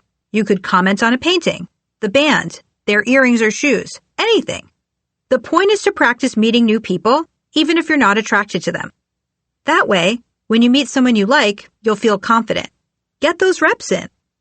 In the meantime, making a new friend expands your social circle and increases your chances of meeting a new love interest. But how do I know if the person I talk to is even single? My clients always ask me. Well, you don't. My friend Lucas has an in-your-face way of asking women if they're seeing anyone. Are you in love? If the woman pauses and then says no, he realizes that she may be casually dating someone, but also might be open to going out with him. Or you can keep it casual and say something like, hey, I'd love to keep talking about insert thing you were discussing. What's the best way to connect? Then the person can give you whatever contact info they're comfortable sharing, be that their phone number, Instagram handle, or email address. People will usually have a hunch why you're asking to follow up, and if they have a significant other, they'll find a way to mention that. If they're taken or not interested, they may decline to give you their info at all. Ladies, don't worry about making the first move. Most men are thrilled to be approached by a woman, and if they're turned off by displays of boldness and confidence, they're not the right person for you anyway. And gentlemen, I know you're worried about coming off as creepy, but talking to a stranger at an event is not inherently creepy. Creeps are the ones who go from being charming to, well, creepy, making casual sexual insinuations or sexist comments, or continuing to push a conversation when the other person gives signs they're not interested, such as repeatedly looking over their shoulder or giving really brief answers. If you're worried about navigating the line between flirty and creepy, stick with friendly and let the other person steer the conversation towards something more. If the first move thing is freaking you out, this trick works every time. Doesn't matter whether you need a drink or whether you have to go to the bathroom. Get in a line, any line. People in lines are inherently bored. Even a momentary distraction, like a conversation with you, is welcome. I tried this recently while boarding a flight from Atlanta to San Francisco. And let me tell you, my jokes about boarding group E killed. Number 2, get set up by friends and family. According to research from Stanford, the third most common way for people to meet each other, behind meeting online and at bars or restaurants, is through friends. Many of my clients would love to be set up, but they've told me this rarely happens to them. To find out why, I asked a group of both single and partnered people why they don't set up their friends more. They had a range of answers. Some said it just doesn't cross their mind, or they assumed if their friends wanted help, they'd ask for it. Others said they respected their friends' privacy and didn't want to interfere. Some worried their friends would be insulted if they were set up with a person they felt wasn't good enough for them. But there's hope. Despite their hesitations, everyone I spoke to said they wanted to help. Take advantage of this instinct. Your friends are great resources because they both know you well and know people you don't. Here are some ways you can get more people to set you up on dates. Ask people to set you up. I know it seems simple, but many people fail to ask their friends for help. Reach out to friends and say, I am ready to find someone. Will you introduce me to some single people you know? Tell them what you're looking for and think of the life partner, not the prom date. For example, I'm into people who are intellectual, artsy, and care about social justice. Or, I'm looking for someone who's kind, thoughtful, and loves food. They're in good shape but aren't overly obsessed with working out. They may think of someone right away or stay on the lookout when they meet new people. Send your friends some photos. Choose flattering but realistic pictures they can send along to potential matches. Say yes to dates. Seriously. If someone goes to the effort of trying to set you up on a date, say yes. Presumably this is a friend and not someone trying to waste your time. What do you have to lose? A night? Some cash? Just do it. My friend Steph tells her friends, if you think I'd like someone, I am willing to go out with them at least once. Because of that promise, I'm more likely to set her up, unlike some friends of mine who haven't followed up on introductions I've given them. I once had a friend who begged me to set her up on a date. I sent her a photo of the guy and told her about him, and vice versa. They both agreed to the setup. But when he texted her, she never responded. She subjected this guy to unnecessary rejection. I vowed never to set her up again. Give your friends feedback. If the date goes well, send them a thank you text. Or better yet, flowers. If it wasn't a good match, thank them for the introduction and let them know what worked and what didn't. Choose your words carefully in case this is a close friend of theirs. This feedback gets them closer to understanding what you want, motivates them, since feedback is encouraging, and provides a chance for them to let you know if you're being too picky. They might hear your reasons and encourage you to give the person another chance. Listen to them. Offer incentives. This might sound ridiculous, but it works. A former coworker told me she was offering a big chunk of change to anyone who introduced her to the man she'd marry. When I heard how much she was willing to pay, several $1,000s, I was impressed. First, it showed me she realized how much finding your life partner was really worth. Second, while I like this coworker, she's fun, enthusiastic, warm, and caring, I probably wouldn't have taken the time to think about setting her up with someone if not for the incentive. Suddenly, when I met eligible men, I immediately asked myself whether they might hit it off with her. Another friend's dad sends a generous order from nuts.com to anyone who sets his daughter up on 5 dates, either 5 different guys or multiple dates with the same person. In the last year, I've received 3 packages. A few months ago, Scott set her up with one of his friends, whom we think she'll marry. We can't wait for our lifetime supply of premium nuts. Pay it forward. How to set up other people. Number 1, scan your phone contacts or Facebook friends to remind yourself who's single. What about that great girl you used to work with? She had such a positive attitude and loved trying new things. Didn't she and her girlfriend break up recently? Number 2, once you've thought of a match, contact the person you think is pickier or the person you know better. Hey, I think I might have a friend who would be a good romantic match for you. Here's a picture of him. He's really thoughtful, brilliant, and fun-loving. Would you be open to me setting you 2 up? A couple things to watch out for. You don't want to give too much information and overwhelm the person. Nor should you provide too little information and risk triggering the Monet effect. Just give enough so that your friend is intrigued. Number 3. If the presumed to be pickier person says yes, ask the other person if they're interested, using a similar text. Number 4. If the second person says no, let the first person know gently. You can say something like, turns out he's not looking to date right now. I think he just met someone. Be compassionate. It's a tough world out there. Number 5. If both people say yes, connect them via group text or email. Keep it short. I try to say something fun or quirky. Sometimes I even suggest a date idea. Here are real messages I've sent. Adam, meet Molly. Get back to me when you've come up with 10 new ways to go down a slide. Craig, Tara, Tara, Craig. Hope you two can meet up soon. May I suggest a walk through Golden Gate Park where you try to pet at least 5 dogs? They don't need to follow this exact plan. My goal is to give them a silly way to connect. Number 6, give them space. Allow the couple to go out without micromanaging them. Encourage them to start talking off the group thread.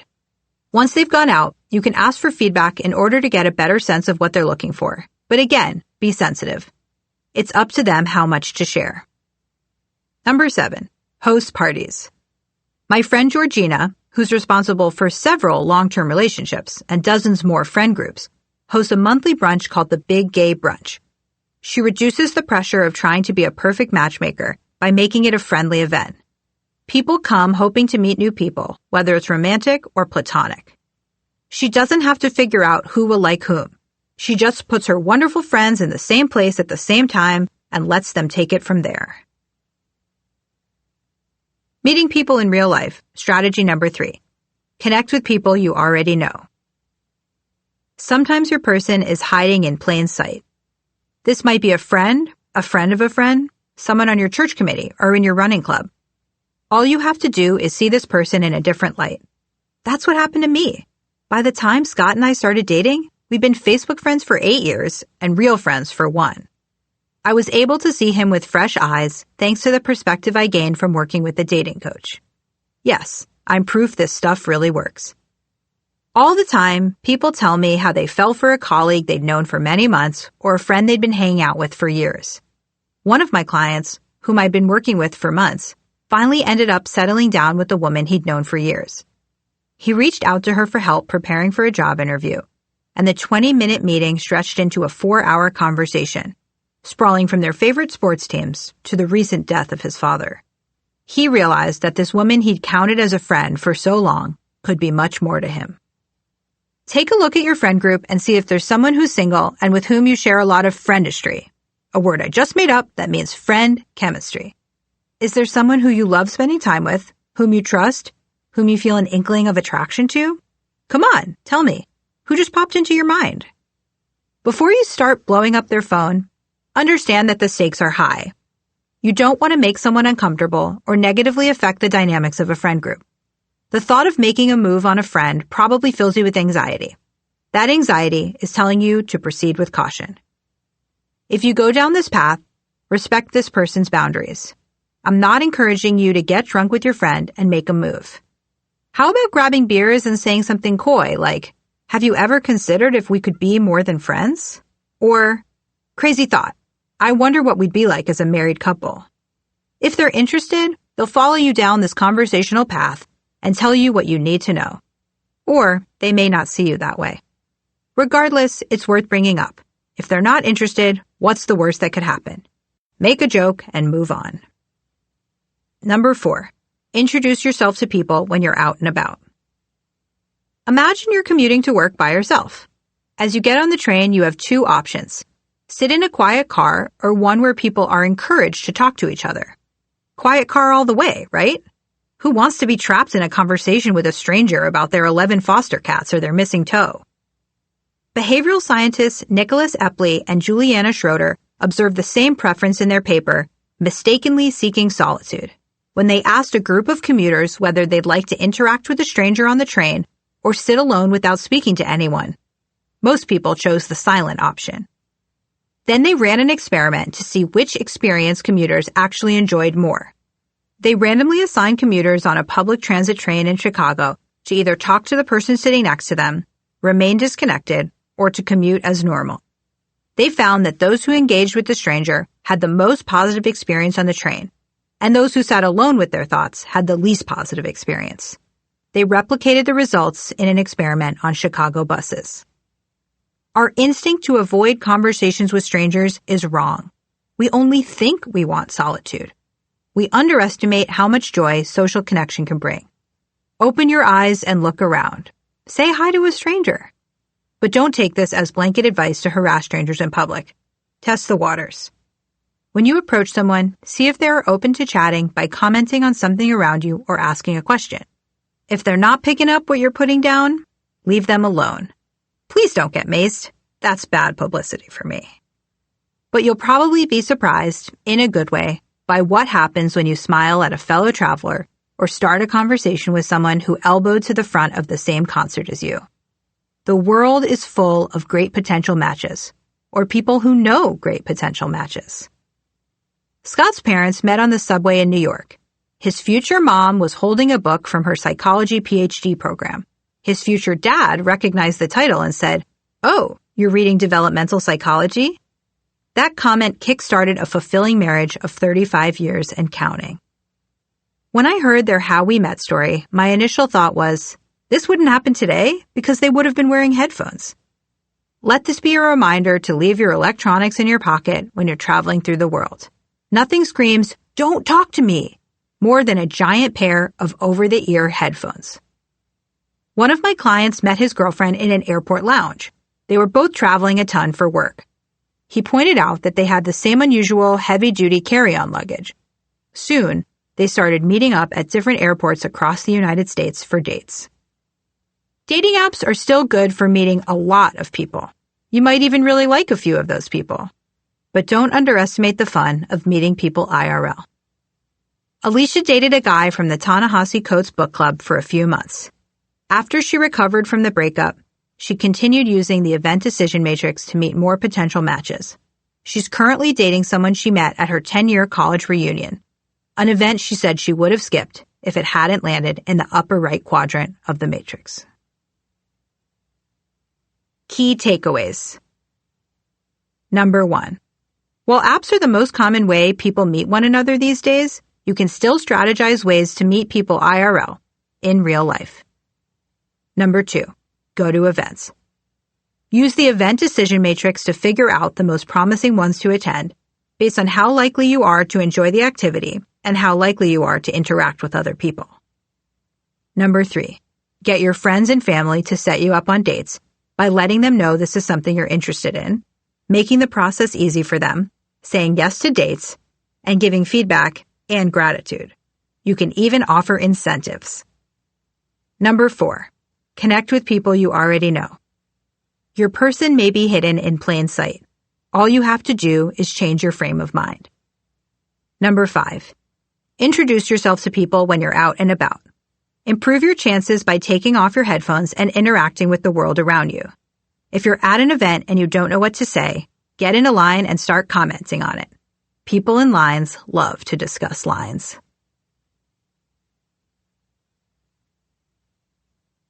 Chapter 10.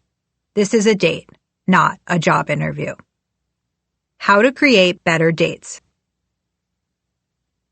Jonathan made a lot of progress in our first 2 months working together.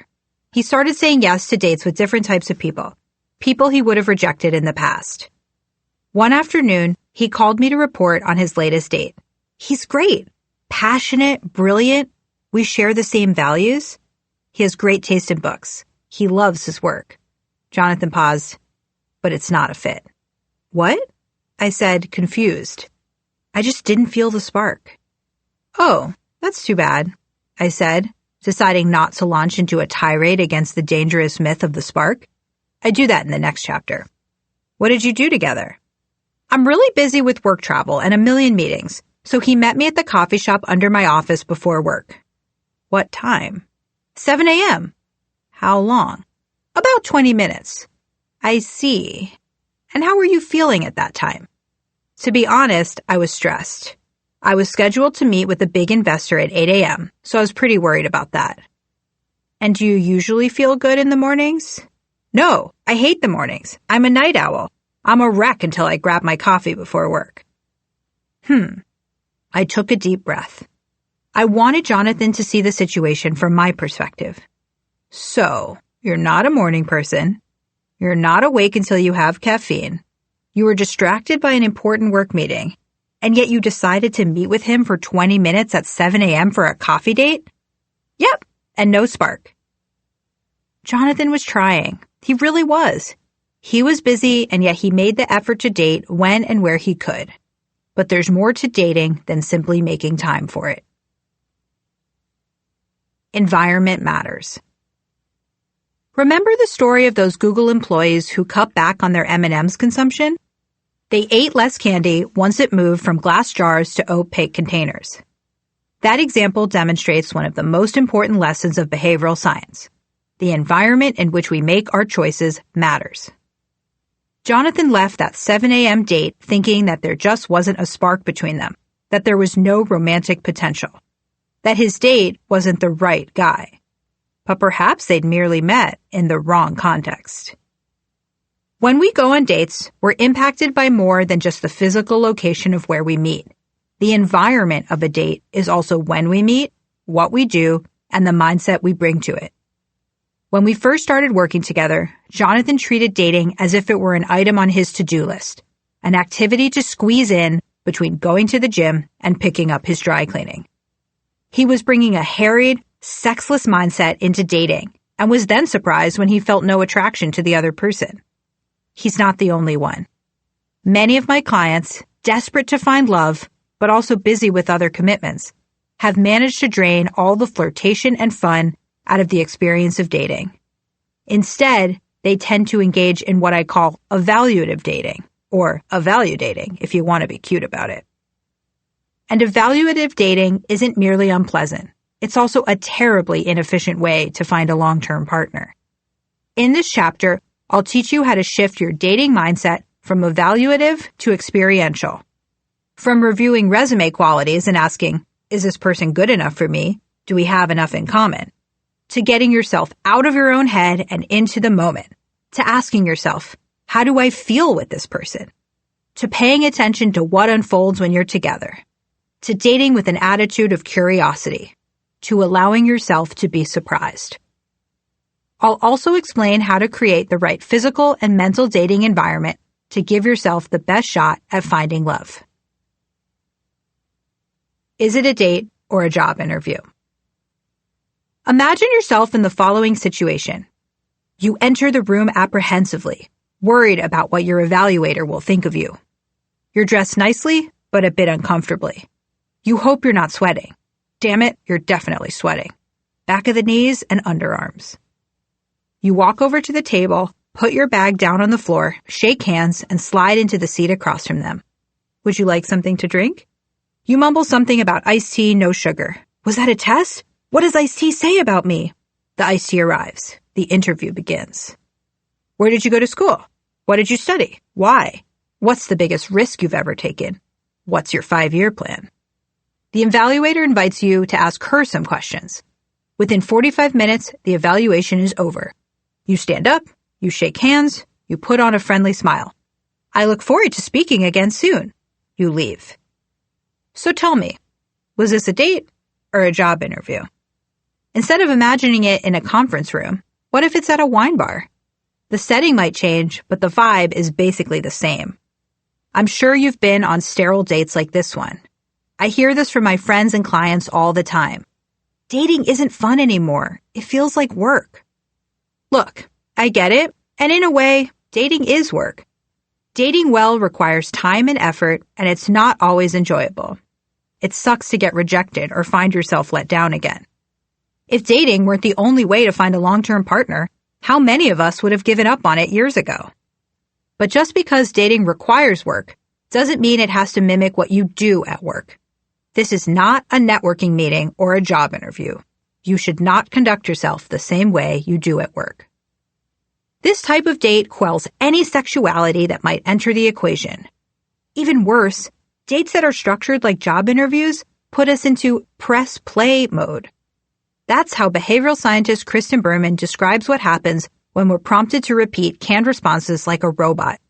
We launch into a story we've already told half a dozen times, likely on other dates, and start rattling off our resume. In these moments, we're just spewing out information, not connecting with the other person. Esther Perel characterizes the anemic state of modern dating this way. People sit there, check their pulse, and try to see if they're having some kind of physiological reaction, a sense of the spark. In this frozen situation where they're interviewing each other, they want that moment to have a blip. Are you out of your freaking mind? If you sit through a date trying to evaluate the other person and your own reaction, you're not present.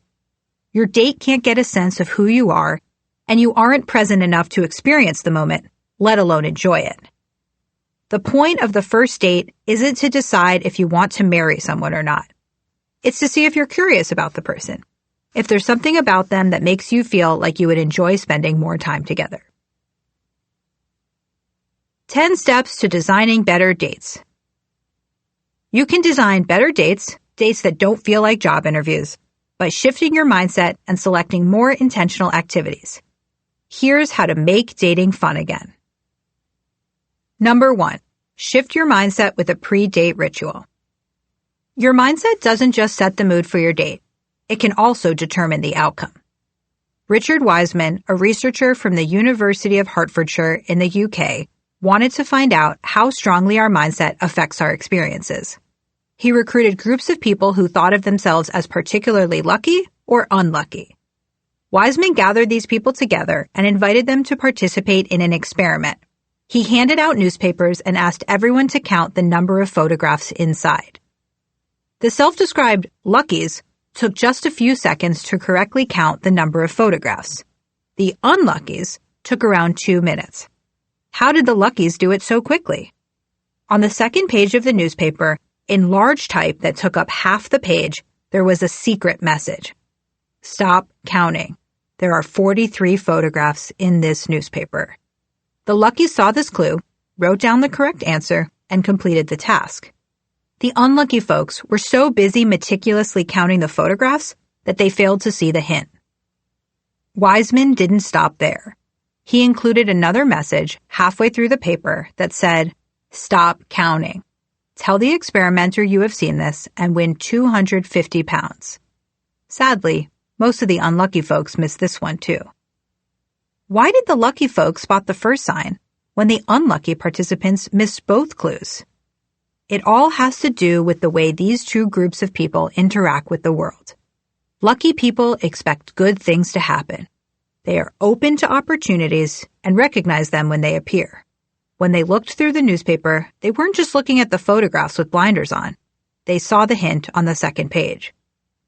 People who saw themselves as unlucky tensed up because they expected the worst, and their anxiety prevented them from noticing unexpected opportunities. A lucky break was staring them in the face in a big, bold font, but they couldn't see it because of their negative outlook. Their mindset became a self-fulfilling prophecy. I've found unlucky daters behave similarly. They feel burned out after years of dating and bring that negative energy into every date. This causes them to miss great opportunities. There's an old Henry Ford quote that goes, "Whether you believe you can do a thing or not, you are right." Here's my version. Whether you believe the date will go well or poorly, you are right. You're self-sabotaging if your pre-date mantra sounds something like this. Obviously, this isn't going to work. It hasn't worked the last 100 dates. You have negative mindset blinders on. You're adopting the mindset of an unlucky who misses life's clues. In this case, the signs of a potential match. Fortunately, we can change our mindset. Wiseman created a program called the Luck School, where he taught unlucky and lucky volunteers to think like a lucky person.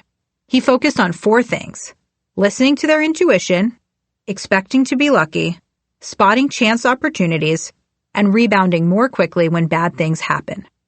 Assignments ranged from keeping a diary of lucky occurrences to visualizing good fortune to verbally declaring their intentions.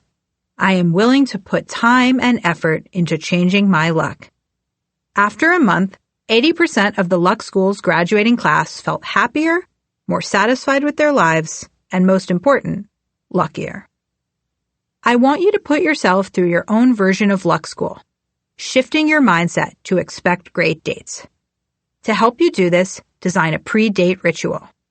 This is something you'll do before every date to get you in the right headspace. Here are some pre-date rituals from my clients.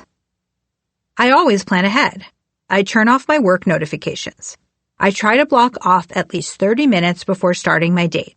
I usually call one of my closest friends, someone who makes me feel confident and loved. I like to listen to comedy before a date.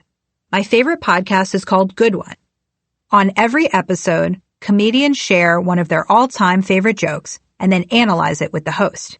It makes me laugh and puts me in a good mood. I do jumping jacks to get my heart pumping. It releases endorphins and puts me in a good mood.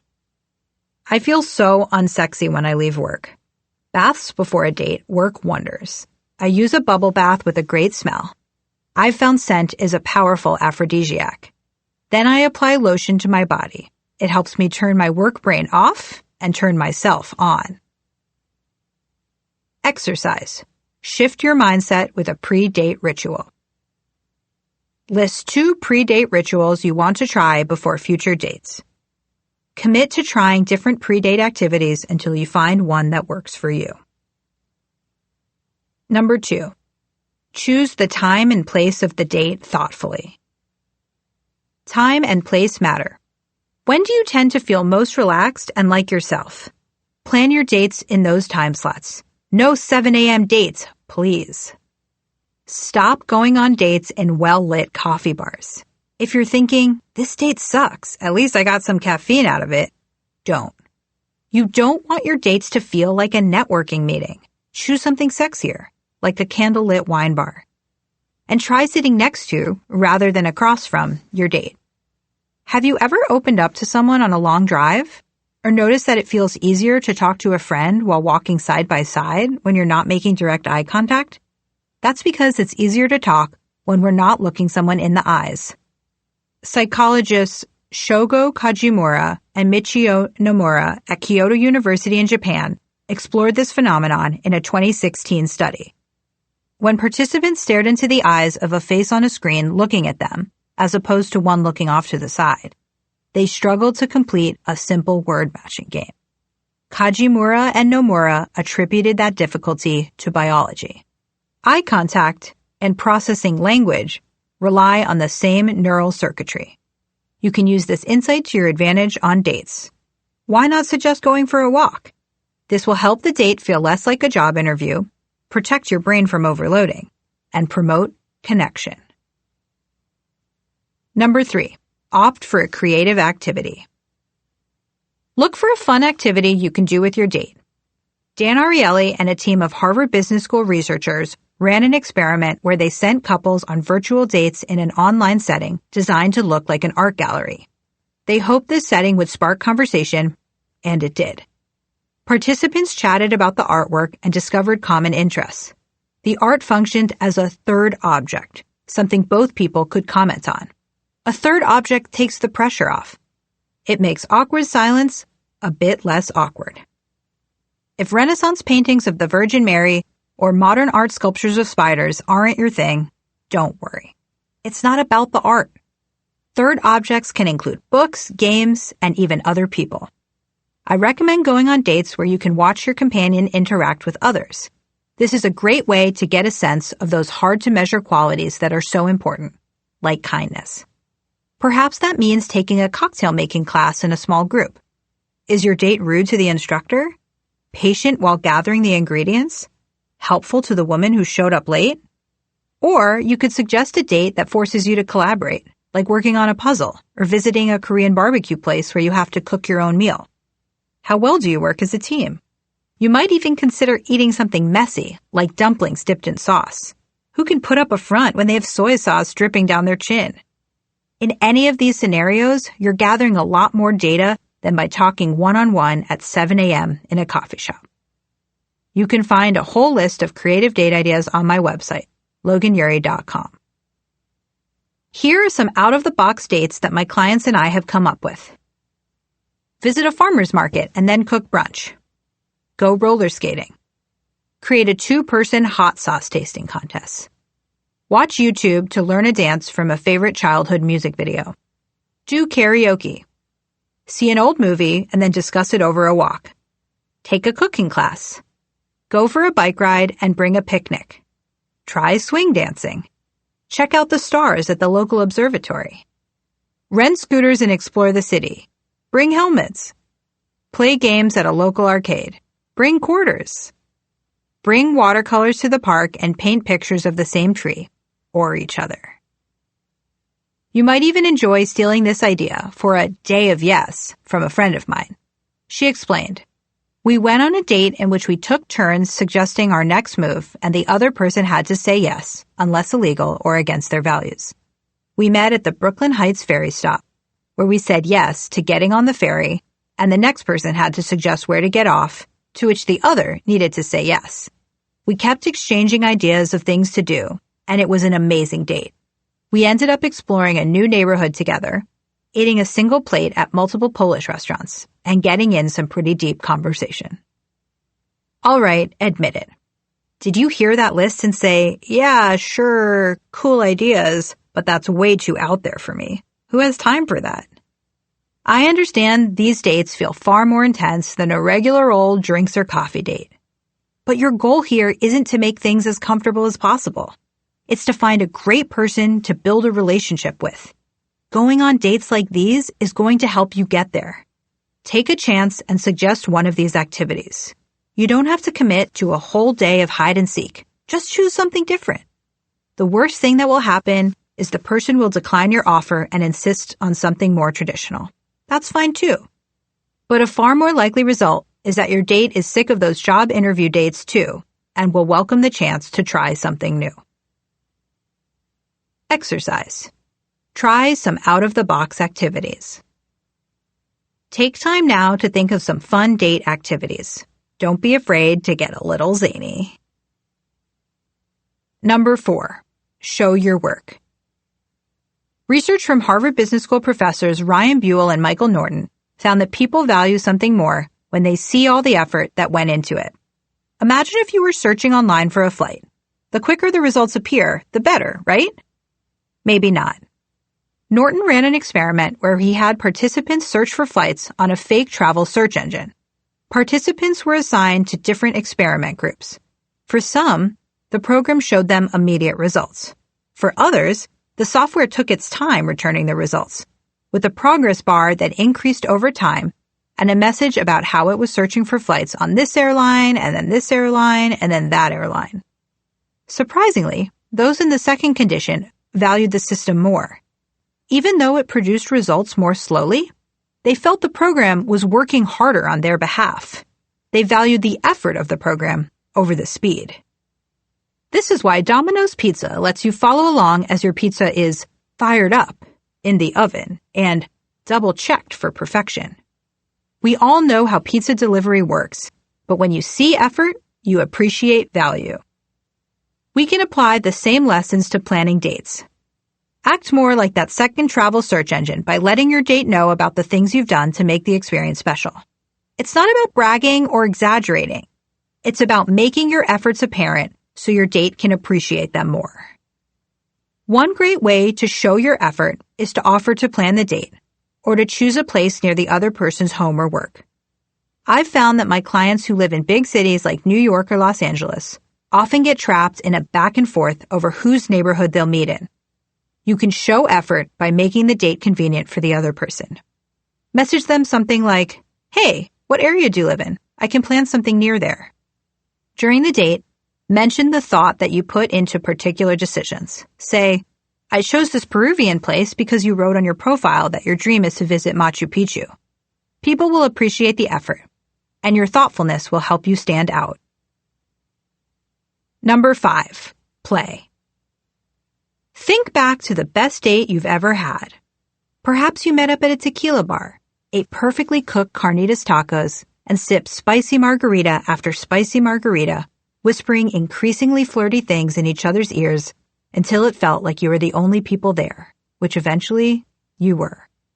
Or did you go for a late-night walk, confess your fears about your fraught relationship with your brother, and then have him kiss away your tears, which transitioned to a full-on makeout, pressed up against your door? What made your best date so great? Probably not the fact that your companion satisfied 8 out of your top 10 criteria for a partner. You probably had fun, and yet fun is rarely something we build into our dates. Enough with these robotic press play dates. Let's make your dates about play. What comes to mind when you hear the word play? Little kids running around a playground? Maybe you think dating is serious. You want to find a partner yesterday, and you simply don't have time to play around. But play isn't just for kids at recess. And playing isn't the same as playing games. In fact, it's the opposite. Playing games involves deceit and misdirection. It's a waste of time because your love interest will discover at some point who you really are, and then what? Play, on the other hand, involves being a present, honest version of yourself, just a little lighter. In an article in the New York Times called Taking Playtime Seriously, Catherine Tamis-Lamonda, a professor of psychology at New York University, explained it this way. Play is not a specific activity. It's an approach to learning, an engaged, fun, curious way of discovering your world. Play is intrinsically motivated. That means it's for its own sake, rather than achieving a goal. Let's say you're on a date in the park. You might play by looking around and coming up with backstories for the people nearby. You could use these improvisational backstories to start analyzing which couples you think will last and which will break up, and why. Or you could run around and see how many dogs you can pet in 15 minutes.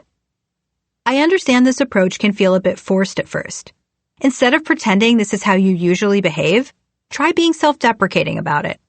Hey, this might sound a little strange, but what if we tried? You'll get points for creativity, even if the person declines to participate. Have fun. Be silly. Make a joke. Humor is a great tool to create a sense of play. When we laugh, our brains release a happy cocktail of hormones, changing our psychology. Laughing releases oxytocin, the same bonding hormone released during breastfeeding, and makes us trust the other person more. And if it's oxytocin we're after, laughing is a more socially appropriate activity on a first date than breastfeeding. Laughter lowers levels of the stress hormone cortisol, allowing us to relax. Laughter also creates a dopamine hit, activating our brain's pleasure centers. It reinforces our behavior and makes us want to go back for more. All good things for a first date. More bonding, less stress, and an improved chance of a second date. Number 6, skip the small talk. We form stronger connections with each other when we ask questions. Questions allow people to reveal personal details about themselves, which is essential for forming close bonds. What's more, research from psychologist Karen Huang shows that being inquisitive tends to increase how much others like you. The kind of questions you ask matter. Who cares what this person studied in college? Remember, this is a date, not an interview. Despite all the reasons to go deep, many of us spend our dates in the shallow end of the pool. In the viral New York Times Modern Love column titled, "To Fall in Love with Anyone, Do This," Mandy Len Catron highlights the power of thought-provoking questions. On a date, Catron and her companion answered 36 questions, which escalated in intensity and intimacy from, given the choice of anyone in the world, whom would you want as a dinner guest, to, if you were to die this evening with no opportunity to communicate with anyone, what would you most regret not having told someone? These weren't just random questions Catron had scribbled down on an index card on the way over. Note, never bring index cards on dates. They were designed by psychologist Arthur Aaron and his colleagues for an experiment in which they paired random strangers to ask each other a series of 36 questions. They tested the power of sustained, escalating, reciprocal, personalistic self-disclosure. Aaron and his team, and later Catron, who is still with the guy from that fateful date, found that these particular questions help potential partners bond by building connection and promoting vulnerability. If you don't feel like asking these kind of questions, try my favorite approach to avoiding small talk. Enter the date in media res. That's Latin for in the middle of things. It's a literary term that describes a story opening somewhere in the middle of the action rather than at the beginning. You can think of it as coming in hot. When you walk into a date, instead of starting with the awkward, "So, how's your day going?" or "Where do you live?"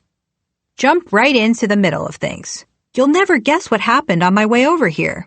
Or, "I just got off the phone with my sister, and she told me about this battle she's in with her landlord over the recycling bins."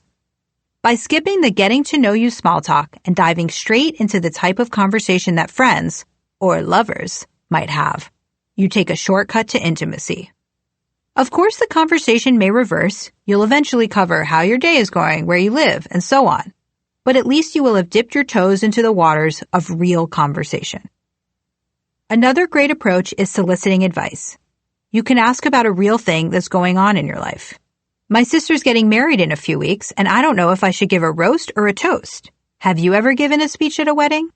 Or, "My boss sends me emails all weekend, and I don't know how to set boundaries with him. What would you do?" Remember, asking questions is only half the equation. You need to actually listen to the answers too. This allows you to see how the person thinks. Does their advice resonate with you? Are they comfortable sharing? And when you respond, Do you feel heard? Number 7, be interested, not interesting. I once worked with a client named Andrea. She was charismatic with long red hair and a big toothy smile. She performed improv on the weekends and would often make me howl with her tales of first dates gone wrong. "Logan, I'm trying," she said, crossing her arms over her chest. "I just don't feel a connection with these people." "Are you practicing your pre-date ritual?" "Yes," she said, rolling her eyes. "Are you planning creative dates?" "You know I just went to that art class with that guy last week." "Are you doing small talk?"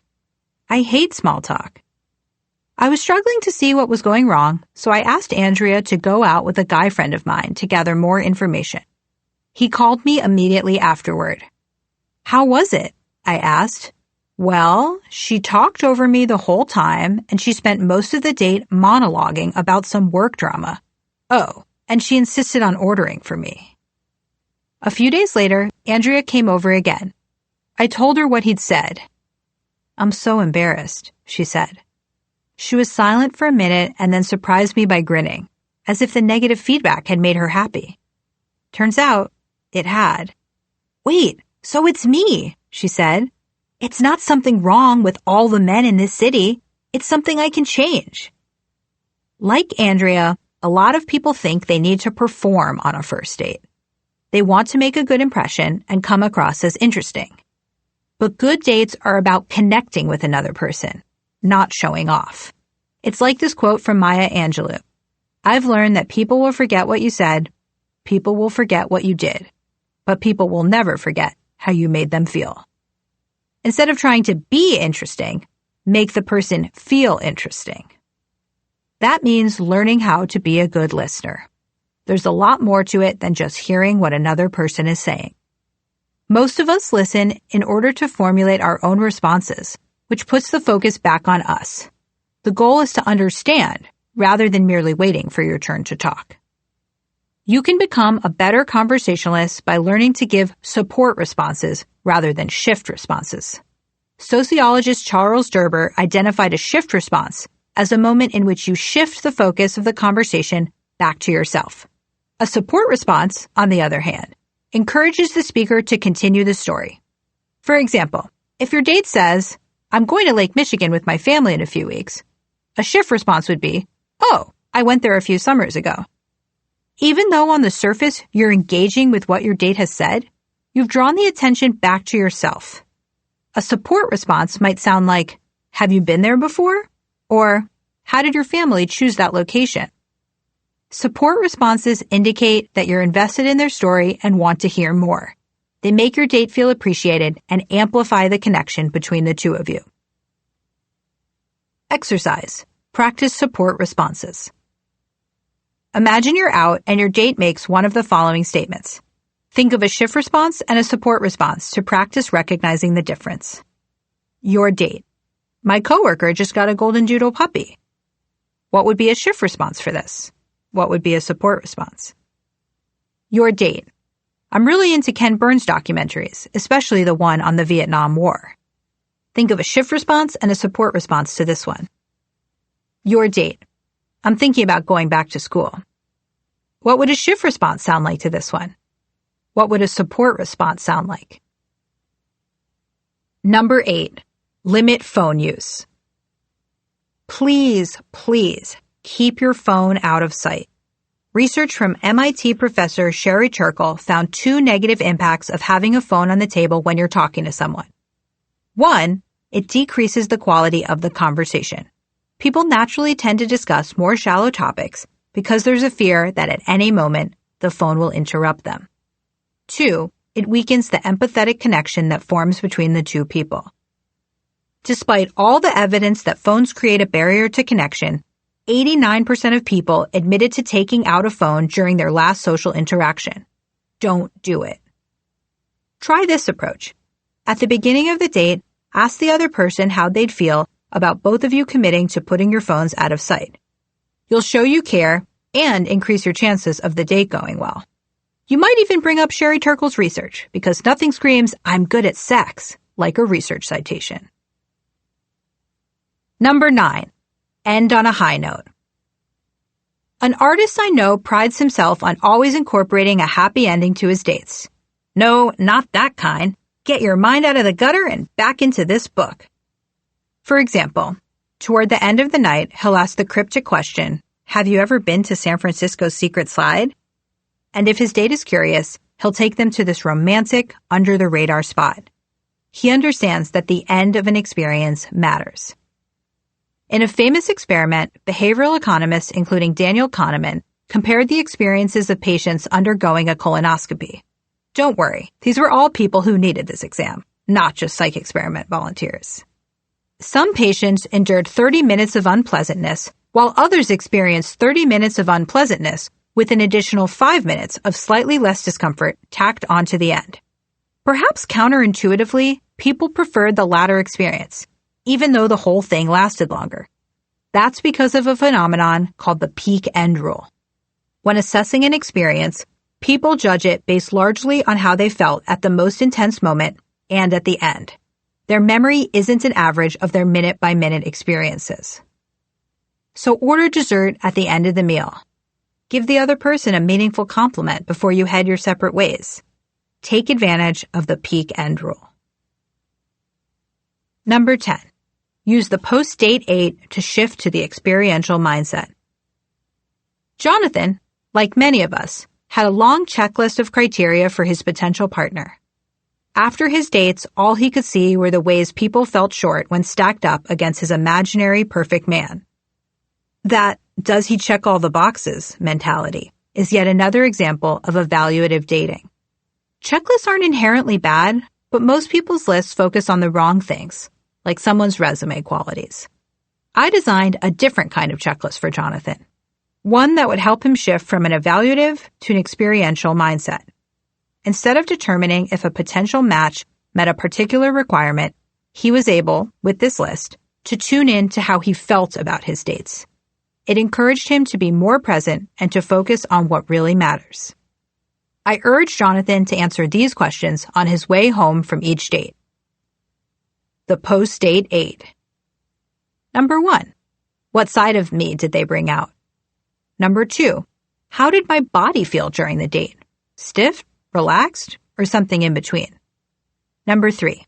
Do I feel more energized or de-energized than I did before the date? Number 4.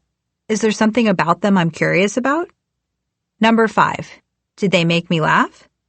Number 6. Did I feel heard? Number 7. Did I feel attractive in their presence? Number 8. Did I feel captivated, bored, or something in between? Knowing he had to answer these questions afterward, Jonathan started paying more attention to how he felt during the date.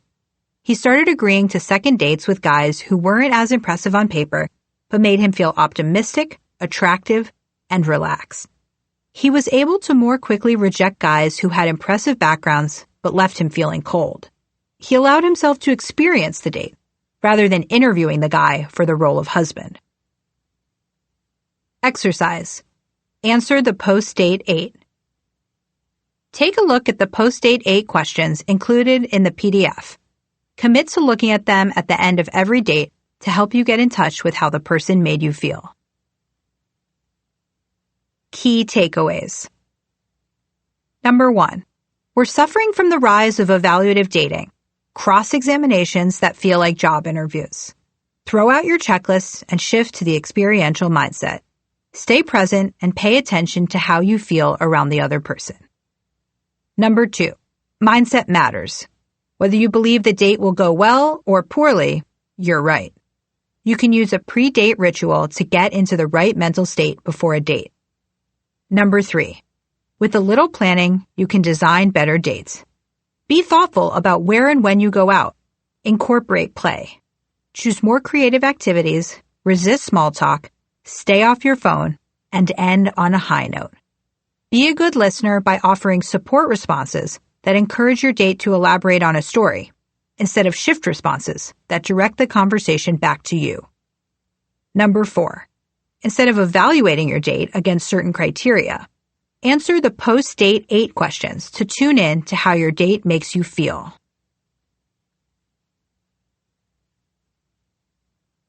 Chapter 11. Fuck the Spark. How to reject myths about instant chemistry. When you're going on dates, you may be looking for that instant connection. Sudden, sexy, intoxicating. It's physical. A pang of excitement in your gut. A feeling of nervousness when you look into their eyes. You can't look away. If they touch you, it's electric. Everyone else in the room fades into the background. You feel tuned in and turned on. You feel alive. You know what I'm talking about. The spark. I get it. The spark is wonderful. But you know what? Fuck the spark. The concept is my nemesis. I've come to see our obsession with the spark as one of the most pervasive and dangerous ideas in dating. It causes us to miss out on amazing potential partners because we fail to see their true potential. In this chapter, I'll bust a number of myths about the spark. By the end, I hope you'll be chanting, "Fuck the spark," too. Myth number 1. When you meet the right person, you'll feel instant fireworks. The truth. Fireworks and instant chemistry are often absent at the beginning of a relationship. Good sex and chemistry can build over time. Love at first sight is pretty rare. When psychologist Ayala Malk-Pines surveyed more than 400 people to ask how they fell in love with their romantic partners, only 11% claimed they felt love at first sight. Have you ever noticed how people tend to date their neighbors? How couples form during freshman year among students who live across the hall from each other or take the same pre-med classes? That's because the more we see something, the more we like it. Psychologists call this the mere exposure effect. Exposure breeds familiarity. We're attracted to, and feel safe around, familiar things and people. A friend of mine used to work as a hostess at an Italian restaurant. When she first started there, one of the cooks asked her out. She wasn't attracted to him, so she said no. He respected her answer and they became friends at work. He'd drive her home from her shifts, and some nights they'd stay up late, drinking with their coworkers after the restaurant closed.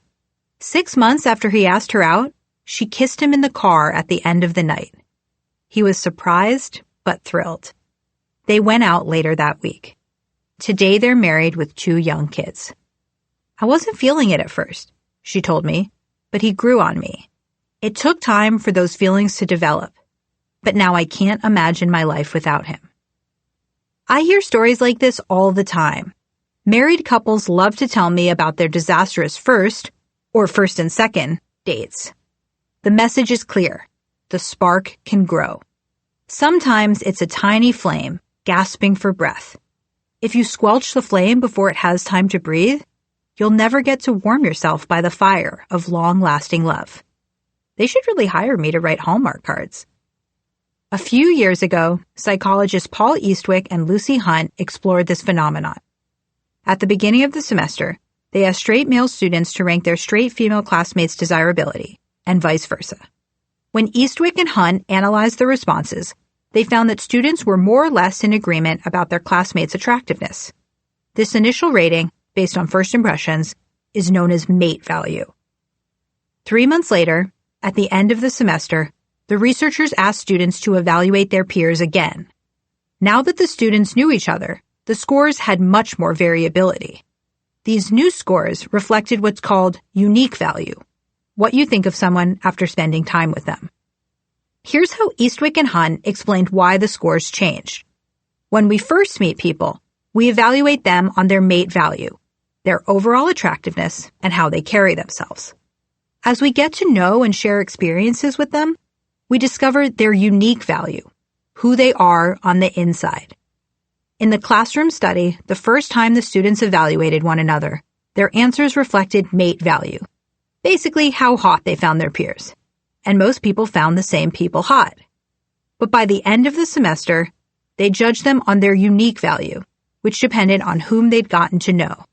In many cases, likely because of the mere exposure effect, the students liked their peers more than they had on the first day of class. The importance of mate value disappears over time. What matters is how you feel about someone as you get to know them. This phenomenon occurs outside of the classroom too. When we first meet someone, we form an initial impression, based mostly on appearance. But as we get to know the person more, they often grow on us, and we start to see them differently.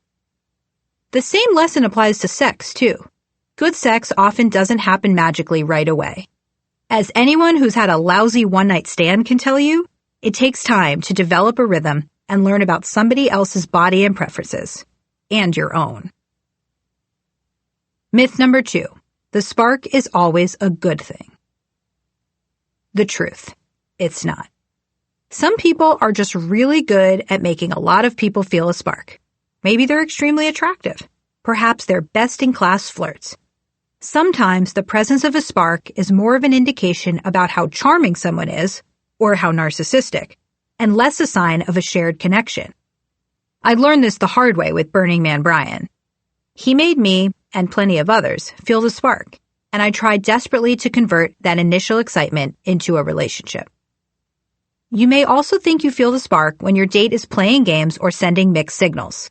People often confuse anxiety for chemistry. I'm talking to you, anxiously attached friends out there. It's time you learn to correctly identify that feeling, like my workout class friend Vivian did. Then start looking for a different type of partner, someone secure who doesn't make you doubt their feelings. Stop believing that if a dependable person doesn't give you butterflies, it must not be love. It's still love, just not the anxious kind. Myth number 3. If you have a spark, the relationship is viable. The truth.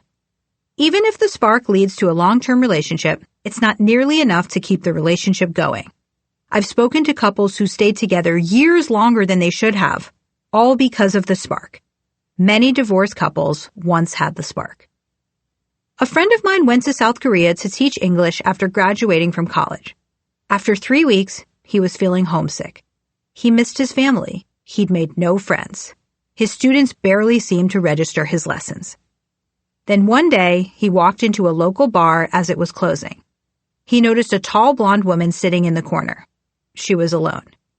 He watched as she downed the last few sips of her red wine, closed her book, and stood up. She looked vaguely like a friend of his from college, a person he missed dearly. While normally shy, he felt emboldened by the sight of an almost familiar face. He walked up to her and said, "Hi, I'm Nathan. Do you live here?" Not expecting to hear English, she took a step back. After a moment, she said, yes, I do." She stuck out her hand to introduce herself. "I'm Ava." Nathan smiled. She was beautiful and she spoke English. He felt the spark instantly. "Want to find another bar and tell me about the book you're reading?" he asked. They dated for a year in South Korea and then moved to St. Louis together. They got married the following year. But the relationship faltered. In retrospect, all of the warning signs were there, Nathan told me. We were so different. Even on that first date. She was reading a book, and I was just trying to get drunk.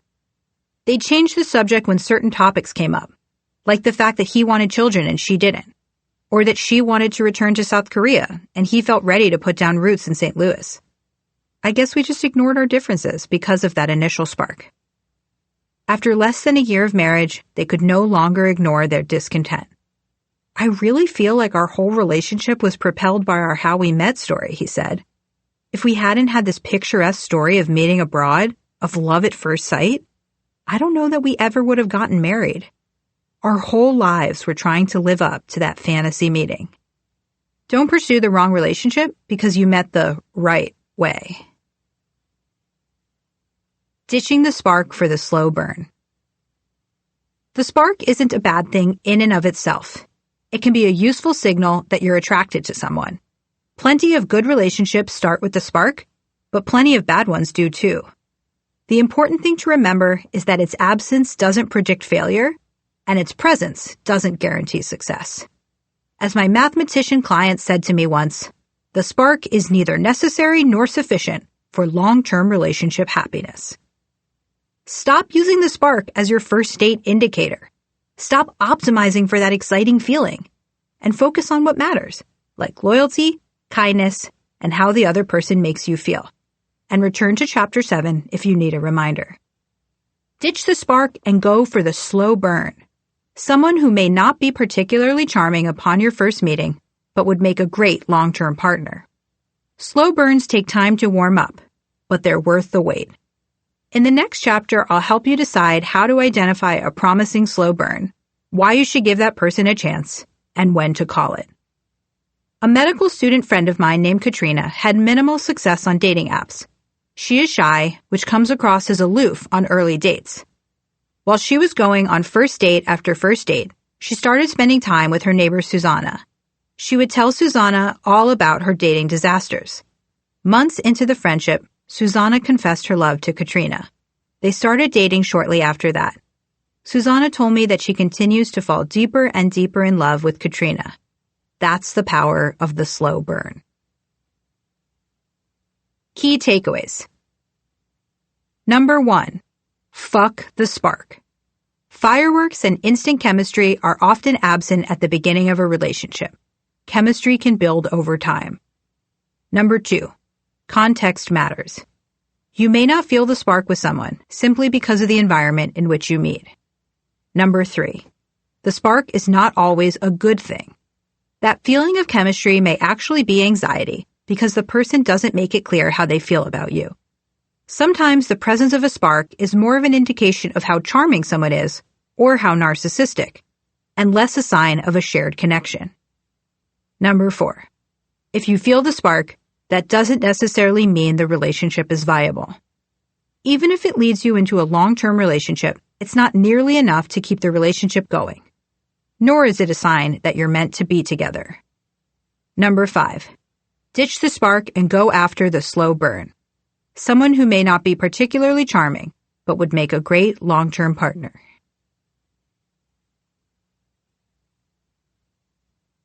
Chapter 12. Go on the second date. How to decide if you should see someone again.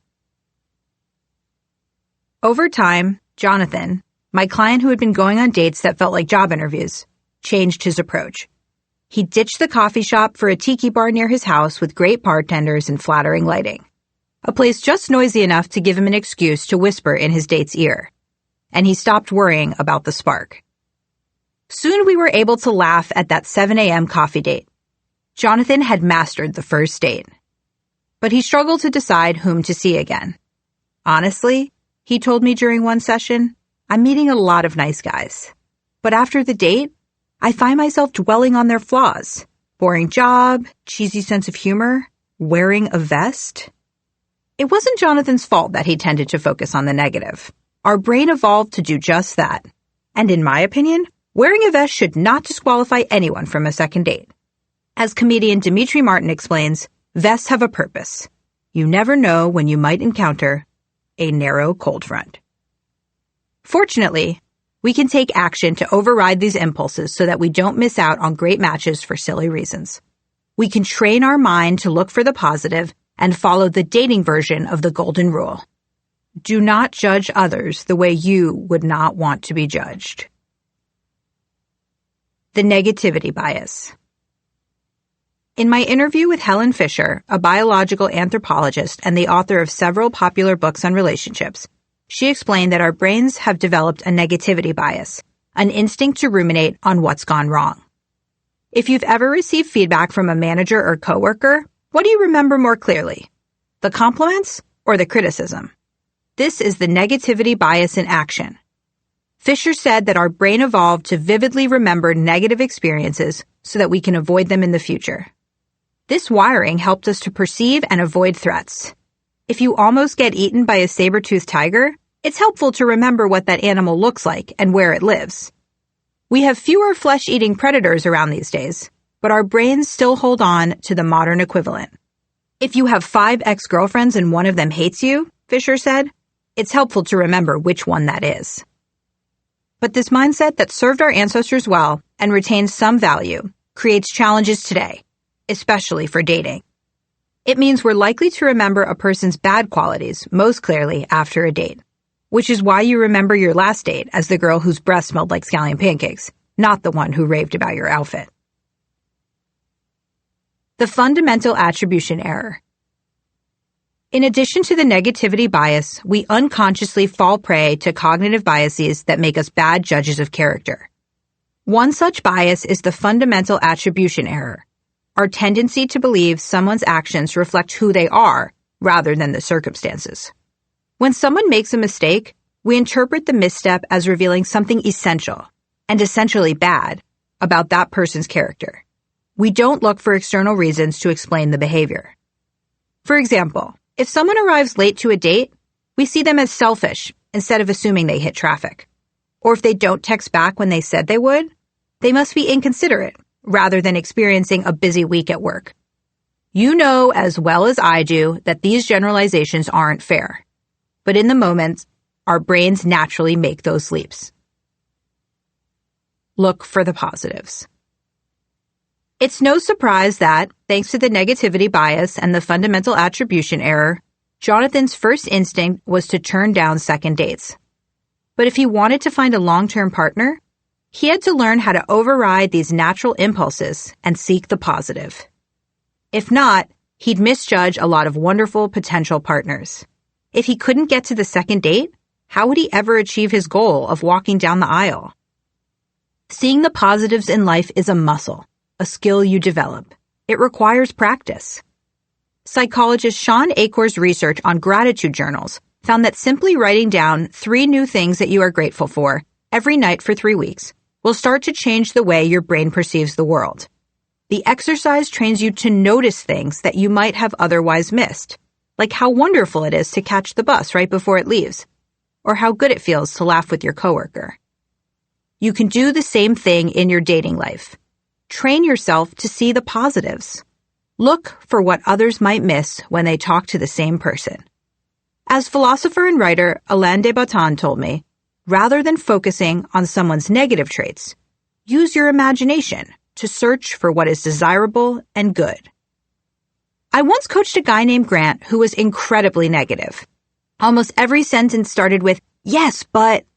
He lived life with his arms crossed over his chest, ready to challenge even good news. Unsurprisingly, his post-date texts to me were like mini Mean Girls burn books. Too short, didn't laugh, boring job, might want to move back to Canada. Mispronounced the word concomitant. At our next meeting, I sat him down. "Grant, you are not simply a compilation of your worst qualities or habits, right? You are not your flaws. You are a whole person with good traits and bad ones. And you want to be seen and evaluated based on that whole package, not just your areas for improvement. Do not judge others the way you would not want to be judged." After each date, he wasn't allowed to list his date's flaws to anyone, including himself. Instead, he had to send me 5 nice things he noticed about her. Just like Alain de Botton said, he had to use his imagination and see beyond the surface. In the beginning, Grant found this exercise tough. He wrote things like, "was not late," and "did not misuse any words." Over time, he got better at it. Here's one list he sent me. Number 1, she's kind. I love the way she treats the restaurant staff. Number 2, she's thoughtful. She asked me about my big meeting at work. Number 3, she's family-oriented. She actually seemed interested in hearing about my grandma. Number 4, she's super smart. Number 5, good kisser. Even though he hasn't found his person yet, Grant is going out on far more second dates these days. He's learned to use his imagination and, by extension, given himself the time to explore, understand, and appreciate potential partners. Exercise. Look for the positives. Look for the positives in people, whether you're evaluating them on a dating app or they're across the table from you at a restaurant. It will be easy to see their flaws. The way our brain has evolved practically guarantees it. But force yourself to look for the good. After your next date, text a friend 5 things you liked about your date. Heck, if it helps, you can even email them to me, to the number 5 goodthings@loganyuri.com. Now, that will help you spot the positives. But what happens when your date makes a mistake and the fundamental attribution error kicks in? You can choose to override this impulse by coming up with an alternate, more compassionate explanation for their behavior. If the situation is he's late to your first date, The fundamental attribution mode lands you at, he's selfish. But if you're in compassion mode, you think, even though he left his house an hour before your date, his train was delayed. Situation, he's slow to respond to initial dating messages. Fundamental attribution mode, he's rude. Compassion mode, he has a lot going on at work this week, but is still trying to find time to date. Situation, she made a bad joke during dinner. Fundamental attribution mode, she has a cheesy sense of humor and we're not compatible. Compassion mode, she was nervous and tried to make me laugh.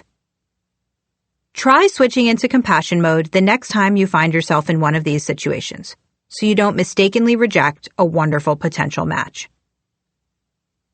Harness the power of defaults. All of the mindset changes I'm describing are hard. It's natural to focus on someone's negative qualities and decide you don't want to go out with that person again. But there's a way to make this whole thing a lot easier. Harness the power of defaults. Countless behavioral science experiments demonstrate how defaults, or preset options that require no action, impact our behavior. Imagine you're setting up a menu at a burger joint and you need to choose the go-to side, what your customers will automatically get with a burger. Will it come with fries, which people can swap out for a salad? Or will it arrive with salad, but people can request fries instead? Whatever you select will become the default option, which the majority of people will stick with. You can see the power of defaults by looking at the organ donation rates across Europe graph included in the PDF.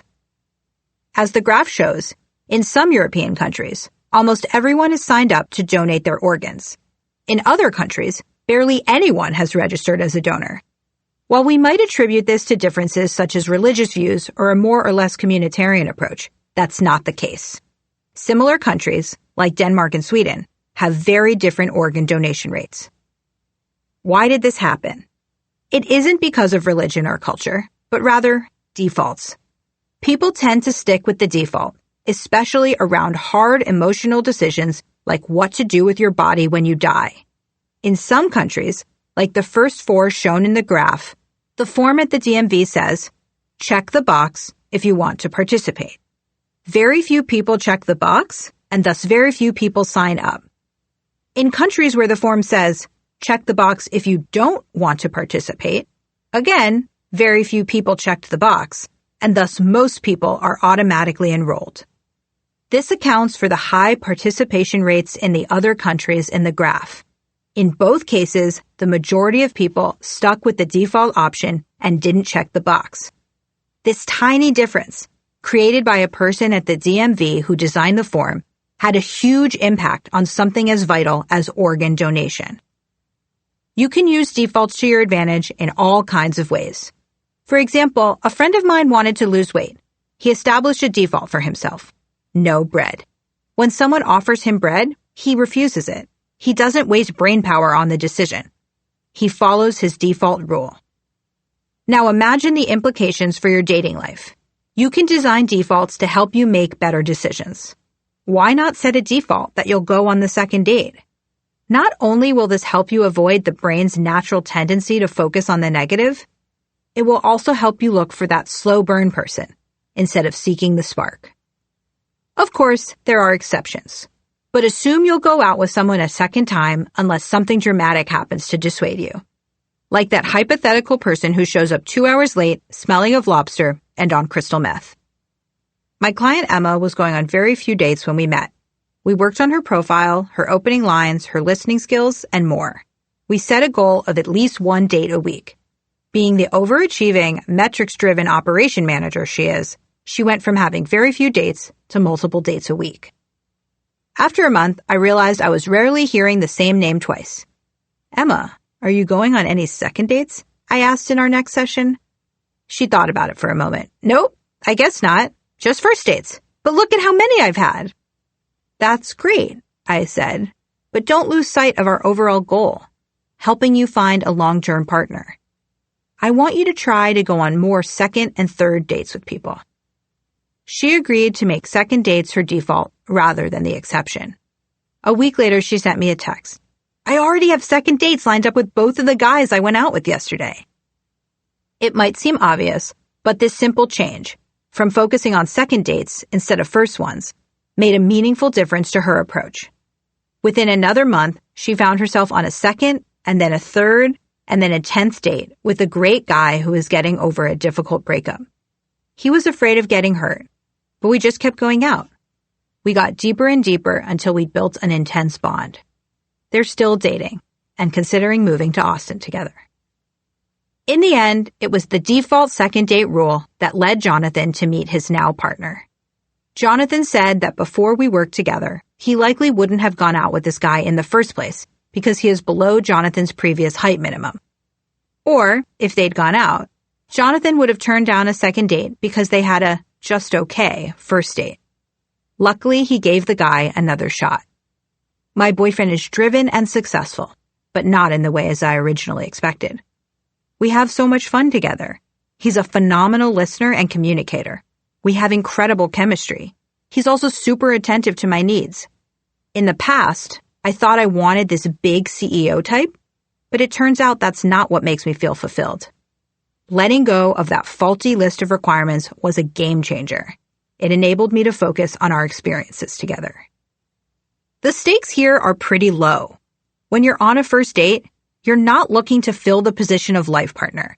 You're looking to decide whether or not you want a second date. That's it. It's better to go on a second or third date with somebody and then find out you're not a good fit than to rule out potential matches because of an initial impression that's vulnerable to all types of cognitive biases. Exercise. Make the second date the default. Now we're going to take an oath to help you commit to this. Repeat after me. I, say your name. No, really, say your name here. Commit to going on more second dates. Congratulations, you're now a person who goes on more second dates. PPPs, permissible pet peeves. The second date default will help you give more people a chance. So will my next tip. Stop confusing pet peeves with deal breakers. Actual deal breakers are fundamental incompatibilities that doom a potential relationship. For example, if you and your date practice different religions and you both want your kids to be raised solely in your faith. Anything less important is a nice to have, but not a requirement. A few years ago, I attended a happy hour event. A woman in her mid-30s approached me and said she wanted to talk about her dating life. Her name was Mariah. I'm really open to meeting someone, she said, as long as he's not a mouth breather. In our conversation, I discovered that one of the reasons Mariah had been single for many years was because she did things like divide all men into two categories, mouth breathers and non-mouth breathers. Yeah, sure, mouth breathing is annoying. So is talking with your mouth full or interrupting people or leaving your clothes all over the house until you can't see the floor. All things I do. But there's absolutely no research that correlates non-mouth breathing with successful long-term relationships. Prioritize what actually matters long-term. Do not let yourself get off track because of small distractions. You may be using these distractions as a defense mechanism, a way of staying single while still giving the appearance of dating to avoid, for whatever reason, taking the leap into a relationship. That's what was going on with Mariah. She was guilty of mistaking a PPP, permissible pet peeve, for a deal breaker. Let's make sure we have our definition straight. Pet peeve. A minor thing that an individual finds particularly annoying, perhaps more than other people do. PPP, permissible pet peeve. A preference that feels like a deal breaker, but is really just a pet peeve. Deal breaker. A genuine reason not to date someone. Think about your big deal breaker. Is there any way you could imagine being in a long-term relationship with someone who has that characteristic? If yes, it is not a deal breaker. For example, suppose you are a straight woman and one of the deal breakers for your potential partner is he's shorter than 5'10". Now imagine you meet someone gorgeous, charming, kind, a good listener with amazing friends who made you laugh, but then he stood up and you saw he was 5'9". Would you still want to date him? Almost certainly yes. Height is not a deal breaker. But let's say you're certain you don't want kids, and you go on a first date that ends with your date gushing about her nieces and nephews and how she can't wait to be a parent. I don't care how gorgeous she is and how much you love spending time with her, you two have fundamentally different plans for the future. That's a deal breaker. Other examples of deal breakers include one of you wants monogamy, the other doesn't believe in it. One of you has very old-fashioned views about gender roles in relationships, the other believes in a different balance. You smoke and aren't willing to quit, and the other person has serious asthma. Push yourself to make 2 different lists. What are critical deal breakers for you? And what are just preferences or nice-to-haves? This exercise really helped Jonathan. It was how he determined that height was way less important than he thought. So was being a business executive. But he knew he could never date someone who didn't have a sense of humor. Exercise. Identify genuine deal breakers. Using our new definitions, write out what truly matters to you. List 3 actual deal breakers. List 3 permissible pet peeves that you won't confuse with deal breakers. List 3 nice-to-haves that you won't confuse with deal breakers. How many dates do I need to go on before I call it? If you're on board with going on second dates as a default, the next question is, how long should I see this person? Should third dates be defaults? I can't tell you that 2 or 3 dates are all it takes to know if someone could be a great long-term partner. There's no data to determine that number. Take a look at what unfolds when you two hang out. Do you enjoy spending time with this person? Do they make you happy? Do you like who you are with them? Do you want to kiss them? Is your interest in them growing, waning, or just kind of trudging along? If your date is rude or disrespectful to you or anyone else, don't see that person again. Ditto if your date made you feel uncomfortable, anxious, or sad. Take an honest look at yourself. How old are you? How long have you been going on dates and complaining that there's no spark? Maybe it's time to switch things up and give someone a try. Look back at the secretary problem that I described in Chapter 4. Realize that you've likely already met someone who would make a great long-term partner. Look, I'm not telling you to go out and put a ring on it right away. You'll have plenty of time between the second date and that milestone to reflect on the relationship. I don't want you to get married because of a default. Instead, focus on the question at hand. Do you want to see this person again? If so, let them know. Ghostbusters Pledge. Don't you dare ghost. You'll inevitably reach a moment when you decide you don't want to move forward with someone. What should you do? Ghost? No, of course not. This whole book is about making intentional dating decisions, and that includes how you choose to end things. Here's how I define ghosting. Communication in which one party has the expectation of a response from the other person and doesn't get it. For example, if 2 people went on a date and neither texted the other person afterwards, I call that a mutual opt-out, not ghosting. But if they went out and one person wrote back and said, "Hey, that was fun. Can I see you again?" and the other person never responded, that's ghosting. Why do people ghost? I've interviewed dozens of people about their ghosting habits. Here's what I heard. I ghost because I don't know how to explain why I don't want to see them again. I ghost because it's uncomfortable to reject people. I ghost because it's less hurtful to just disappear than to straight out reject someone. People often ghost because they think they're avoiding an awkward situation and protecting that person's feelings. But that's just not true. Ghosting is awkward. Plus, it's hurtful and leaves the other person in limbo. Besides those obvious reasons not to ghost, here's another one. Ghosting makes ghosters feel worse than if they'd been upfront with their feelings. 2 cognitive biases help explain why this happens. First, our poor ability to make affective forecasts. In other words, we're lousy at predicting how situations will make us feel in the future, like how we'll feel after we've ghosted someone. Second, our views about ourselves change over time, depending on how we behave. According to psychologist Daryl Bem's self-perception theory, this happens because we don't have access to our inner thoughts and feelings. We look to our actions to tell us who we are. This helps explain why research shows that volunteering is one of the most reliable ways to boost our happiness. Volunteers consistently see higher levels of happiness and self-esteem than non-volunteers because when they're done, they look at their actions and think, I'm spending my time helping people. I must be pretty generous after all. People ghost to avoid feeling awkward. Yet, in accordance with self-perception theory, after people ghost, they look at their actions and think, I did kind of a mean thing. I might be a dick. And then they feel worse about themselves. I ran a small experiment to prove that ghosting makes people feel worse, not better. I recruited participants through Facebook and Reddit. These were self-described ghosters who claimed to ghost people at least once a month. In a survey, I asked them how happy they predicted they'd feel on a scale from 1 to 5, not at all happy to very happy, after either A, ghosting someone, or B, sending someone a more straightforward text saying they weren't interested.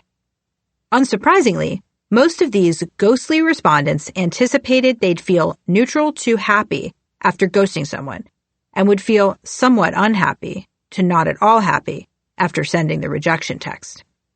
I told half the group to rank their happiness on that same 1 to 5 scale the next time they ghosted. I asked the other half not to ghost. If they met someone they didn't want to see again, I instructed them to send this message afterwards. Hey, insert name. I really enjoyed talking about insert conversation topic.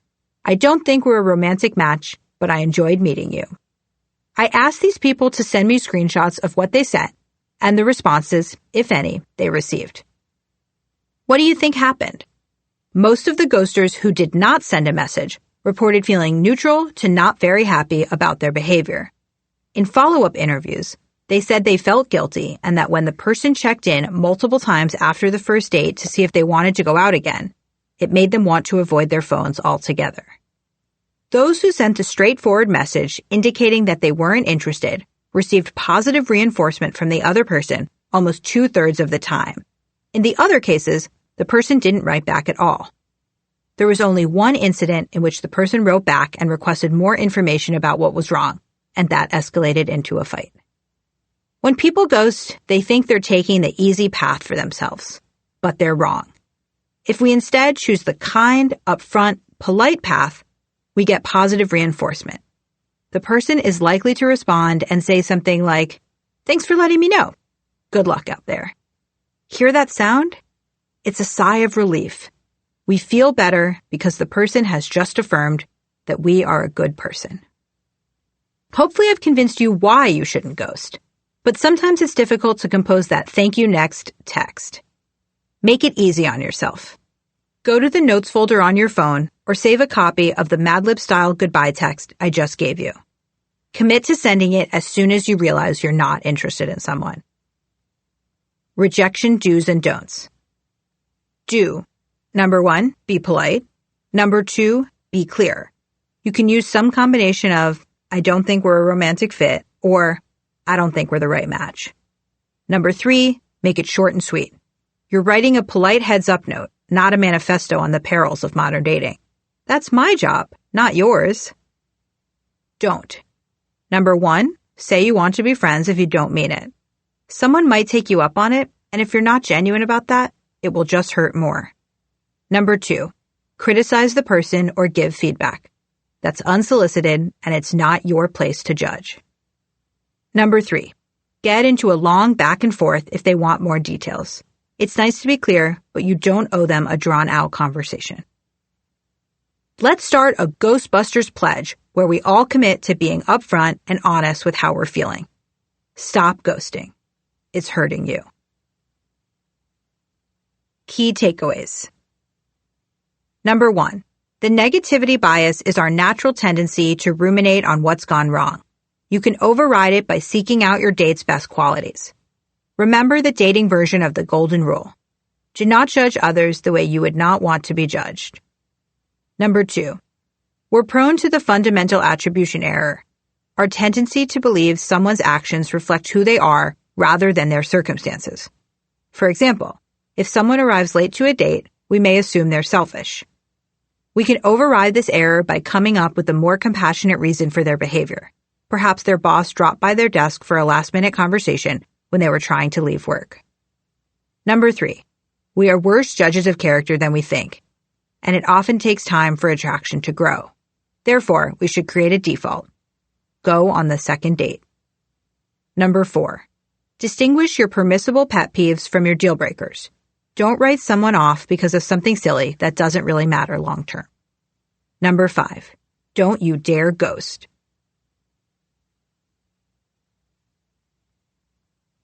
Section 3, getting serious.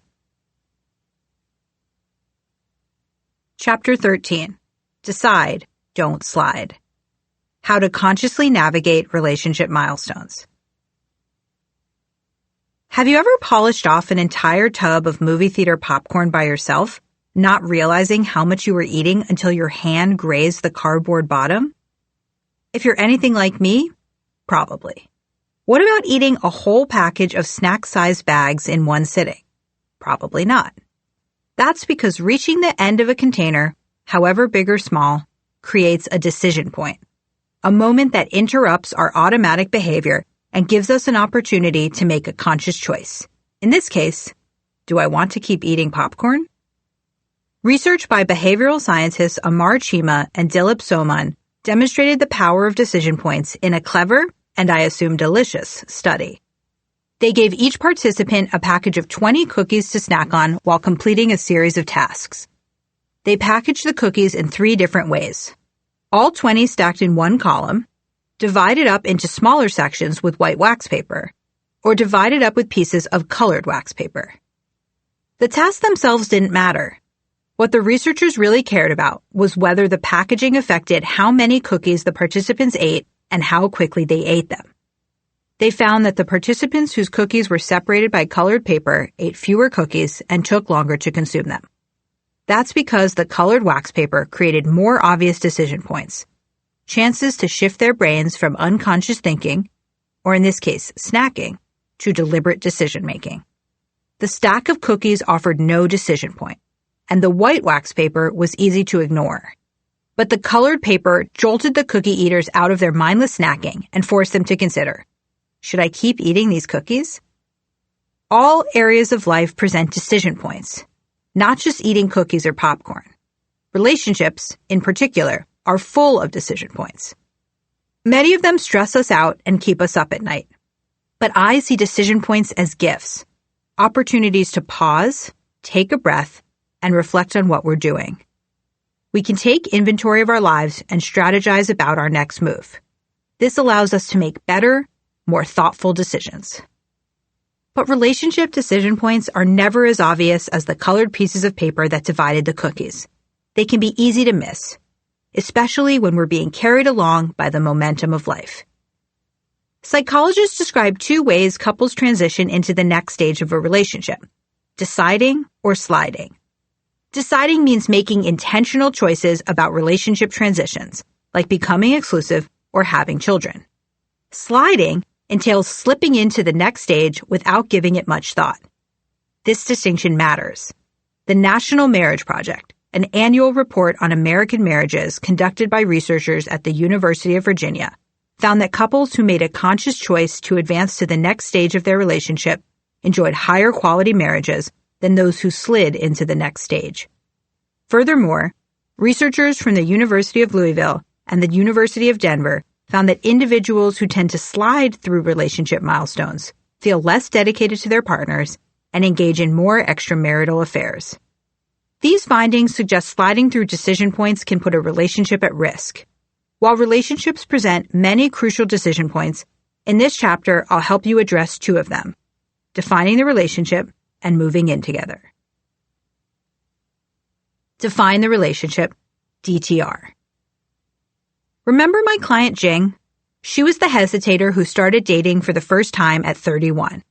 After a few short romances, she began seeing a guy named James. She loved his friends. They were kind, welcoming, and hilarious. But most of all, she loved how quickly James had introduced her to them. She met his family shortly afterward, at a rowdy Sunday dinner with his mom, dad, sisters, and nephews. She felt accepted. Finally, she thought, she'd found the relationship she'd been looking for. Exactly 4 months to the day after we met, we went away for the weekend, Jing told me. He drove, she navigated. When my phone died, I asked if I could pull up the directions on his phone. James hesitated. He said something about needing to keep his phone near him in case his manager texted. Jing could tell something wasn't right. She grabbed his phone. Even without unlocking it, she could see the notifications coming in from the dating apps. You've got a match. Her heart sped up as she scrolled down, reading the name of each girl he'd matched and messaged with. What is this? She said. I'm sorry, he said, but we never said we were exclusive. That was the last time they hung out. Jing told me this experience left her humiliated. In her mind, meeting James' family and friends and going away together meant they were in an exclusive relationship. She deleted her apps and told her mom she had a boyfriend.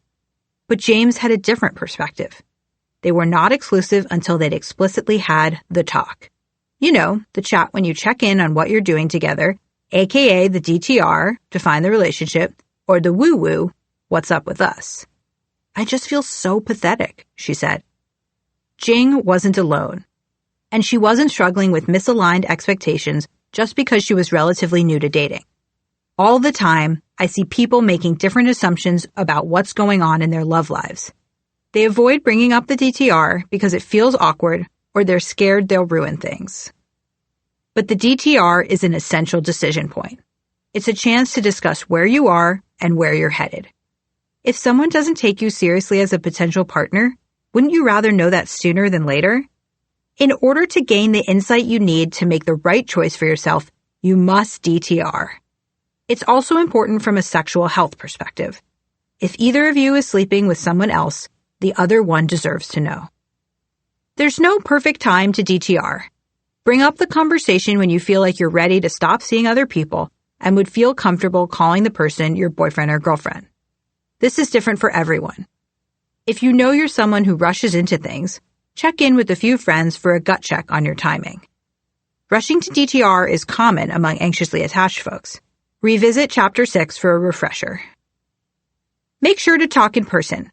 Think through how you'll open the conversation. One trick for tough talks is to start by announcing how awkward you feel. This alerts the other person to the fact that you feel vulnerable, which helps elicit a more empathetic response. Try an opener like, I feel awkward bringing this up, but... Or, it's always hard to ask this, but... Obviously, you could just straight up ask, are we dating? If that feels too direct, one technique is to say you're confused about how to refer to this person in the presence of others. For example, my friends are asking me what we are. What should I tell them? Or, how should I introduce you tonight when we meet my coworkers? Be clear with the other person about what you want to know. Are you looking for clarity on your labels? Do you want to know if you're sexually exclusive? Are you hoping to complete the ultimate modern-day romantic ritual, deleting your dating apps? You may not get the response you want. Remember, this is a conversation, not a negotiation. Respect what the other person says. Listen. This is about learning how they feel, not persuading them to give you what you want. Even if you don't receive the answer you hope for, at least you have additional information. More data is always better in these situations. Now you can decide for yourself whether you want to stay or go. That's what happened with Jing. Several months after the James debacle, she met someone new, a friend of a friend named Cal. She didn't want to repeat what had happened with James, so a few weeks after she started seeing Cal, she brought up the DTR. Cal said he was struggling to get over his ex and didn't feel like he could commit right away. He wanted to continue seeing Jing, but wasn't ready for labels or exclusivity. Jing decided that worked for her. She felt comfortable continuing to date Cal, even though they hadn't made the relationship official. I actually feel fine about it, she explained to me. I realize I don't need him to commit just yet. What matters is that he's being clear with me. Keep in mind, the way you handle the DTR will have an impact on your future relationship, whether or not you decide to make it official at that moment. If you want a relationship and you discover the other person does too, you'll feel happy and relieved. But what if you don't get the answer you're looking for? Make sure you thank them for sharing, even if you're disappointed with the news.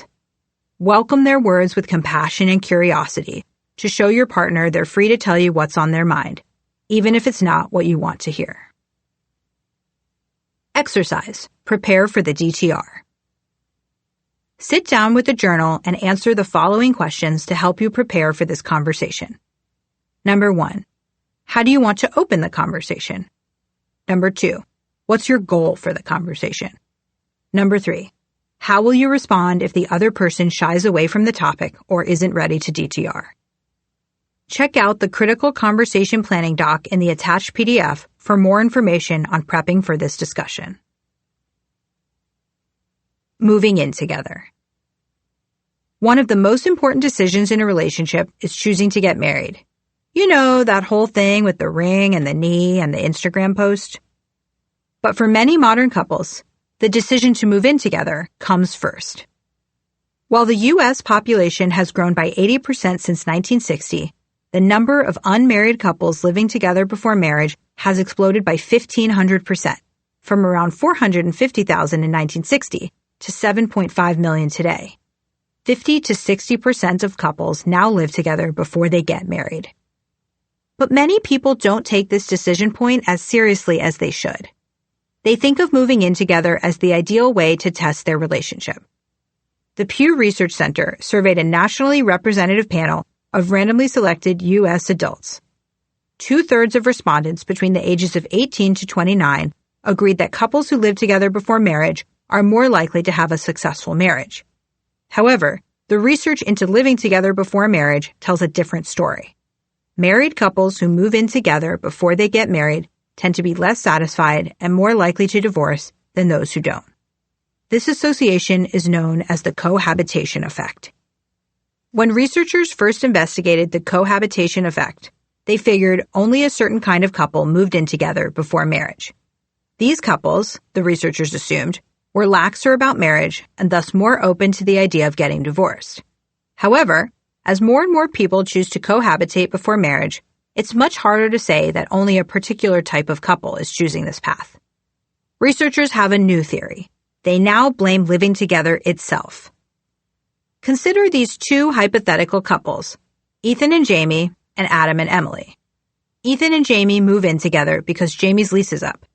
Adam and Emily discuss moving in together, but decide they're not ready yet. Both relationships deteriorate over time. Adam and Emily end their relationship, but Ethan and Jamie do not. That's because they now share a dog, a rubber tree plant, and a second-hand West Elm rug. The process of separating their stuff, finding new places to live, and coming up with a calendar to share the dog is expensive and annoying. Instead, they end up getting married and then divorcing a few years later. What does the tale of Ethan and Jamie teach us? First, cohabitation can lead to marriages and subsequent divorces that wouldn't have occurred if the couple hadn't moved in together. Second, never buy a second-hand rug. Moving in together makes it harder to be honest with yourself about the quality of the relationship because the cost of separating goes up significantly. Yet again, we encounter the status quo bias, our tendency to leave things as they are. When you break up with someone you live with, you're not just changing your relationship status. You're also upending your housing situation and your daily routines. This makes the status quo bias even harder to overcome. If you move in together and things aren't great, you're more likely to stay in the relationship than if you each had your own space. Since moving in together makes you more likely to get married, honor this moment as the milestone and decision point that it is. 42% of couples who decided their way into living together enjoyed a happy marriage, compared to 28% of those who slid. If these numbers seem low, that's the sad reality of long-term marital satisfaction for most couples. But there are ways to buck this trend. I'll tell you more in the last chapter. The practicalities of life, like wanting to save money, are fair reasons to start the conversation about moving in together. But make sure your discussion covers more than just logistical questions, like how to split rent and who's in charge of decorating. Arguing over whose couch to keep or what neighborhood to live in does not count as planning your future together. Take this moment to be intentional. Confirm that you and your partner are aligned on where the relationship is now and where it's headed in the future. Decide. Don't slide. Sometimes moving in means one thing to one person and something completely different to the other one. But without this type of conversation, a couple may not discover the misalignment until it's too late and they've already signed the lease. When Priya and Catherine approached the conversation, it didn't turn out the way they expected. We first discussed it after a year. Priya told me. Catherine found this great place near my office and wanted us to take it. She felt ready. We loved each other, this place was perfect, and we weren't getting any younger, Catherine added. During that talk, they discovered they weren't aligned. For Catherine, moving in together was the logical next step in their relationship, but wasn't a clear sign about whether they'd get married. For Priya, moving in carried the expectation that they were going to get married. In my mind, if I move in with you, I'm planning to marry you, she said. Maybe I won't, but that's the intention. Priya worried that once she and Catherine moved in together, they might stay together out of inertia. Priya saw the moving in together decision point as closely tied to the marriage one. I said to Catherine, I respect where you're coming from, and I just need a little bit more time before it feels like the right moment. For some couples, deciding not to move in together might signal the end of the relationship. But not for Priya and Catherine. They continued to date. A few months later, they checked in again. This time, it was completely different. We both felt like we could say, yes, this is a step toward getting married, Priya said. They moved in together and got engaged the next year. Their wedding was a giant family affair full of old friends, baby cousins, and rowdy aunts and uncles. Now we handle every decision like that, Priya told me. What's the point of rushing if you're not heading in the same direction? In addition to discussing what moving in together means to you, I recommend you talk about any fears or hesitations you have about this big change. Your conversation can lead to clarity about more than just the question at hand. I worked with a client named Laura who was planning to move in with her boyfriend. He was warm and loving. He made her, a naturally anxious person, feel content and calm. It was her first long-term relationship in 6 years, and she feared they might ruin things by moving in together too quickly. She told me she tended to be the CEO of the relationship. She liked being in control. But she worried that sharing a house would exacerbate this tendency and turn her into a nag. She'd seen that happen in her parents' relationship and believed it was what had pushed her dad away from her mom. My boyfriend works remotely, and I'm a corporate lawyer, Laura said. He's a super capable guy, but he doesn't always do what he says he will, or at least not in the time frame I want. I know it sounds terrible, but I'm just worried I'll end up texting him nonstop with reminders to walk the dogs and pick up the groceries. I coached her through a conversation with her boyfriend. I gave her advice on how to bring up the conversation, tactfully, split their household duties, equally, and check in on the adjustment of moving in together, frequently. And Laura did, even though it was awkward and she risked hearing an answer she didn't want. Over burgers one night, Laura told him how it made her feel when she had to remind him about shared responsibilities. She expressed her fear that she'd turn into a constant criticizer. He listened carefully and then confessed his fear that she would feel resentful of him because he was paying only a small share of the rent. They stayed up late talking about what was really going on for them. That weekend, they sat together and developed a system for managing household tasks. They would keep a shared Google Calendar to add reminders and appointments. That way, she could put a reminder on the calendar without having to feel like she was nagging him. And she promised never to hold the rent situation over him. They're now living together peacefully. Laura tells me their dogs get plenty of walks. Exercise. Get aligned before you sign a lease. Before you move in together, set aside a weekend to answer these questions. Number 1, why are we moving in together? Number 2, what does moving in together mean to you? Number 3, where do you see this relationship going in the future? Number 4, is marriage something we're considering? If so, when do you see us getting married? Number 5, what are your fears about living together? Where do we go from here? When you hit decision points such as the DTR, moving in together, or other relationship milestones, you may wonder if you should move forward with the relationship. You might wake up in the middle of the night and ask yourself, is this the right person for me? If you feel plagued by this question, the next few chapters address how to determine your answer. They will help you decide if you want to end the relationship, guide you through a compassionate breakup conversation, and help you overcome heartbreak. If you decide that you don't want to break up, you might find yourself facing a different serious and potentially life-changing question. should we get married? In Chapter 17, I'll walk you through specific exercises to lead you to an informed choice and explain why it's crucial to do your homework before you put a ring on it. Key takeaways. Number 1. A decision point is a moment in which you decide whether to continue what you're doing or choose a different path. It shifts your brain from unconscious thinking to deliberate decision-making. Relationships are full of decision points. They provide an opportunity to pause, take a breath, and reflect. Number 2. Psychologists describe 2 ways couples transition into the next stage of a relationship: deciding or sliding. Deciding means making intentional choices about relationship transitions. Those who slide slip into the next stage without giving it much thought. Couples who decide tend to enjoy healthier relationships. Number 3. When you start seeing someone, don't make assumptions about whether you're in a relationship. You need to DTR, define the relationship, to ensure that you're on the same page about where you are and where you're headed. Number 4. Moving in together makes you more likely to slide into marriage. So it's important that you take the step seriously and talk about what it means for your future.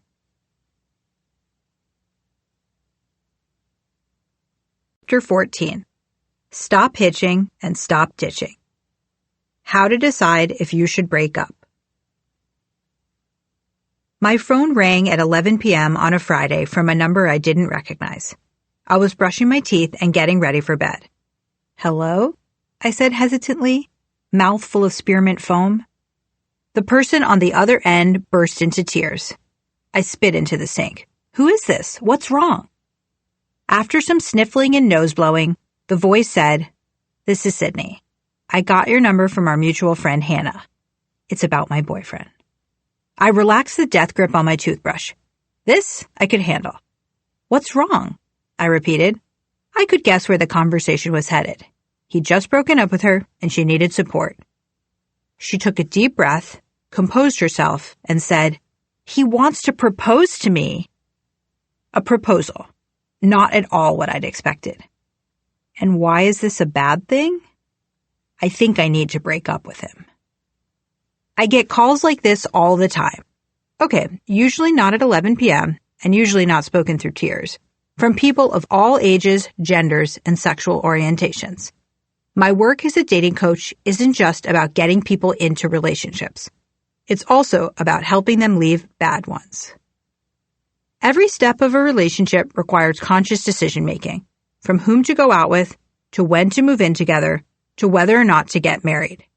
At some point, you may find yourself right where Sydney was in that moment, considering one of the most pivotal decisions of all, whether to stay together or break up. I wish I could give you a quiz or a flowchart that would magically reveal what to do, but I can't. There's no easy answer, and every situation is unique. I don't know all the factors at play, how you think you feel, how you really feel, what else might be causing your discontent, and you probably don't either. However, I do know the cognitive forces at play that make this decision harder. Understanding them will help you decide what to do next. People who ask me for breakup consultations usually fall into one of 2 categories. Some tend to stick around in relationships that aren't working. I call these people hitchers. The other group consists of people who tend to leave relationships too soon, without giving them a chance to grow. Ditchers. Of course, you may fall somewhere in the middle of the bad breakup behavior spectrum. Not a scientific scale, but it should be. These tendencies wax and wane depending on whom we're with, what's going on in our lives, and many other factors. Ditching. Before I tell you what happened with Sydney, I want to introduce you to Mike. Mike is 36 and lives in Albuquerque. When he first contacted me, he explained that he'd been seeing his girlfriend for around 3 months. She made him happy. She called him on his bullshit. She helped him figure out what he wanted to do next after he'd been laid off. "She's so incredibly kind," he said. "Maybe the kindest person I've ever met." Unfortunately, for the last few weeks, he'd felt a familiar pull. He wanted to break up with her. "This is what I always do," he explained. "I meet someone awesome, but after 3 months, I start to fixate on their flaws, and then boom, I end it. What is it about your current girlfriend that's bothering you now? I asked. I know this sounds snobby, but it's the way she speaks. She misuses and mispronounces words. She says pitcher instead of picture. I think it's a Boston thing. A permissible pet peeve if I'd ever heard one. Thank you for sharing those hesitations with me, I said, making sure to enunciate my words carefully. What are your long-term goals? I want to get married and have kids. At this rate, it seemed unlikely that Mike would reach domestic bliss, given his proclivity for ending things at the 3-month mark. But I could see that he was trying. He admitted that he usually had one foot out the door from the very beginning. He tended to leave before giving his partner a fair chance, which undoubtedly affected how he behaved in the relationship. He abandoned relationships early because he always wondered if there was someone better out there. And yes, if this sounds familiar, it's because Mike was definitely a maximizer. Falling versus being in love. Some ditchers are motivated by their maximizer tendencies. They leave relationships too quickly because they believe they can find something better. Others ditch because of a romanticizer tendency. They expect relationships will always offer the exciting infatuation that abounds in the early stages, the feeling of hearts fluttering, palms sweating, minds racing. They end relationships too early because of a cognitive error called the transition rule. As behavioral economists Daniel Kahneman and Amos Tversky explained, when we estimate how something will feel in the future, we tend to focus on the initial impact. For example, you might imagine that lottery winners end up extremely happy, but it turns out that's incorrect. As I mentioned earlier in the book, a year after they win, lottery winners are about as happy or unhappy as non-lottery winners. When imagining the lottery winner, we focus on that transition, going from being an average Joe to being a big winner. Now that's a huge change. But in reality, once you're rich, you eventually adapt to your new circumstances, and sooner or later, the money doesn't seem to hold as much intrigue. You go back to how you felt before the major event.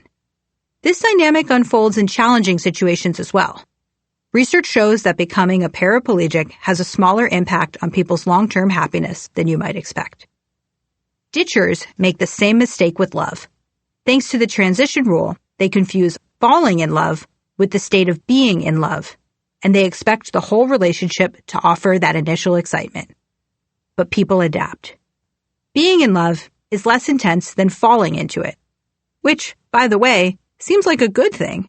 How could we get any work done with everyone walking around acting like the classic cartoon character Pepe Le Pew, smitten and speaking broken French?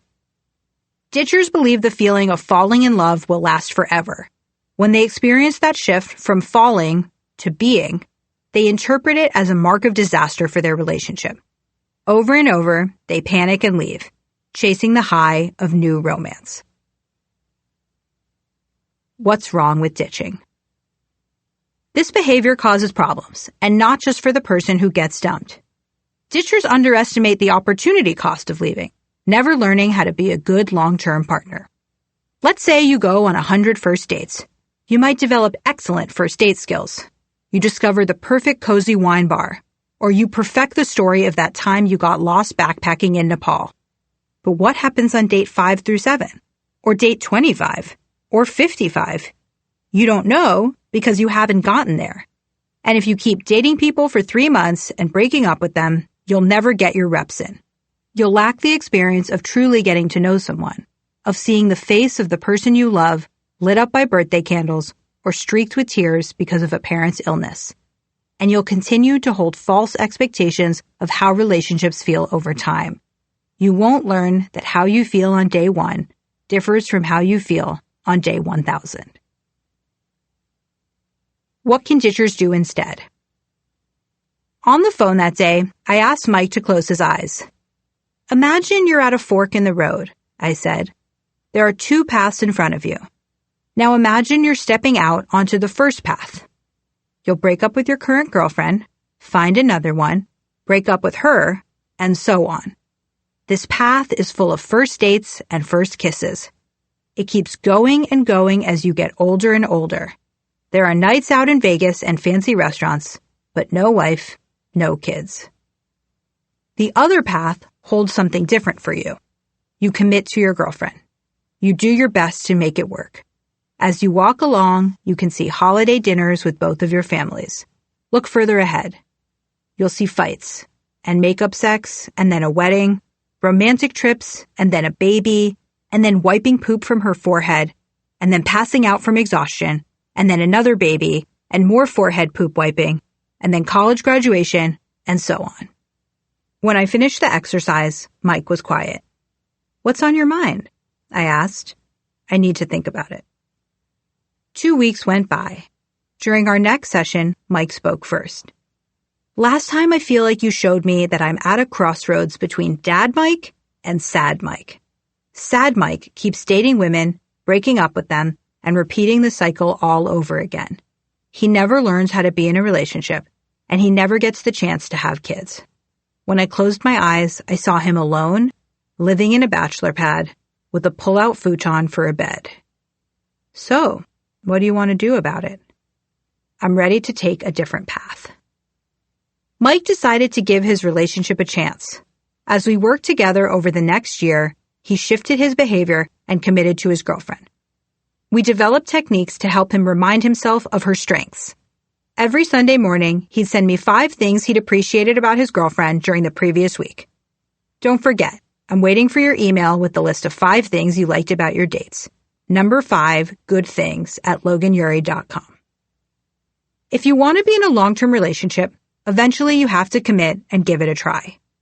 When Mike gets the occasional itch for something new, I reassure him that's normal. He's chosen the path toward Dad Mike, and there's nothing sad about it. Hitchers.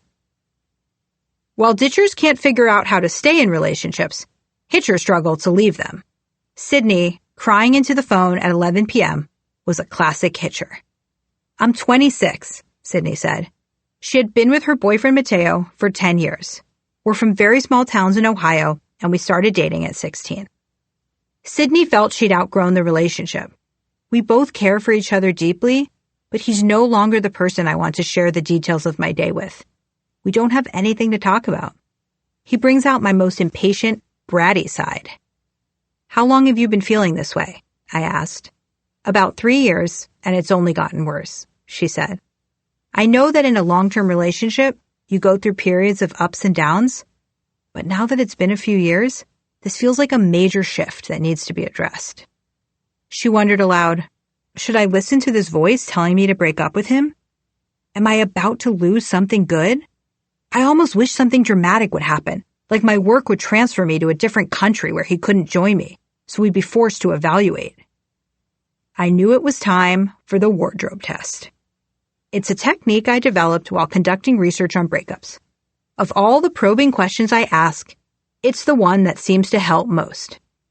I'm going to tell you the question, but first, I want you to promise that if you're considering a breakup, you'll take a moment and answer this question for yourself as honestly and quickly as possible.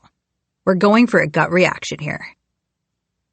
Exercise. Take the wardrobe test. If your partner were a piece of clothing that you own, something in your closet, what piece of clothing would they be? The question is abstract and absurd enough that it allows people to reveal their true feelings. Some people say their partner is a warm coat or a snuggly sweater. To me, this suggests that they find their partner very supportive. One woman said her boyfriend was her little black dress, something she felt sexy and confident in. One man said his girlfriend was like his favorite pair of loud pants he wears to music festivals, which she'd given him as a gift. They're an item he loves, but never would have chosen for himself. Other people reveal how much frustration they feel about their relationship. One guy said his boyfriend was a wool sweater, something that keeps you warm but then gets itchy when you wear it too long. I asked Sydney the question. Mateo is like that kind of scrubby old sweatshirt that you have, that you love but maybe wouldn't wear to an important meeting, she said. When you put it on, you're like, yes, I'm in my element.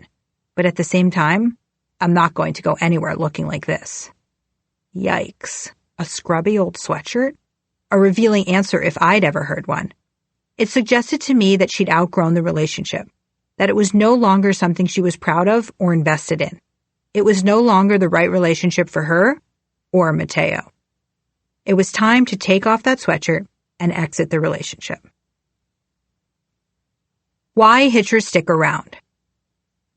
There are several cognitive biases that help explain why hitchers stay in relationships too long. Imagine this situation. You buy a ticket to an amateur improv show for $22. You sit down, and within 10 minutes, you can tell it's not for you. The improv is really amateur. I'm talking yes and no thank you bad. You might say to yourself, I should stay. I paid $22.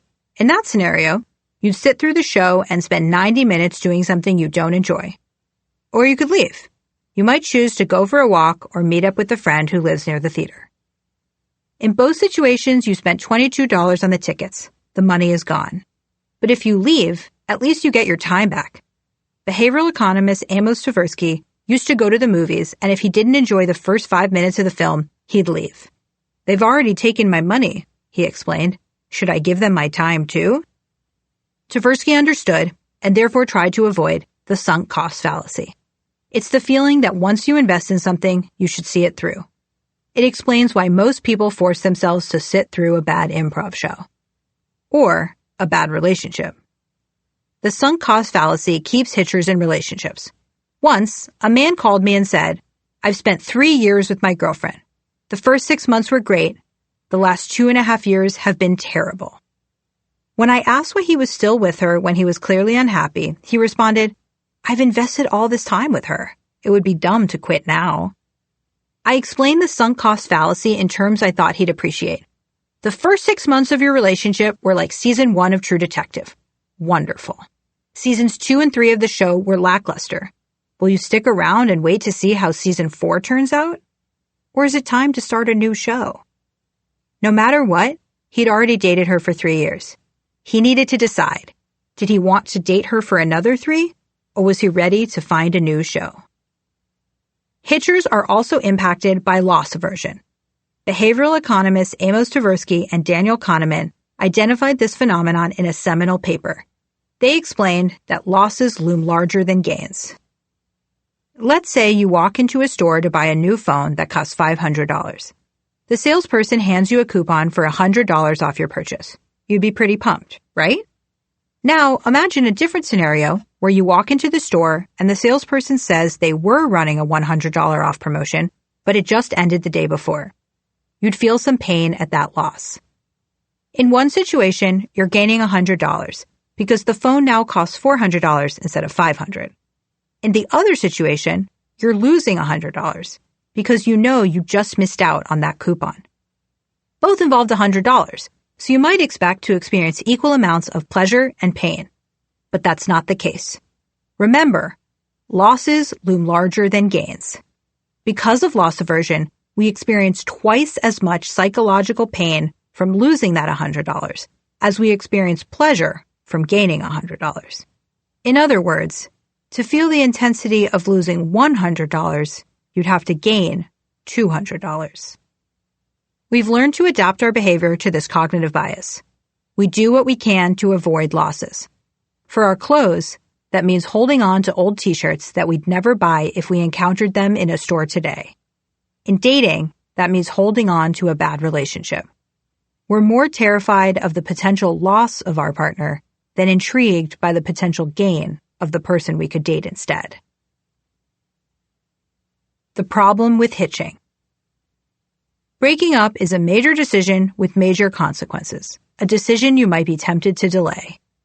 But what you don't realize is that by staying in the relationship, you are already making a decision. A breakup isn't an exit ramp. It's a T-shaped junction. To the left, breakup point. To the right, stay together mountain. No matter which direction, you're making a choice. Like ditchers, hitchers underestimate opportunity cost. But hitchers miss out on finding a new relationship. To extend my highway metaphor, the longer you sit idling at the intersection, the longer it takes to get to your destination. You're also wasting gas, which is just so inappropriate. Climate change is real, people. But here's the worst thing. You're not alone in the car. Your partner is with you. If you're planning on ending the relationship, every day you wait, you're wasting their time too. You should be especially sensitive if you're dating a woman who is hoping to give birth to her own kids. You're underestimating her opportunity cost of being with you. The longer you put off breaking up with her, the less time she has to find a new partner and build a family. The kindest thing is to give her a clear answer so she can move on and find someone else. Should I stay or should I go? Hopefully, you now have a good sense of whether you're more of a ditcher or a hitcher, but you still might be struggling to decide what to do next when it comes to your relationship. Here are some questions that will help you decide whether to end it or mend it. Carve out some time, make yourself some tea, and sit down with a journal to answer these questions. Number 1, take the wardrobe test. If your partner were a piece of clothing that you own, something in your closet, what piece of clothing would they be? How to interpret your answer. Use this answer to understand how you view your partner and the relationship. As I mentioned, the abstract nature of this question helps reveal some underlying truths about our partnerships. Interpreting your answer will require you to analyze your own psyche. In general, it bodes well for your relationship if the answer is a piece of outerwear, like a sweater or jacket that keeps you warm, or a favorite shirt, pair of pants, or shoes. It's worrisome if your item involves something that's worn out, itchy, or uncomfortable, or something you don't want to be seen wearing in public, like a tattered banana hammock. Number 2, are there extenuating circumstances going on in your partner's life right now, like a new job or a sick parent, that make it hard for them to show up for you the way you want them to? Is it possible that things will go back to normal when this situation is resolved? How to interpret your answer.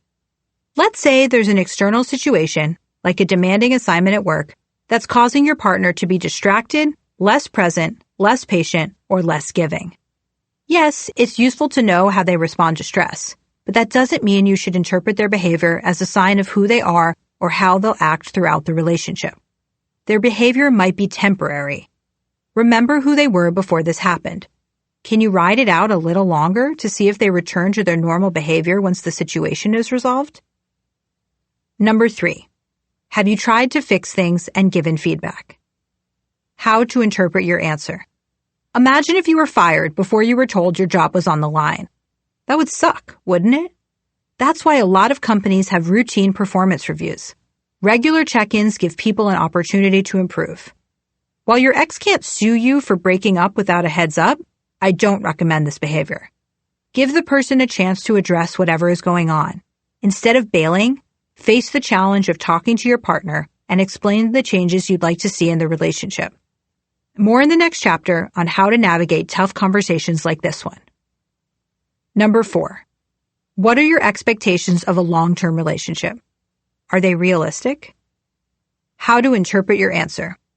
First, understand that no one is perfect, including you, so stop being so freaking picky about tiny character flaws. Those are pet peeves and not deal breakers. Don't be like the character Jerry on Seinfeld, the perpetual bachelor who breaks up with women because they have man hands, shush him, eat their peas one at a time, or enjoy a khakis commercial he dislikes.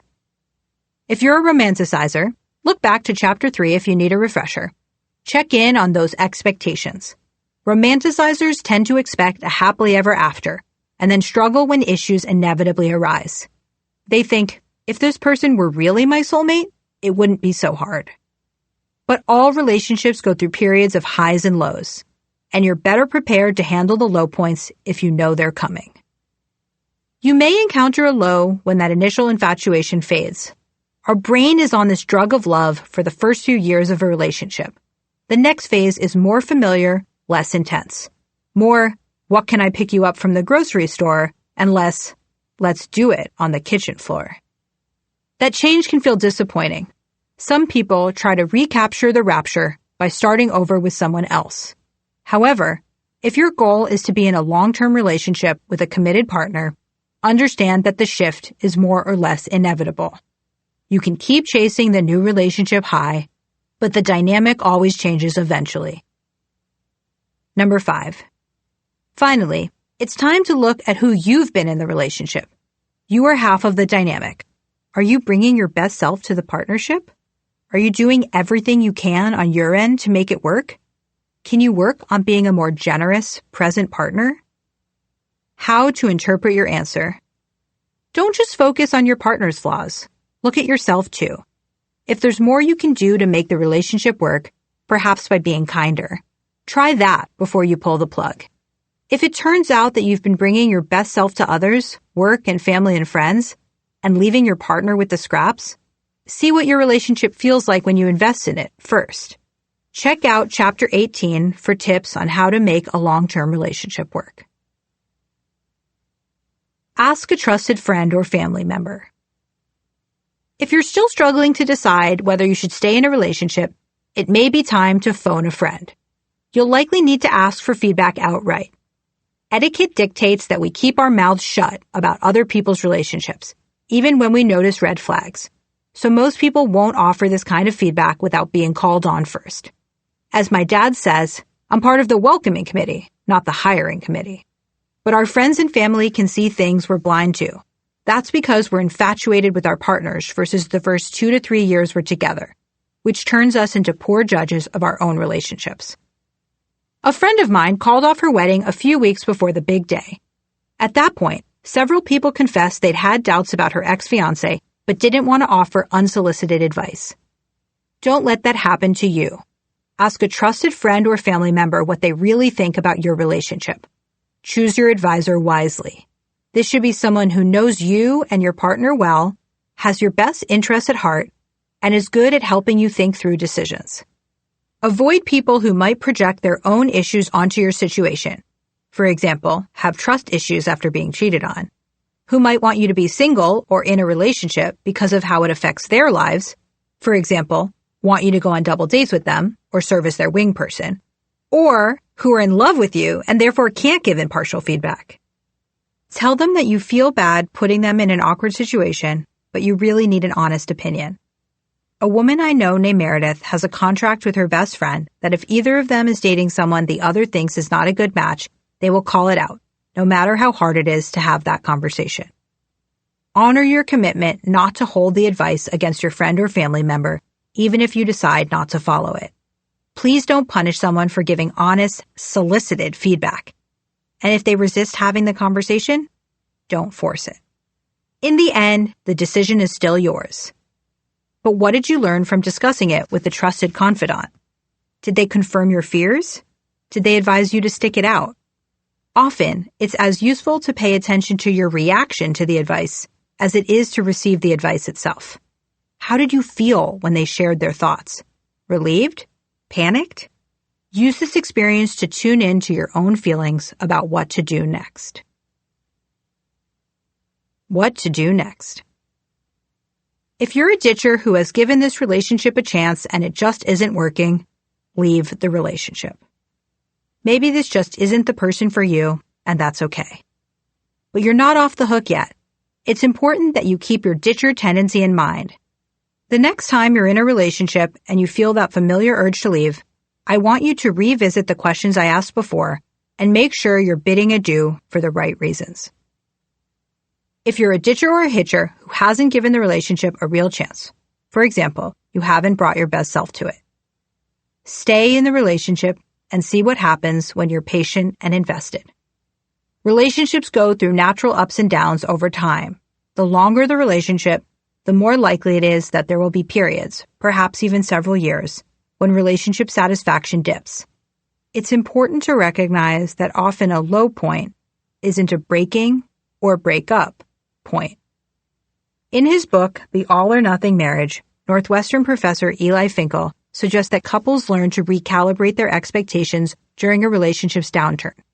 Downturns can happen for a number of reasons, perhaps because of demands from young children, aging parents, or a stressful job. While some marriage experts might tell you that when things are rough in your relationship, you need to invest more time and energy to make it work, that's often unrealistic. When you're depleted, there's not much left to give. Instead, ask less from your relationship, temporarily, while you sort out other parts of your life. Focus on yourself first. We're most able to love when we feel complete. The more confident and comfortable we feel about ourselves, the easier it is to give and share with others.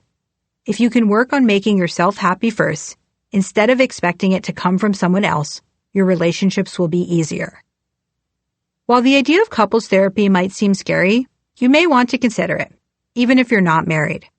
There's a misconception that if a relationship needs therapy, it's too late to save it. No, give it a chance. According to relationship scientist John Gottman, despite there being almost 1 million divorces in the United States every year, fewer than 10% of these couples ever talk to a professional. Couples therapy has been studied and validated over the past few decades. Who knows how many of those couples may have been able to save their relationship if they received professional support. I feel comfortable giving you this advice because of my own experience choosing to stay. A few years ago, I sat with Scott at a fancy restaurant in New York. A waiter appeared at our table, offering a basket full of bread rolls just pulled from the oven. I picked one out and carved out a heap of cultured butter, flecked with sea salt. "What have you been up to at work?" I asked Scott. At the time, we'd been dating for 3 years and living together in San Francisco for 1. I'd moved to New York temporarily to participate in the 4-month TED residency.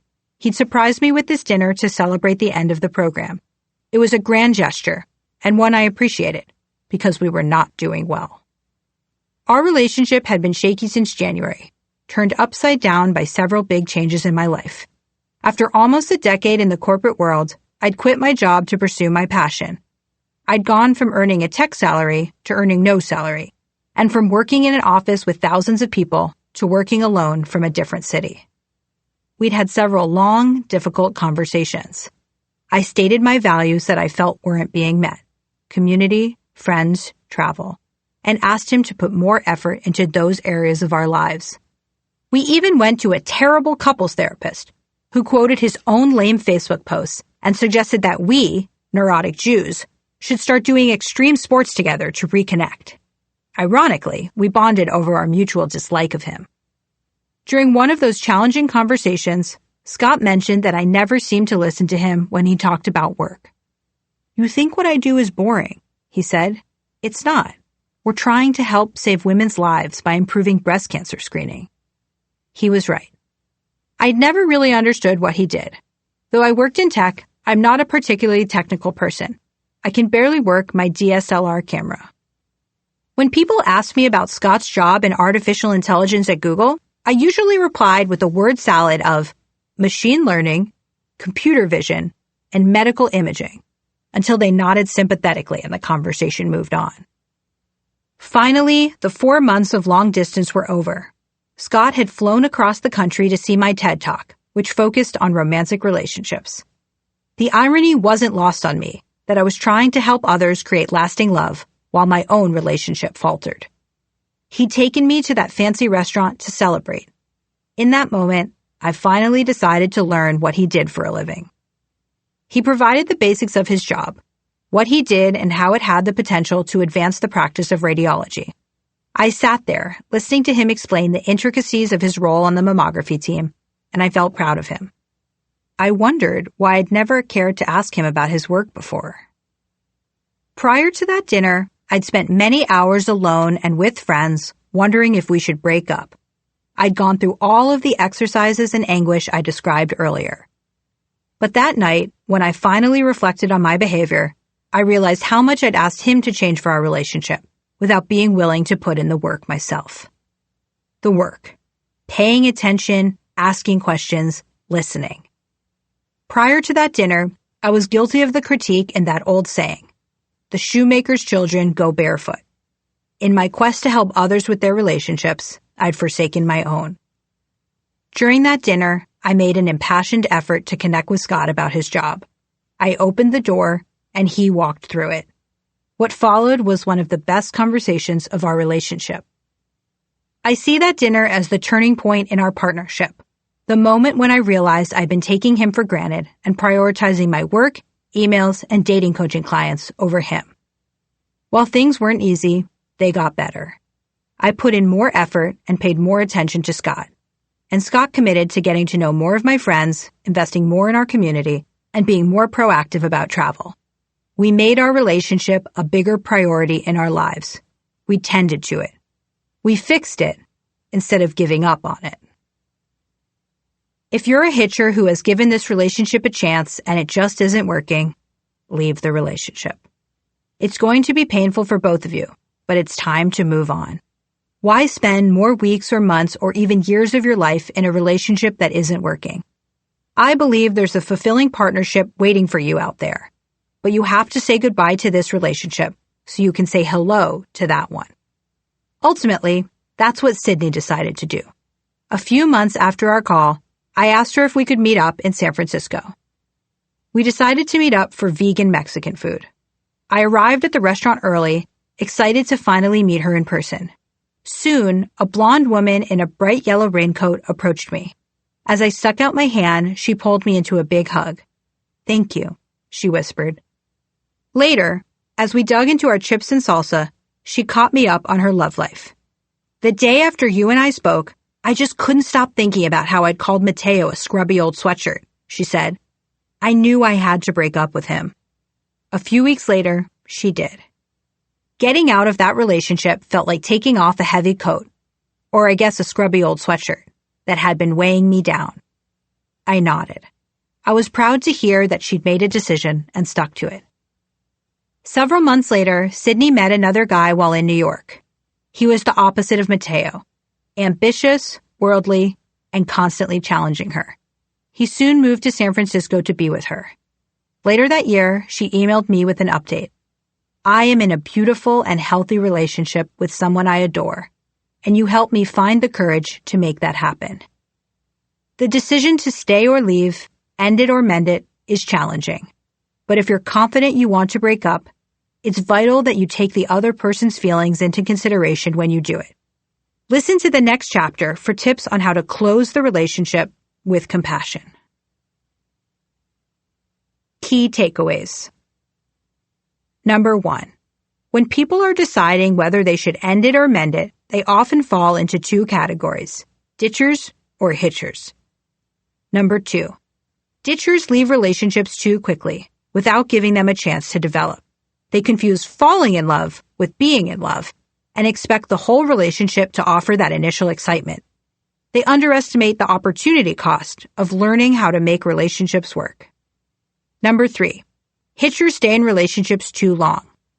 Hitchers are affected by cognitive biases like the sunk cost fallacy, continuing to invest in something because you've already dedicated a lot of resources to it, and loss aversion, our tendency to try and avoid losses because we experience them as particularly painful. Hitchers forego the opportunity to find a more satisfying partnership. Number 4. To figure out whether to stay or go, consider your historical tendencies and determine if you've given the relationship a fair chance. Get input from someone you trust to help you make your decision. Ask yourself the wardrobe test question.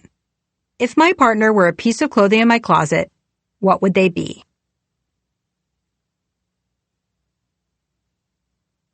Chapter 15.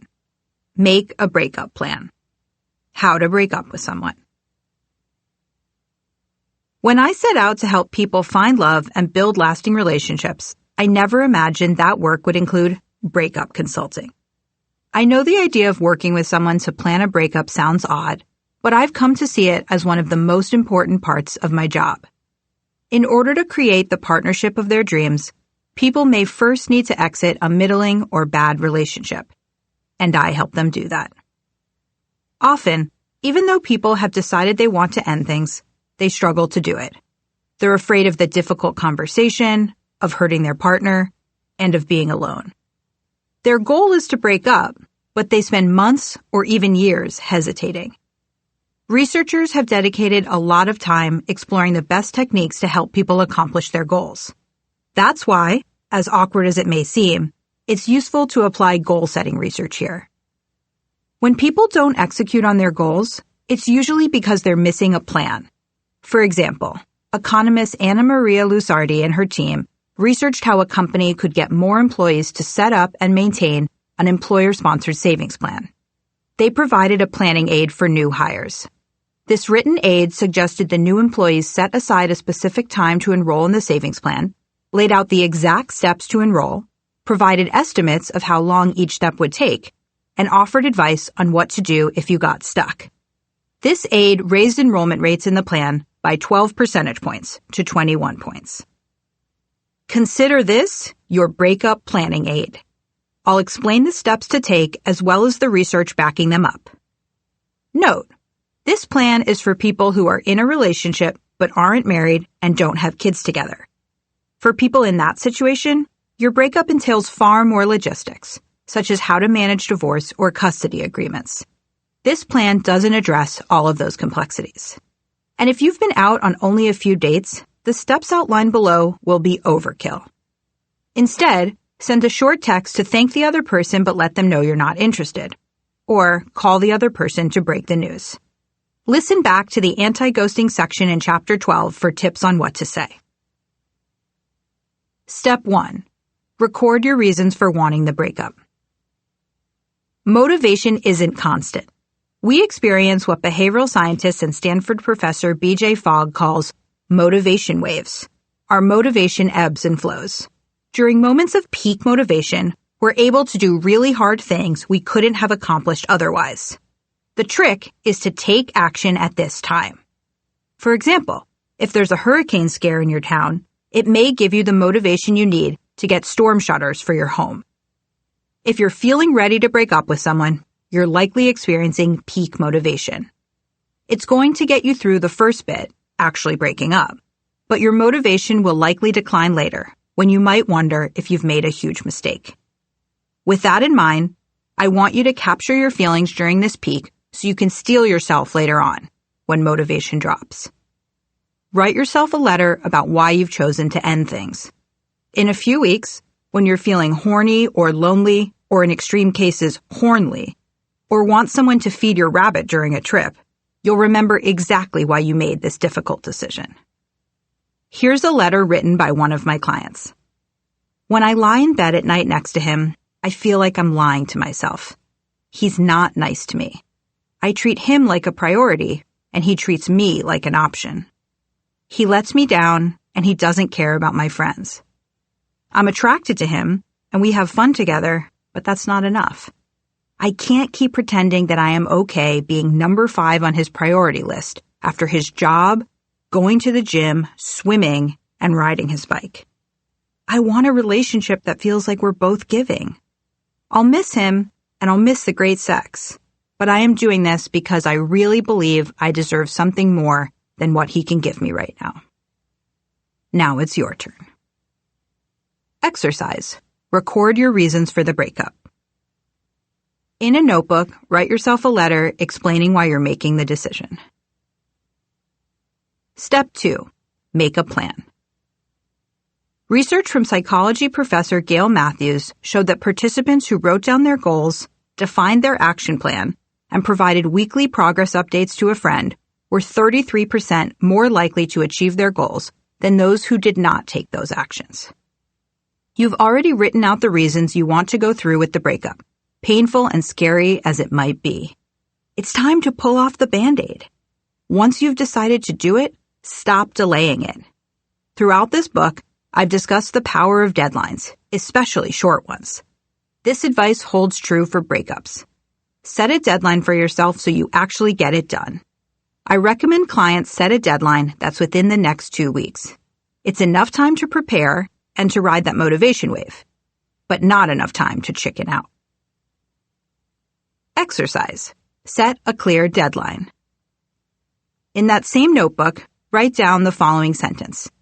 I commit to having this conversation by, and write down the date that you set as your deadline. Once you've set your deadline, it's time to make a more specific plan for when and where you'll have the breakup conversation. Research from David W. Nickerson of the University of Notre Dame and Todd Rogers of Ideas 42, a nonprofit dedicated to social science research, demonstrates the power of making a plan for when and where we'll act. They asked people in single voter households specific questions about their plan for voting. For example, around what time do you expect to head to the polls on Tuesday? Where do you expect you will be coming from when you head to the polls on Tuesday? And what do you think you'll be doing before you head out to the polls? It turned out that the people in single voter households who were asked those questions were 9% more likely to show up to vote than those who hadn't been asked those questions. Merely being prompted to make a plan made a difference. Not only does having a specific plan make you more likely to follow through on the breakup conversation, it's also a way to make sure you're being as compassionate as possible to your partner during this difficult moment. Choose a quiet location, preferably your home or your partner's. Don't break up with someone in public. I see that as a Weasley attempt to ensure the other person doesn't make a scene. You know what? Maybe they will. It's your right to break up with them, and it's their right to have a strong emotional response to that action. Consider your timing. You're about to detonate a bomb in someone else's life. You know this is coming. They don't. Don't break up with someone the day before they have to take a big exam, or give a presentation, or interview for a new job. One of my clients planned to break up with his girlfriend on a Saturday night at 6 p.m. They had committed to attending her niece's recital at 7 p.m. that night. That's not fair. Understand that the breakup will likely derail the night, their weekend, and beyond, so choose your timing carefully.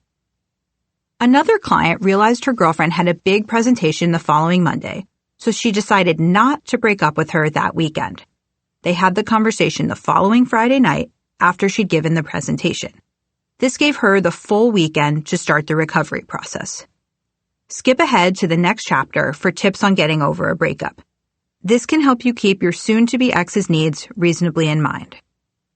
Delay within reason. Don't push back the conversation for months if your partner has a super stressful job with non-stop important meetings, but don't be a dick. Exercise. Commit to a specific and thoughtful time for the conversation. In that same notebook, write this down. I'm going to do it on, insert the day you're going to do it, because, insert the reason why you're going to do it on that day. For example, I'm going to do it Friday night after his big presentation next week because that gives him the weekend to recover. Once you've decided when and where you'll initiate the breakup, you'll want to make a plan for what you're going to say. How do you want to start? I suggest you emphasize that you've given this decision deep consideration and you want to end the relationship. Be compassionate, but direct.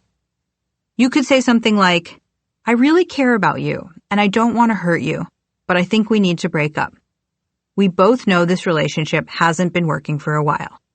We tried to make it better, but at this point, I don't think we can make the changes we need to. I want us to both find love and be happy, but I don't think this relationship is going to give us that. Another example of an opener. I need to talk to you. I love you, and I love so many aspects of our relationship, but I'm not happy, and I don't think that you are either. This is insanely hard to say because I don't want to hurt you. I'm so grateful for the time we've had together, but after giving it a lot of thought, I don't think we should be together. Obviously, your partner will be hurt. That's unavoidable. Do your best to make them feel better. But if they say, "What's wrong with me?" don't answer. Here's why. They're the wrong person for you, but there's nothing inherently wrong with them. And even if there is, you're not in a position to say that.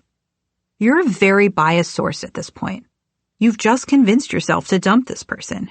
You can share reasons why you don't want to stay together. For example, you bring out an anxious side of each other, fight all the time, or repeatedly ask the other person to work on certain issues in the relationship and they refused.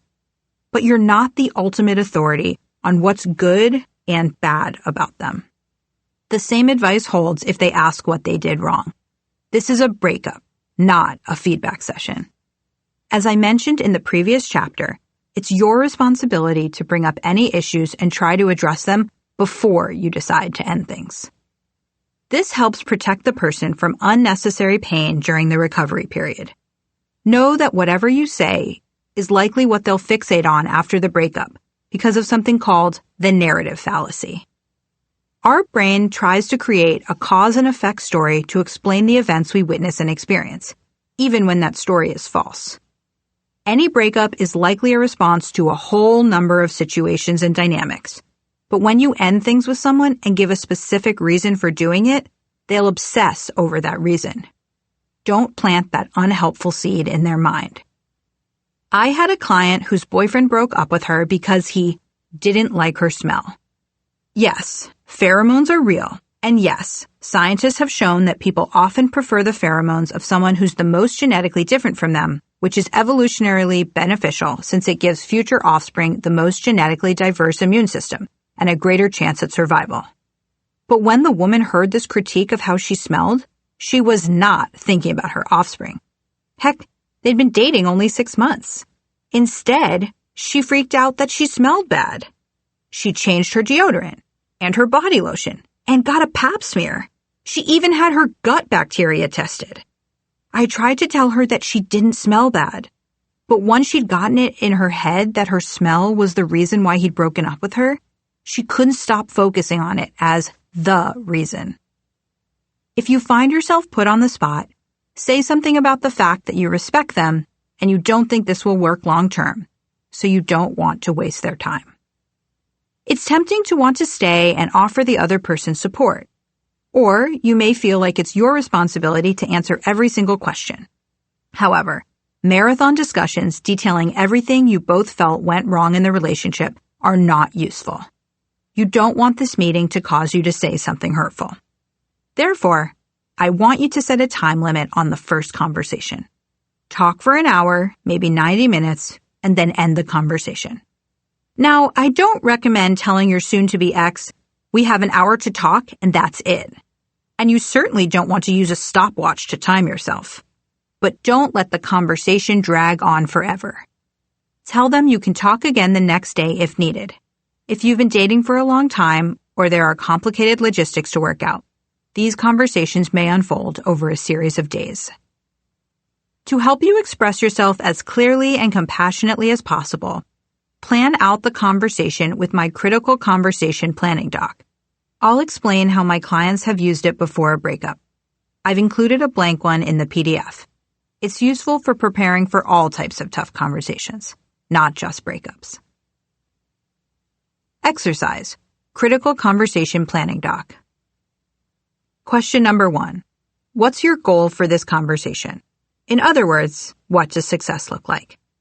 A sample answer might be, we both get to express how we're feeling, she feels heard, and it's clear we're broken up. Number 2, what's the core message you want to communicate? I've given this a lot of thought, and I really care about you as a person, but I don't think this is the right relationship for me. Number 3, what tone do you want to use? What tone do you want to avoid? Calm, compassionate, caring. I want to avoid sounding defensive or callous. Number 4, how do you want to open the conversation? I trust this won't come as a surprise to you because in the past few months we've both shared that we aren't feeling happy. I've given it a lot of thought, and even though I care deeply about you, I don't think this is the right relationship for me, and I think we should break up. Number 5, what needs to be said? Thank you for supporting me during my job transition, for being so kind to my family, and for teaching me so much about the world. I've been feeling unsure about this for a while. I did a lot of soul searching, and I don't think this is the right relationship for me. We've been fighting a lot lately, and I don't like the side of myself that the relationship brings out. We've done the work to see if we can save this relationship, and I believe it's best for both of us if we end it. Number 6, what are your concerns about how the other person will react? She will ask me exactly what she did wrong, or she will say mean things to me. Number 7, what will you do if that happens?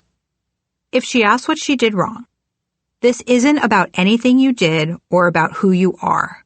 It's about what we create when we're together.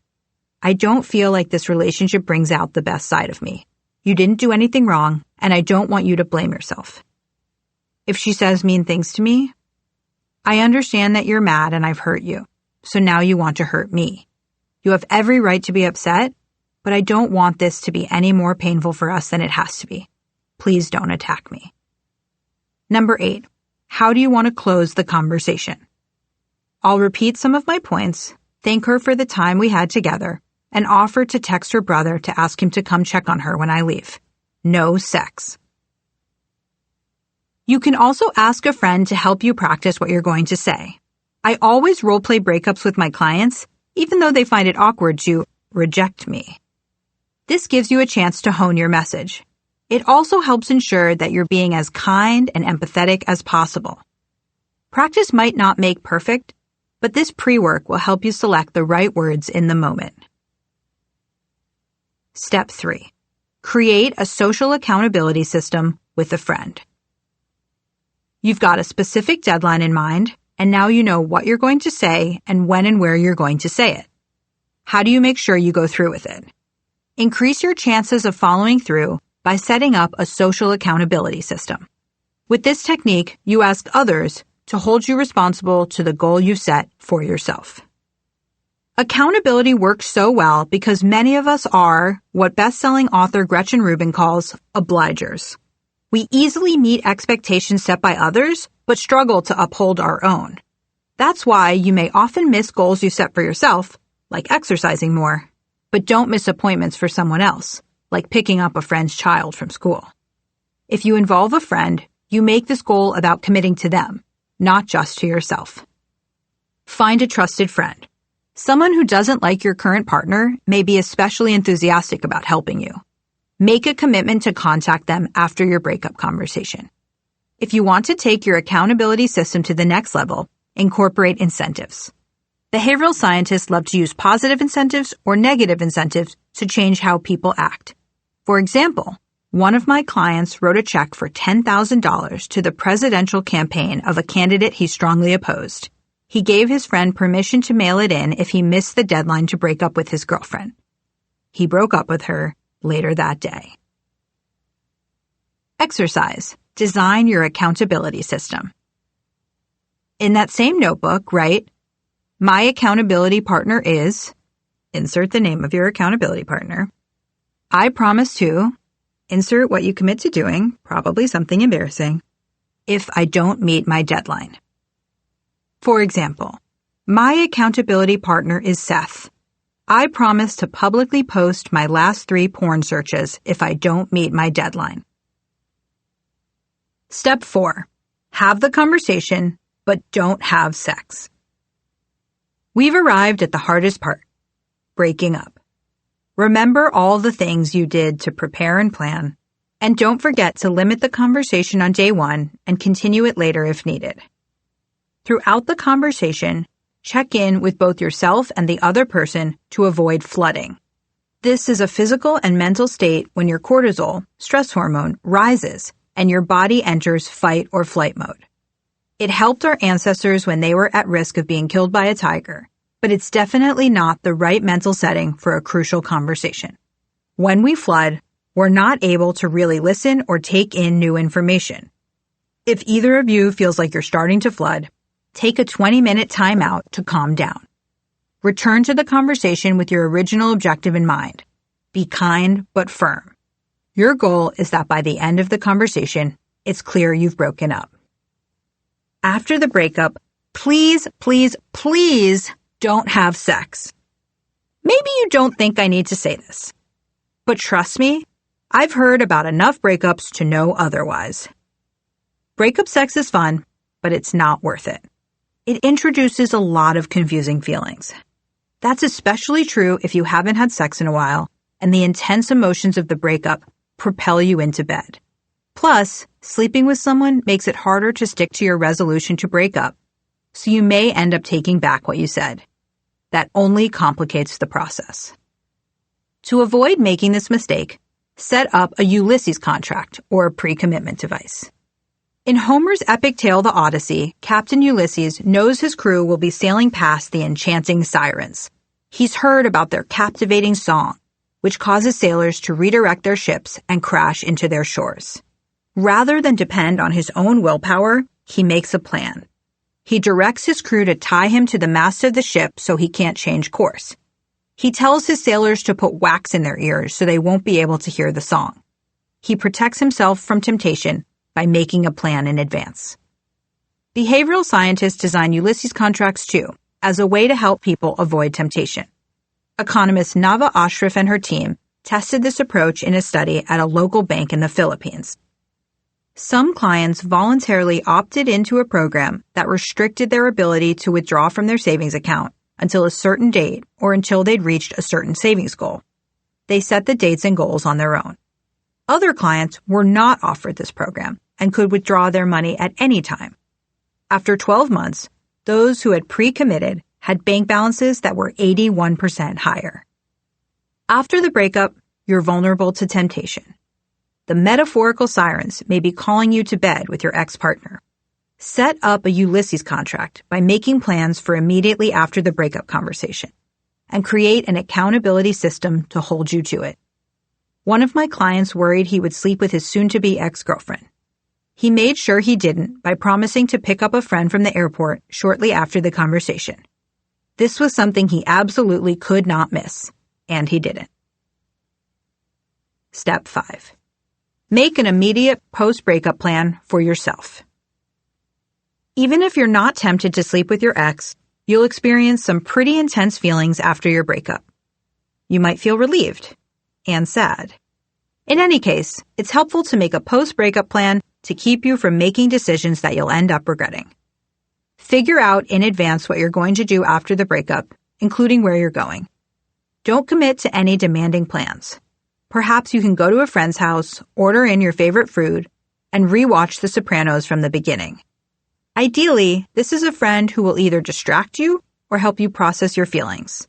I don't recommend being alone those first few nights. Feeling lonely and uncertain makes you more likely to slide back into the relationship. Note, if you and your now ex live together, this post-breakup plan is especially important. Ask a friend if you can stay with them for at least a few days. Exercise. Make a plan for the first few days. In that notebook, write, directly after the breakup, I'm going to head to, insert the place where you're going to go. During the first few days, I'm going to do these activities. Insert what you're going to do. For example, directly after the breakup, I'm going to head to my sister's house. During the first few days, I'm going to do these activities. Watch the British version of The Office, go to restorative yoga, make a lot of smoothies. Step 6. Create a breakup contract with your ex. After your initial breakup conversation, your ex may want to talk again. Agree to speak, but remember steps 1 through 3. It's important to have a plan for yourself, but you also need to make a plan with your ex. Research shows if someone actively chooses to do something, they feel more involved in the process and more invested in the outcome. Social scientists Delia Chaffee and Randy Gardner demonstrated this effect by asking college student volunteers to help out with an AIDS education project at nearby schools. Half the students were told that if they wanted to volunteer, they should fill out a form stating their interest. The other half were given a form and told to leave it blank if they wanted to volunteer. They were instructed to fill it out only if they were not interested in volunteering. Both groups signed up to volunteer at roughly the same rate, but the researchers saw a meaningful difference in who actually showed up. Those in the passive condition, who signed up by not filling out the form, only 17% showed up. Of those in the active condition, who had to fill out the form, 49% upheld their commitment, almost 3 times as many as the other group. When you actively agree to do something, you feel like the decision is yours, and you see it as a reflection of your own preferences and ideals. This doesn't happen when you passively commit. That's why making a plan with your ex will help you both feel a little better about an otherwise painful process. I've created a breakup contract to help. Whoa, did she just say contract? Yes, I did. I know it seems a little out there, but a few years ago, I was struck by Chaffee and Garner's research and the power of active commitment. I wrote the contract to help friends navigate a tricky breakup. Since then, several thousand couples around the world have accessed the online version of my contract, and I've received dozens of emails from people about how it helped them manage the end of their relationship. As I mentioned at the beginning of this chapter, breakups are much more complicated if you're married and/or have kids together. This breakup contract is designed for pre-marriage, no kids relationships. Introduce the idea by saying something like, I know this sounds ridiculous, but I think it might be helpful if we get on the same page about what we both want moving forward. Are you willing to take a look at this with me? You don't have to agree on every point, and you likely won't. But the contract is a great way to get a tough conversation going while figuring out what would help both of you move on. You can find a blank breakup contract on my website, loganury.com. Step 7. Change your habits to avoid backsliding. Your breakup will likely leave a number of holes in your life. Let's work on filling them. Was the background on your phone a picture of the two of you at the park with his dog? Replace it with one of you with your best friends. That glamorous shot from last year's New Year's where you look tan and happy. Was she the person with whom you watched your favorite TV show? Recruit a friend to either join you on your couch or watch it with you over the phone. Was he your go-to running partner or dim sum collaborator? See if your mom is up for some jogging. To a restaurant with pork shumai. Perhaps one of the most challenging aspects of modern breakups is not being able to text your partner when something exciting happens at work or when you need to vent about your family. Research from the Power of Habit author Charles Duhigg shows that a powerful strategy to break a bad habit is to replace it with a new activity. To help my clients break their texting habit and avoid backsliding, I ask them to list specific moments that might be difficult for them. Then write down the people they'll contact instead of their ex. I call it text support. Fill out your own text support worksheet included in the PDF. I provided some suggestions, but feel free to add your own. In the breakup text support list, I've included different situations, and you should write down whom you'll contact when that happens. For example, when you want to share good news about work, when you want to share bad news about work, when you want to make plans on a weekday night, when you want to make plans on a weekend, when you want to discuss politics, when you want to share a funny story, or you want to watch your show, the TV program you used to share with your ex. Step 8. Don't be the nice breakup person. The aftermath of a breakup, even if it's one you wanted, isn't easy. You might have some moments of doubt, fear, or uncertainty. Just because you initiated the breakup doesn't mean you're not in pain. I'll cover more about how to get over heartbreak in the next chapter, but here's some advice that's written specifically for the person who asked for the breakup.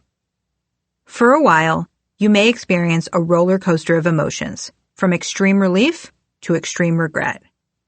Why did I do this? Or, am I going to die alone? If that happens, return to the external accountability system you created at the beginning of the process. Revisit the letter you wrote about why you did it.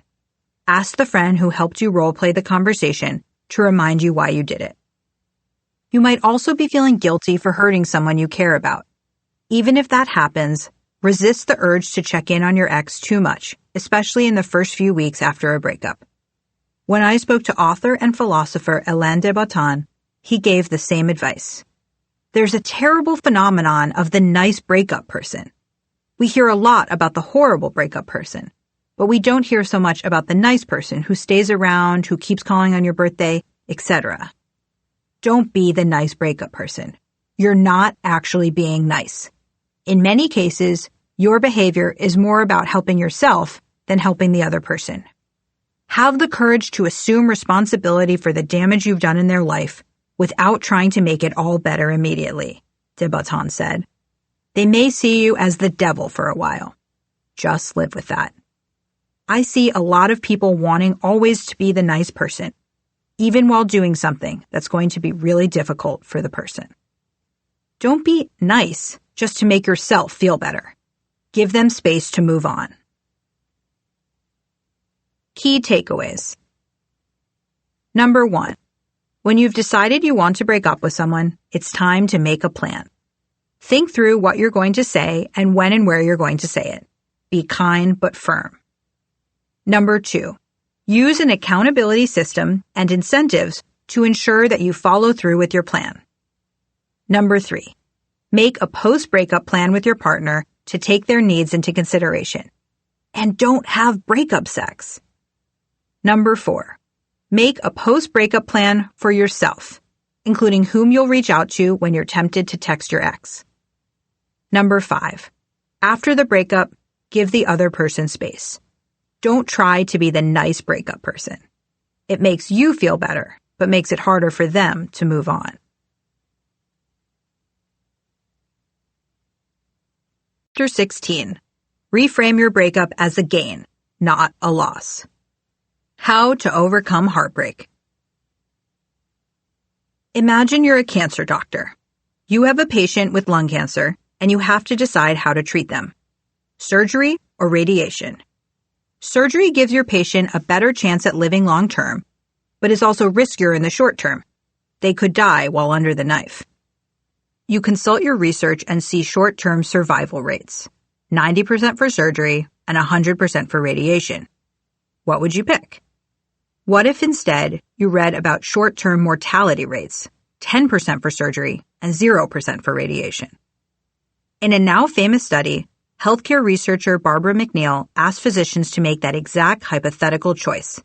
And she asked one group of doctors to choose based on survival rates and the other group on death rates. Perhaps alarmingly, the exact same information, presented in 2 different ways, resulted in vastly different decisions. When she described the surgical option in terms of the chance of survival, 84% of physicians chose this option. When she discussed surgery in terms of the chance of dying, only half of them opted for this treatment. Why did this happen? The doctors responded to how the outlooks were framed. The framing effect is our tendency to evaluate things differently based on how they're presented, whether that's a surgeon assessing risk or a heartbroken person deciding how to move on after the end of a relationship. Framing, I believe, is the key to getting over breakups. In fact, you can speed up your recovery process by changing your frame. For example, you can focus on all of the activities that you used to love but pause because your partner wasn't a fan. More on that later in the chapter. The point is, rather than viewing the experience as a devastating loss, you can see it as a gain, something empowering that will improve your life in the long run. So turn off that Bridget Jones TV marathon, put on some rose-colored glasses, and let's turn this pity party into a joy fest. In this chapter, I'll give you 4 different reframes for your breakup and help you see that overcoming heartbreak is all about perspective. What's happening in your brain and body? Before we jump into those reframes, I want to share what's happening in your brain and your body when you experience a breakup. Relationship scientists like Claudia Brumbaugh and R. Chris Fraley identify a breakup, or what they call a relationship dissolution, as often one of the most distressing events that an individual can experience in life. As I've mentioned, biological anthropologist Helen Fisher studies the brain in love. One of her favorite research techniques is using fMRI, functional magnetic resonance imaging, brain scans to peek into our heads.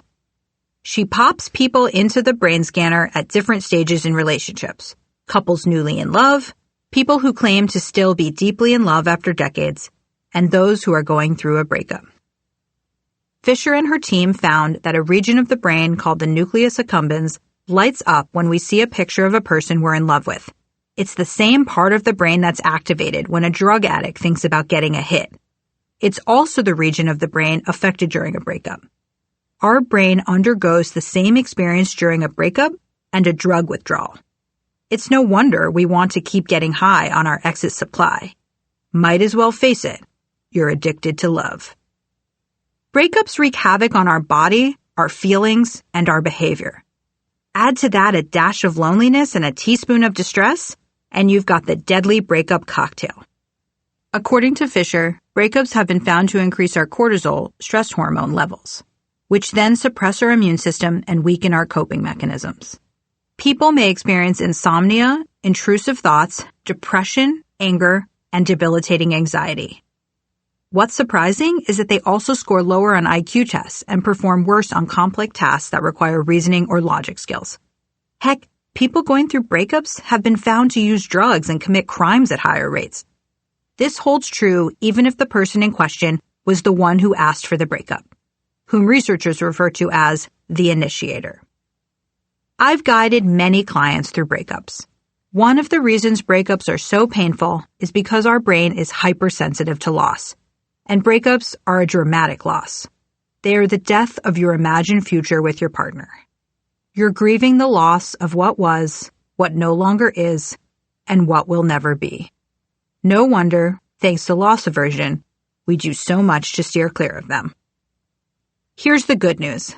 Psychologists Eli Finkel and Paul Eastwick found that a breakup is not nearly as bad as people imagine, and that no matter how happy a couple was in their relationship, when they break up, the pain is rarely as intense as they expected it would be. According to Gary Lewandowski, a professor and former chair in the Department of Psychology at Monmouth University, we're more resilient than we think. He studied a group that you might anticipate would be the saddest in the wake of a breakup. People who had been in a long-term relationship for at least a few years, had been broken up within the last few months, and hadn't found a new partner. Instinctually, we'd expect the majority of them to view the breakup as a terrible experience. Yet, when Lewandowski and his colleagues talked to this group, they learned that only a third of them saw the breakup as negative. Around 25% saw it as neutral, and 41% saw it as positive. So allow me this cliche. This too shall pass. What you're feeling now is temporary. Your weird bodily reactions, goodbye immune system and sleep, will end. The pain will fade, and you will overcome this terrible stage. Reframe number 1. Focus on the positives of the breakup. While you can't wish away your pain, you can write your way to a less painful story. Remember, your brain is your friend, and it's really quite good at helping you rationalize and get over things. It's time to feed the beast. You can speed up the healing process by giving your brain what it's craving. Reasons why the breakup was actually for the best. Lewandowski conducted an experiment in which he asked participants to write about either the positive aspects of the breakup, why it's good you broke up, the negative aspects of the breakup, why it's bad you broke up, or something superficial and unrelated to breakups. They completed this writing assignment for 15 to 30 minutes a day for 3 consecutive days. The people who wrote about the positive aspects of the breakup reported feeling happier, wiser, more grateful, confident, comfortable, empowered, energized, optimistic, relieved, and satisfied than when the study began. When my clients go through breakups, I ask them to complete the same assignment. Here's one list that Jing, my client who started dating for the first time at age 31, emailed me after her breakup. The pros of my breakup. Number 1, don't have to worry about relocating to be near my ex's family in Montana. Number 2, no more fighting about stealing the covers. Number 3, more time with my friends who my ex never prioritized. Number 4, shorter commute since I won't be staying at my ex's apartment anymore. Number 5, no more going to work with dog hair on my clothes. Number 6, don't have to go to that expensive wedding over Labor Day weekend. Number 7, more time to spend working on music. Number 8, don't have to justify spending time with my brother, who my ex hated. Number 9, don't have to pretend to care about The Bachelor. Number 10, chance to find a happy/healthy relationship. Exercise. Write about the positives of the breakup. Channel your angst into a manifesto. It will be just like those emo songs you wrote as a teenager, except you won't force 80 people to listen to them at the local battle of the bands. Go to a cafe or sit on a park bench. Take a blank notebook, but don't watch the notebook. Set a timer on your phone for 30 minutes. Without stopping and without looking at your phone, write about all the positive aspects of the breakup. If you're feeling a bit of writer's block and are having trouble getting started, try making a list. Reframe number 2. Focus on the negatives of the relationship. Okay, so maybe you're not ready to think positively just yet. There's another way forward. In a study similar to the one I described earlier, clinical psychologists Sandra Longeslag and Michelle Sanchez asked participants experiencing a breakup to do one of 3 things. Think negatively about the relationship that ended, read statements about how it's normal to experience strong feelings after a breakup, or do something entirely different, like eating. They found that those who were asked to think about the negative elements of the relationship ultimately felt less infatuated with their ex than people in the other two groups. Exercise. Write about the negatives of the relationship. Focus on the dark to find the light. Journal about the negative aspects of the relationship. That time she embarrassed you in front of your friends because you thought soup du jour was a specific type of soup. Or the moment he let you down and left you stranded without a ride to the airport. From that sinking feeling you had at the dinner table when you tried repeatedly to get him to ask you about your call with your sister, but he never took the bait. To the time she got way too drunk, vomited, and said her ex was more fun than you. Wow, I'm getting exhausted just remembering all of these, and they're your experiences. Spend 3 consecutive nights writing for 30 minutes about the negative elements of this relationship. What your partner did that annoyed you, the ways in which you were dysfunctional as a couple, or what side of yourself you had to give up for the relationship. Reframe number 3. Rediscover yourself. Additional breakup research from Finkel and his colleagues found that breakups can cause a bit of an identity crisis because so much of who we are is tied up in that relationship. Perhaps you're dwelling on who you were, one half of a dynamic duo, the perfect wedding date. That perspective, while completely understandable, is loss-oriented. Instead, let's focus on what you can gain from the breakup, who you can be again now that you're single. Relationship researchers have found this reframe particularly effective. In one experiment, Lewandowski divided people going through breakups into 2 groups. He instructed one group to go out into the world and spend 2 weeks doing routine activities, things the participant already liked doing, such as going to the movies or the gym or seeing friends. The other group was told to do rediscover yourself activities, things they had given up on because their ex wasn't into them, like going to spin classes or jazz bars. Lewandowski found that both interventions worked. Routine activities help prevent people from staying home and binge swiping through pictures of their ex or drowning themselves in barrels of macaroni and cheese. My medication of choice. But those who participated in rediscover activities saw even better results. Those participants regained a part of their identity that had been lost in the relationship. Lewandowski explained that, for those people, it was like the dawn of a new day. They felt happier, less lonely, and more self-accepting. Exercise. Rediscover yourself. Think back. What are the activities you gave up because your ex wasn't interested in them? Did she hate the beach and frown whenever you mentioned live music? Who is this monster? Well, now you can go do those things on your own as rediscovery activities. Get out there. Dig out those boxing gloves, buy some new watercolors, call up that old college friend your ex thought was annoying. Go explore who you were and who you might become again. If you're okay with a little spirituality talk, I recommend the book The Artist's Way by Julia Cameron, even if you don't think of yourself as an artist. It's full of inspiration and ideas for you to reconnect with yourself and your inner creative spirit. In your notebook, list 3 rediscover yourself activities you'll explore this month. Keep fishing. Sometimes people wink at me and say, "So, is it true? The best way to get over someone is by getting under someone else." First, don't wink at me. Second, it depends. Not everyone who leaves a relationship needs months to heal, especially if you were the one who initiated the breakup. Sociologist and Columbia University professor Diane Vaughn conducted extensive research on breakups in her book Uncoupling, and found that we grieve a relationship over a certain timeline. People who initiate a breakup may have experienced negative feelings about the relationship while still in it, perhaps for a year or more. So, when the breakup actually happens, they don't need as much time. If you don't feel as upset as you expected after a relationship ends, don't be alarmed. You're not a heartless demon. You did the grieving while still dating, and now you're ready to move on. If you were broken up with, your timeline likely started after the relationship ended, so it makes sense that you'll take longer to heal. What about rebounds?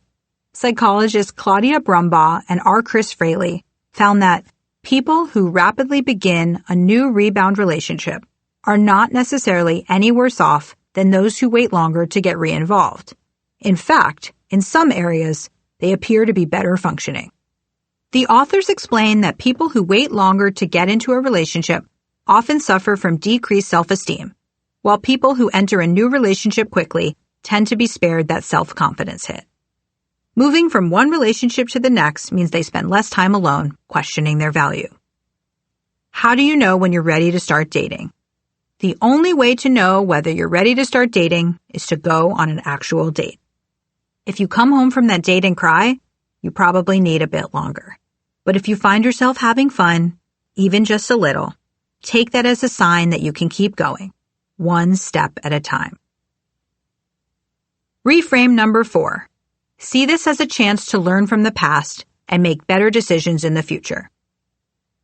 As challenging as it sounds, try to see the breakup as a learning opportunity.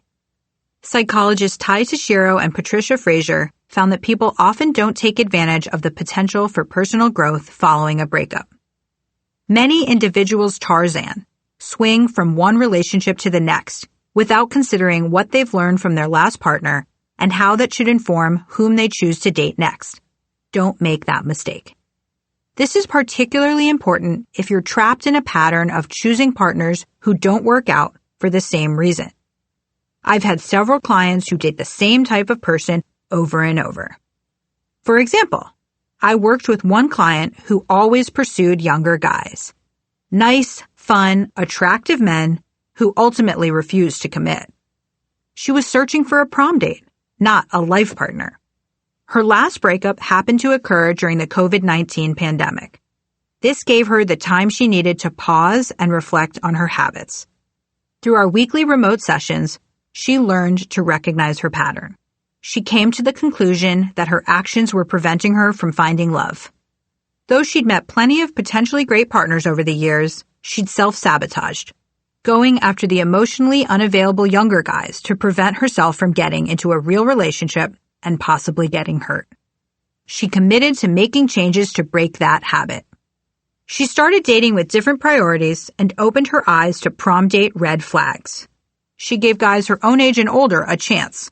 She video chatted with a number of eligible suitors. Then she went for a walking date with the guy she liked most. After some more socially distanced hangs, they decided to give quarantine together a chance. Moving in with someone she barely knew was completely outside her comfort zone. But the world felt so upside down that she decided to try something new. They're still happily cohabitating and are planning a road trip to visit each other's families. Exercise. Consider what you want to do differently in future relationships.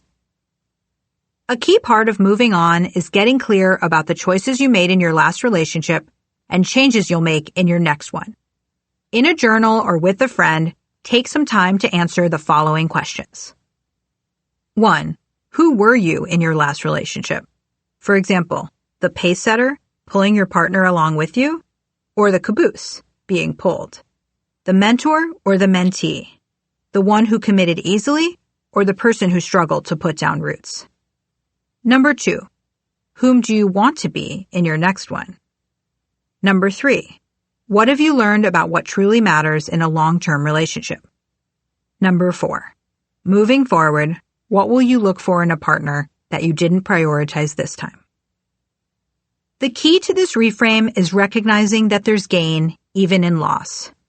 Psychologists refer to meaning-making, the process through which people come to understand a life event, a relationship, or themselves. In his landmark book, Man's Search for Meaning, Viktor Frankl, an Austrian neurologist and psychiatrist who survived the Holocaust, explained that meaning-making allows us to move from suffering to growth. In some way, suffering ceases to be suffering at the moment it finds a meaning. Try not to see the breakup as a failure, but rather as a chance to make better decisions in the future. Update your thinking from time heals all wounds to meaning heals all wounds. Exercise. Explore the deeper meaning. In your notebook, take some time to answer the following questions. 1. What did you learn from this relationship? 2. What did you learn from the breakup? 3. How are you different from the person you were before this relationship? 4. What changes will you make in your life as a result of this experience? Instead of breaking down, break open. Perhaps you'll even wind up a stronger, more beautiful person. In his TEDx talk, Gary Lewandowski explained the concept of kintsugi. It refers to a Japanese art form in which broken pottery is put back together using precious metals like gold and silver. The repaired pottery is often more beautiful than it was before it was damaged. Lewandowski encourages us to see heartbreak as art break. It's also a philosophy which treats damage and its repair as an opportunity, something to take advantage of, not to conceal, right? This is exactly what can happen in your relationship. Sure, your relationship may leave you with a few cracks, but those cracks, those imperfections, those are sources of strength and beauty, because breakups don't have to leave you broken, because you're stronger than you know. You may not have gotten to choose what happened in your relationship, but you do get to choose, in part, how it makes you feel, and what you do next. Key takeaways. Number 1, we're affected by framing, our tendency to evaluate things differently based on how they're presented. You can speed up your recovery process after a breakup by reframing this experience from a loss to an opportunity for growth and learning. Number 2, breakups wreak havoc on your physical and emotional health, but we're more resilient than we think. What you feel during a breakup is only temporary. Number 3, journaling helps. Write about the positive aspects of the breakup and the negative aspects of the relationship to help yourself move forward. Number 4, you can regain your sense of identity, which is often disrupted by a breakup, by participating in rediscover yourself activities, things that you enjoyed doing previously but gave up during your relationship. Number 5, you can grow from the experience by focusing on what you learned and what you'll do differently in the future. Go from time heals all wounds to meaning heals all wounds.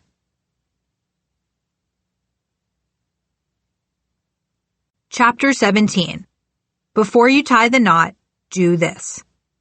How to decide if you should get married. Please complete these 3 worksheets before Wednesday, I said. And no, I wasn't talking to a client. I handed Scott several pieces of paper full of probing questions about his life, his family, and our relationship. He groaned. I didn't blame him. Welcome to life as my boyfriend. We'd been dating for 4 years, so he was used to serving as my guinea pig, piloting my relationship activities before I made recommendations to my clients. This particular homework assignment was designed to help us discuss getting married, something we'd been considering for a while. We'd gone through major relationship decision points. Are we dating? Should we move in together? Should we break up? But now we faced a new set of intimidating questions. Do we want to spend our lives together? What would that life look like? I was in love with him, but I also knew enough about relationship science to understand the challenges we faced. So many marriages don't last. This felt like the biggest decision of our lives so far. And it turned out we were right to make the choice carefully. Marriage matters in more ways than you may realize. In their book, The Case for Marriage, journalist Maggie Gallagher and sociologist Linda J. Waite found that the happiness and satisfaction of marriage has a tremendous impact on happiness, physical and mental health, life expectancy, wealth, and the well-being of children. I thought Scott and I needed a pre-marriage boot camp, so I created one. It's called It's About Time, Past, Present, and Future. Note, the runner-up title was It's About Time, Fucking Put a Ring on It. It's designed to help you think about where you've been, where you are, and where you're going. Luckily, Scott was game to participate. This process helped us, so I've since shared it with my clients and friends. And now I'm sharing it with you. You may be thinking, I don't care about marriage. It's a dumb institution. I don't need the government and the church telling me how to live. That's fine. But I assume that if you're listening to this book, you're hoping to find a long-term partner. In this chapter, I refer to marriage. But if you don't plan to get married and would rather substitute the phrase long-term committed relationship, or replace the tradition of rings with mutual tattoos of the other person's face on your face, that's also a great way to listen to this chapter. We're in love. Isn't that enough? Remember, love is a drug. Here's how writer George Bernard Shaw put it in his play, Getting Married. When two people are under the influence of the most violent, most insane, most delusive, and most transient of passions, they are required to swear that they will remain in that excited, abnormal, and exhausting condition continuously until death do them part. During the first few years of a relationship, when our brain experiences the effects of this drug, it's almost impossible to rationally evaluate that partnership. Couples who date longer before getting married have better odds of staying together, in part because that honeymoon period high is already wearing off when they tie the knot. Their eyes are more open when they say, I do. Couples who wait 1 to 2 years before getting engaged are 20% less likely to get divorced than couples who wait under a year before putting a ring on it. Couples who wait at least 3 years before engagement are 39% less likely to get divorced than those who get engaged before a year. It's not just about waiting until you've been with the person for a longer period of time. It might also pay to get married when you're a bit older. Researchers like sociologist Philip Cohen attribute the declining divorce rate since the 1980s partially to couples getting married later. Perhaps you should follow my quirky Aunt Nancy's rule with her kids. No marriage until 30.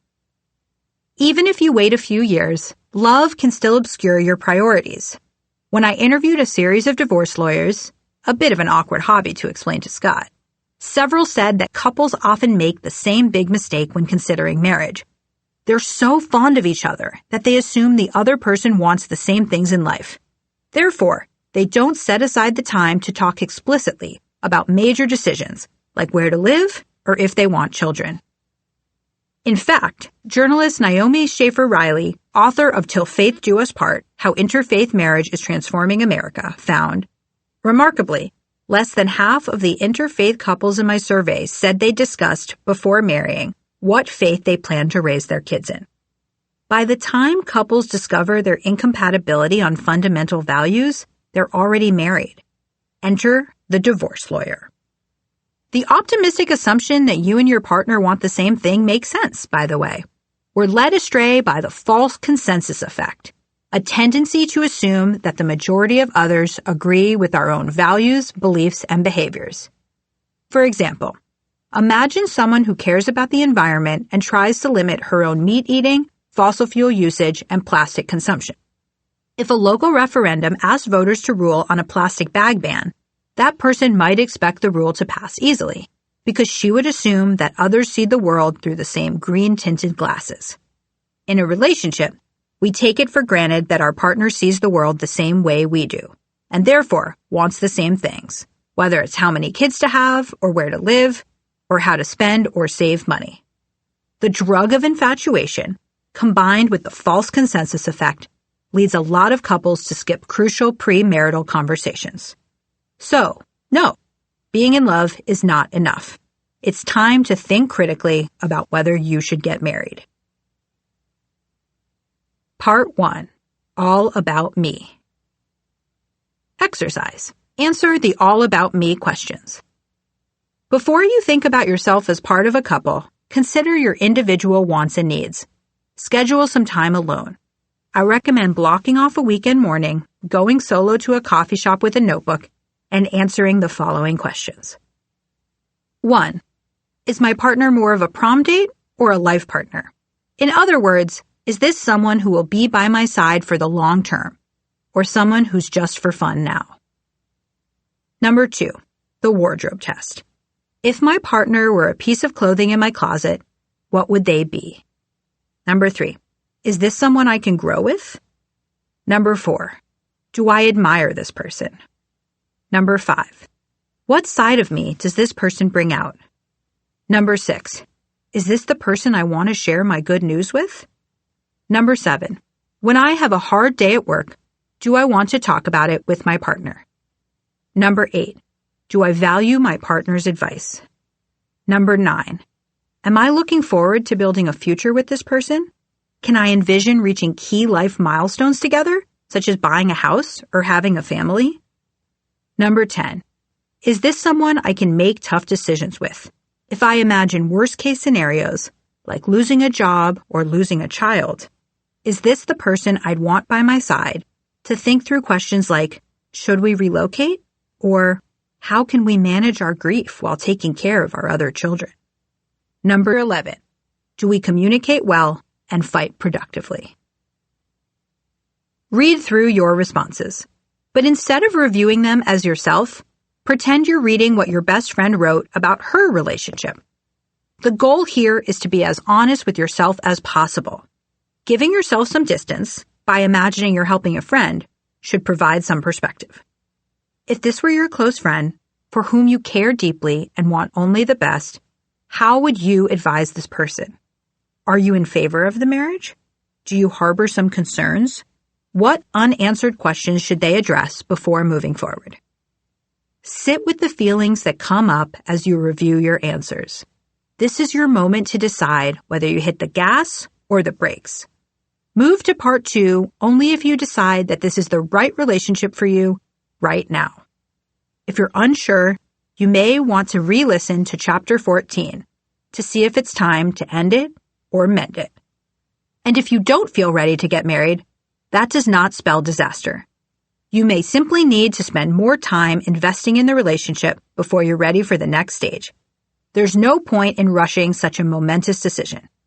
Remember, couples who wait at least 3 years are 39% less likely to get divorced than those who get engaged after less than a year.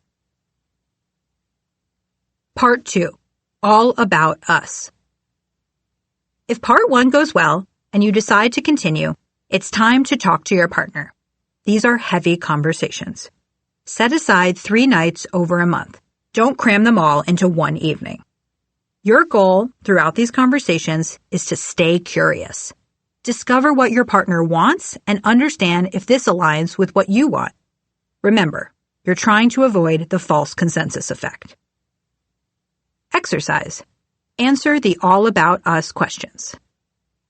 Set aside 1 night per conversation. I recommend doing an activity together first to help you feel connected. Psychotherapist Esther Perel notes that one of the moments when we feel most attracted to our partners is when we admire their individual talents. Invest in that attraction by teaching each other a new skill. If one of you is a great cook, why not teach the other a new recipe? You also want to make the experience feel romantic. I mean, you're talking about possibly getting married. What could be more romantic than that? Set the scene. Dress up. What I'm saying here is don't wear those hideous red sweatpants you got at someone's bat mitzvah 10 years ago and refuse to throw away, even though your fiancé hates them.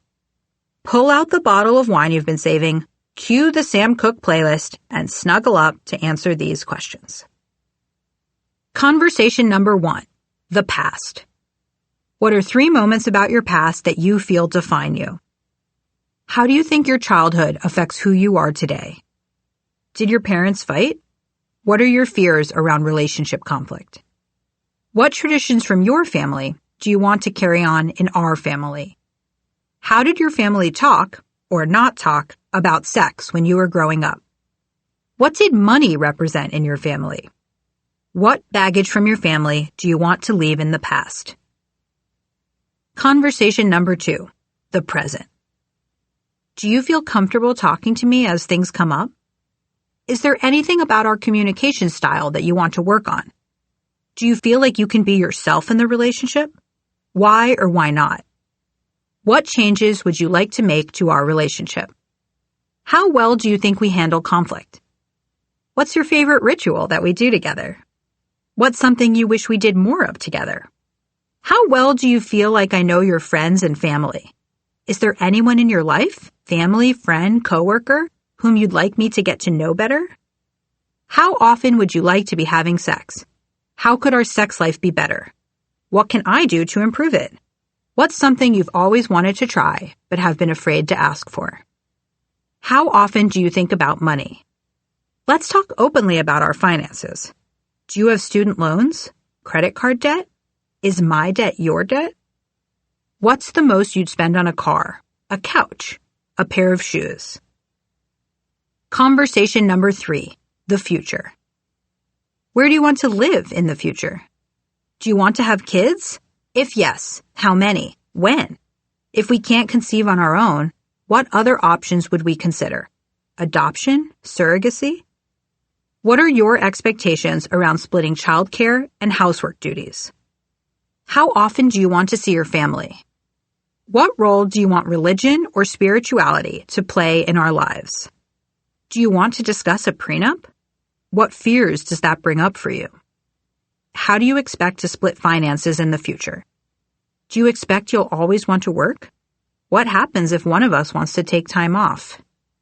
If I were considering a big purchase, at what point would you want me to call you?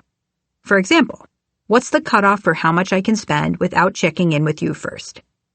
What are your long-term financial goals? What are you most looking forward to in the future? What is a dream of yours for the future? How can I help you achieve it? You may worry that these conversations will be awkward or forced. Scott and I expected that too.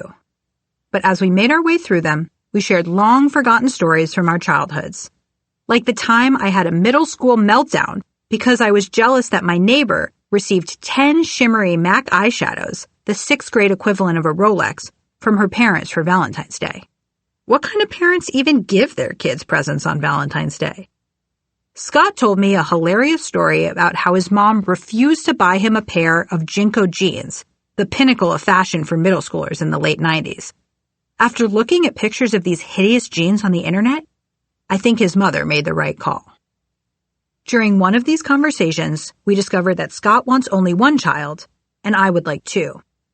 He's an only child, and I have a sister, and apparently, we both want to recreate the dynamic we had growing up. Our date suddenly turned combative as we argued the merits of our respective childhoods.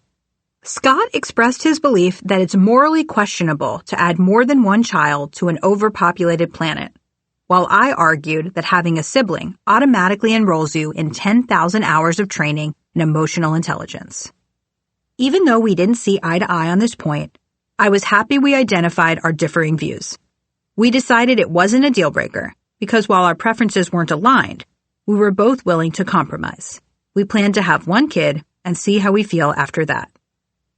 These conversations convinced me that not only was this the right relationship for right now, it was also the right partnership moving forward. I admire Scott's discipline, the way he works out every day, cooks healthy vegan meals, stays up late finding bugs in his software. I love our silly voices and inside jokes. And I believe in us as a team. We know how to compromise and take turns getting our way. When I asked myself the wardrobe test question, I imagined him as my favorite pair of red checkered onesie pajamas, which make me feel safe, warm, and supported, like I'm wearing a hug. About 6 months after we completed this process, Scott invited me to our friend David's magic show. David is a talented mentalist magician who can divine the names of childhood pets and obscure vacation destinations of total strangers. He has a regular Wednesday night show at a theater nestled in the back of a bar called Piano Fight. That night, as David finished, the crowd rose in a standing ovation. After the applause, David said, "I have one more trick." At the beginning of the show, audience members had written their name and a single word on blank playing cards. David asked a volunteer to select a card. I heard him call my name, and I made my way to the stage. Then David told me to pull another card at random. Magically, the one I chose had Scott's name on it. Scott walked down the stairs to sit next to me on stage. We sat there, the lights blinding us to the 50-person audience. David took a volunteer's phone, opened the calculator app, and started multiplying numbers supplied by members of the crowd. The final tally emerged, 452015. David asked if this number meant anything to us. I didn't recognize it. Then he drew 2 slashes between the digits, transforming the number into April 5th, 2015. He asked, "Is this your birthday? Scott's?" "No." It was our anniversary. Then David took the deck of cards with names and words on it and asked me to split it into 5 piles. He asked Scott to turn over the cards one at a time and instructed me to transcribe the message on a large easel. Will, I wrote on the board as Scott read the first card, you be my... I covered my face with my hands as I waited for the final card. Wife. Scott stood up from his chair and pulled a ring from his pocket. He got down on one knee. I nodded, grabbed the ring, and pulled him into a hug. After the crowd erupted, David whisked us out of the theater. We emerged into the bar, where a group of 30 friends greeted us. They had formed a love tunnel, standing 2 by 2 with their arms extended overhead. We ran triumphantly through the tunnel. Although the proposal was a huge surprise, the fact that we wanted to marry each other wasn't. We'd done the work. We'd had the hard conversations. We'd chosen to decide, not slide. Key takeaways. Number 1, love is a drug that intoxicates us. Number 2, the false consensus effect is our tendency to think other people see things the same way we do.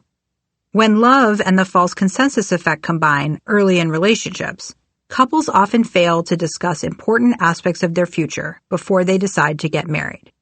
They assume they both want the same things without ever confirming that, which can lead to unhappy endings.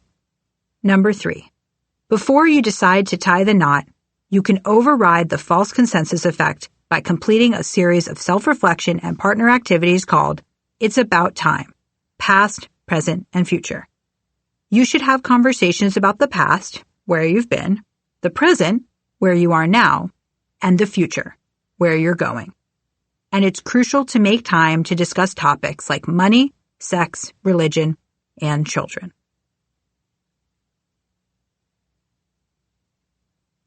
Chapter 18. Intentional Love. How to build relationships that last. Remember the happily ever after fallacy? It's the mistaken belief that the hard work of love is finding someone. But that's only the first act of your love story. The next part is hard too. Making the relationship last for the long haul. That's what this chapter is designed to help you do. I'm not going to sugarcoat it. It turns out, the longer you're married, the less happy you are. Happily ever after, my ass. And research shows that the percentage of couples who rated their relationships as very happy has been consistently declining over the last 40 years. Clearly, over the last 40 years, fewer and fewer of us are finding long-term relationship satisfaction. But there's hope. You are not destined to have a disappointing relationship. Great relationships are created, not discovered. You can form a lasting bond by putting in the work. The opportunity is yours to build the relationship of your dreams. Creating a relationship that changes with the people in it. When people ask me what makes a relationship work long-term, I often refer to this quote about Charles Darwin's findings on natural selection. It is not the strongest of the species which survives, nor the most intelligent, but the one most responsive to change. Even if you have a strong relationship today, your relationship may fail if you don't adapt. Your life or your partner's life may take an unpredictable course. Creating a relationship that can evolve is the key to making it last. Perhaps you don't think you'll change much in the future. You've already become the person you're going to be long-term. Exercise. Answer these 2 questions. How much do you think you've changed over the last 10 years? How much do you think you'll change in the next 10? Harvard psychologist Daniel Gilbert and his team posed these same questions to a large group of participants. They asked some people to predict how much they'd change in the coming decade. Others answered questions on how much they'd changed over the previous decade.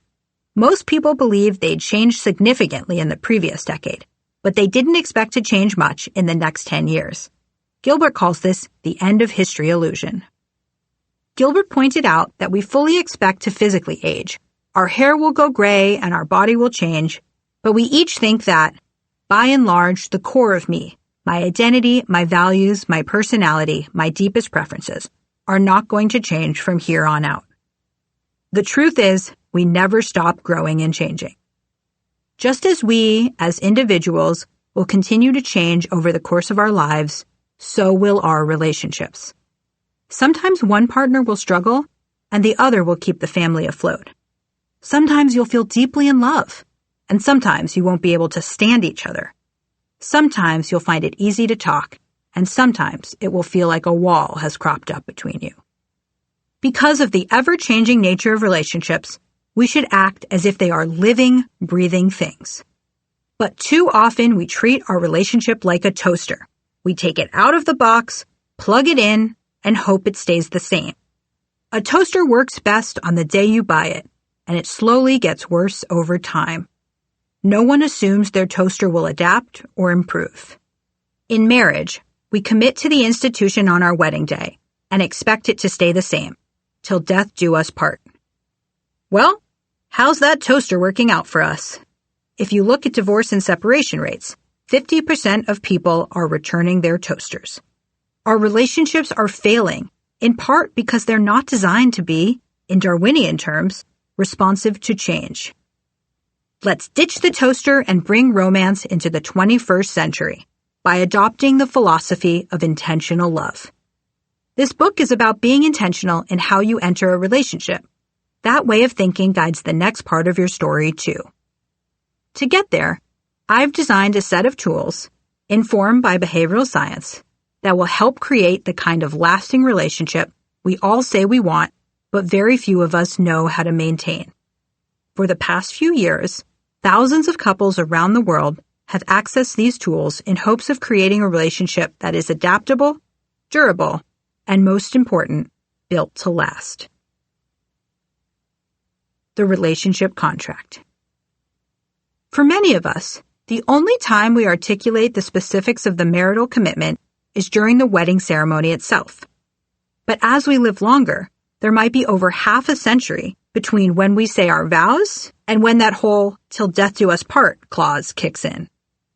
We need a modernized system that helps us adapt our partnerships as the people in them grow and change.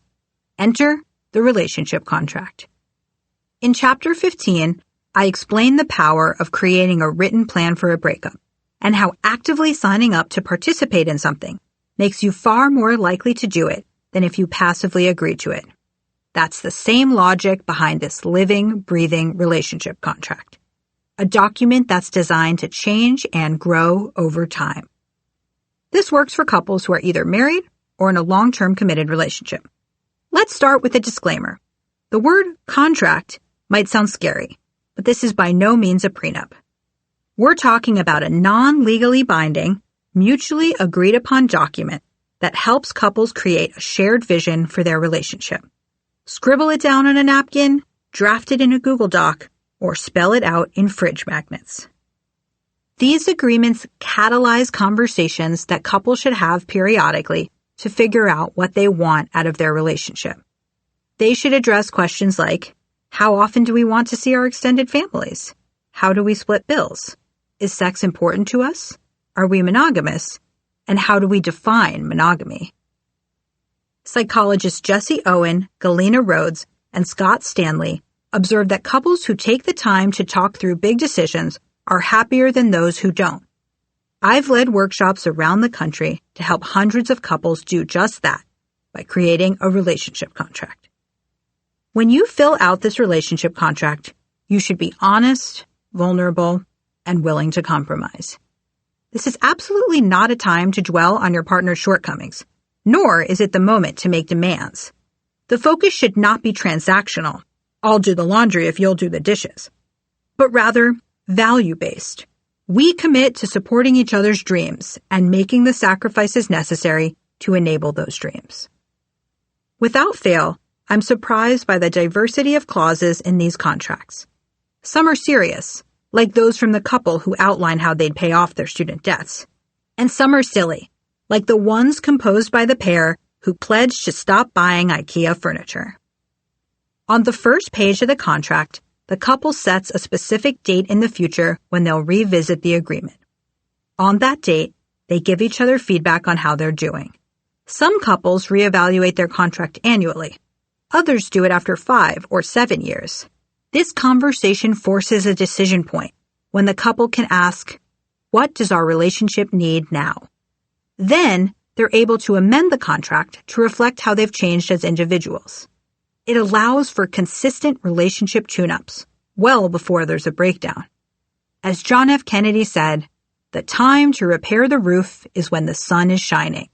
He wasn't talking about his marriage, but you get the idea. Choose to decide, not slide. In the attached PDF, I've included a 2-part exercise for writing your own relationship contract. These materials have been created in partnership with my friend and collaborator, Hannah Hughes. First, you'll see the self-reflection worksheet, which you should fill out on your own. It asks questions about how much alone time you need, what your love languages are, what rituals you value in the relationship, and more.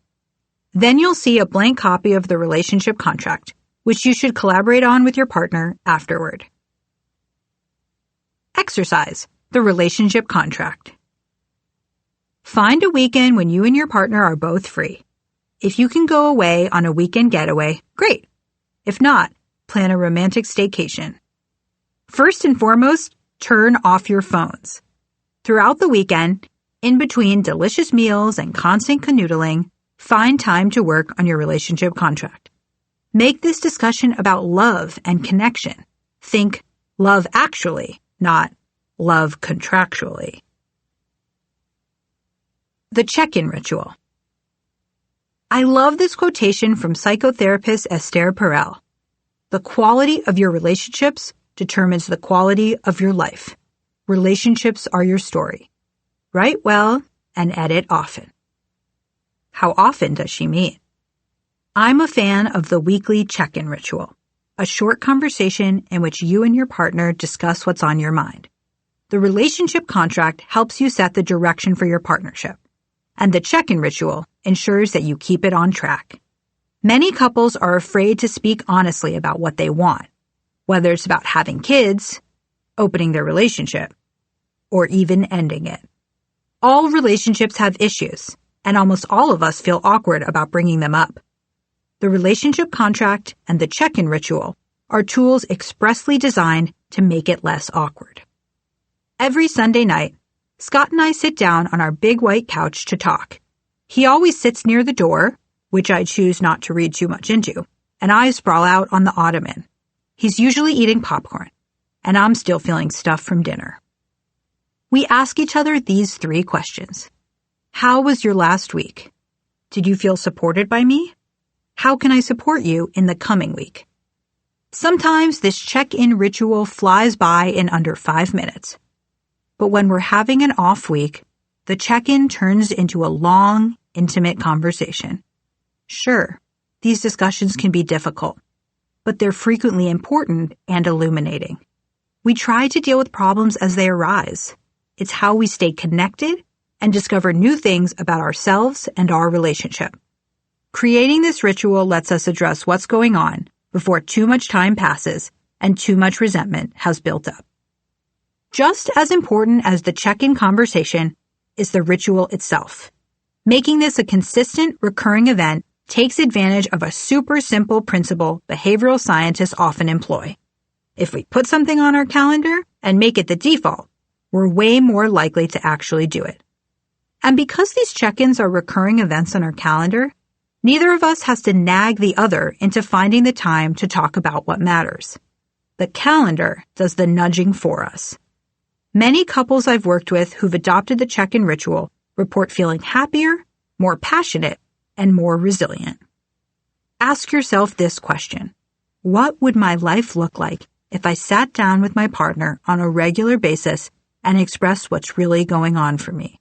I promise you, it's worth it. Choose intentional love. Exercise. Design your own check-in ritual. Sit with your partner and answer these questions together. Number 1. When do you want to have this weekly ritual? Number 2. Where do you want your check-in to take place? Think of a spot where you're both comfortable. The couch? A favorite bench at a nearby park? Number 3, what questions do you want to ask each other each week? Number 4, how can you make this ritual special? For example, could you eat your favorite dessert while answering the questions, or give each other a foot massage? Number 5, what will you do to check in if you're not physically together? What's next? A world of intentional love. Strong partnerships don't appear by accident. They need attention and choice. They require intentional love. In this world of intentional love, really, in a world of intentional living, the hope is that when you reflect back on your life, you'll see a series of decisions that you made thoughtfully, deliberately. Maybe you loved one person better. Maybe you had 3 important relationships. Or maybe you were single and had a life full of excitement. Either way, it was an adventure, not an accident. You designed your life. You held yourself accountable. You were honest with yourself about who you were and what you wanted. And most important, you course-corrected when you had to. You didn't live someone else's idea of life. You lived yours. In researching this book, I had the honor of meeting many people who inspire me, people who embody the ideals of intentional love. For instance, there's the man who goes on dates and tells the truth about what he wants, nothing serious. And more often than not, his words are met with appreciation and relief. Then there's the trans woman who finally found a partner who can make her orgasm in her new body. They just bought a house together using their veteran benefits. There's the man who learned to ask his wife for what he wanted from their house, a space he could decorate that feels like his own.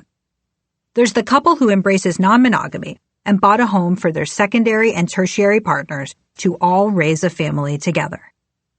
Some of these couples shouldn't work at all on paper, yet because they are intentional, their lives are filled with pleasure and joy. Some of these couples have lived through tragedies like rare cancers and multiple miscarriages. But they work through it by putting tremendous energy into their relationship every day. They are determined to beat the odds, to be part of that too small percentage of couples who are happy and thriving. You have a chance. It's not a secret how to do it. I hope this book has shown you how. Now go out there and live, intentionally ever after. Key takeaways. Number 1, over the last 40 years, fewer and fewer of us are finding long-term relationship happiness. The good news is that great relationships are created, not discovered. You can build the relationship of your dreams. Number 2, creating a relationship that can evolve is the key to making it last. We underestimate how much we'll grow and change in the future and should seek out relationships where we can learn and grow together with our partner. Number 3, writing a relationship contract allows you to set the direction for your partnership and revise that vision over time. A weekly check-in ritual helps you deal with problems as they arise. Number 4, in a world of intentional love, you design your life. You hold yourself accountable. You are honest with yourself about who you are and what you want. And most important, you course correct when you need to. You don't live someone else's idea of life, you live yours. Now go out there and live, intentionally ever after.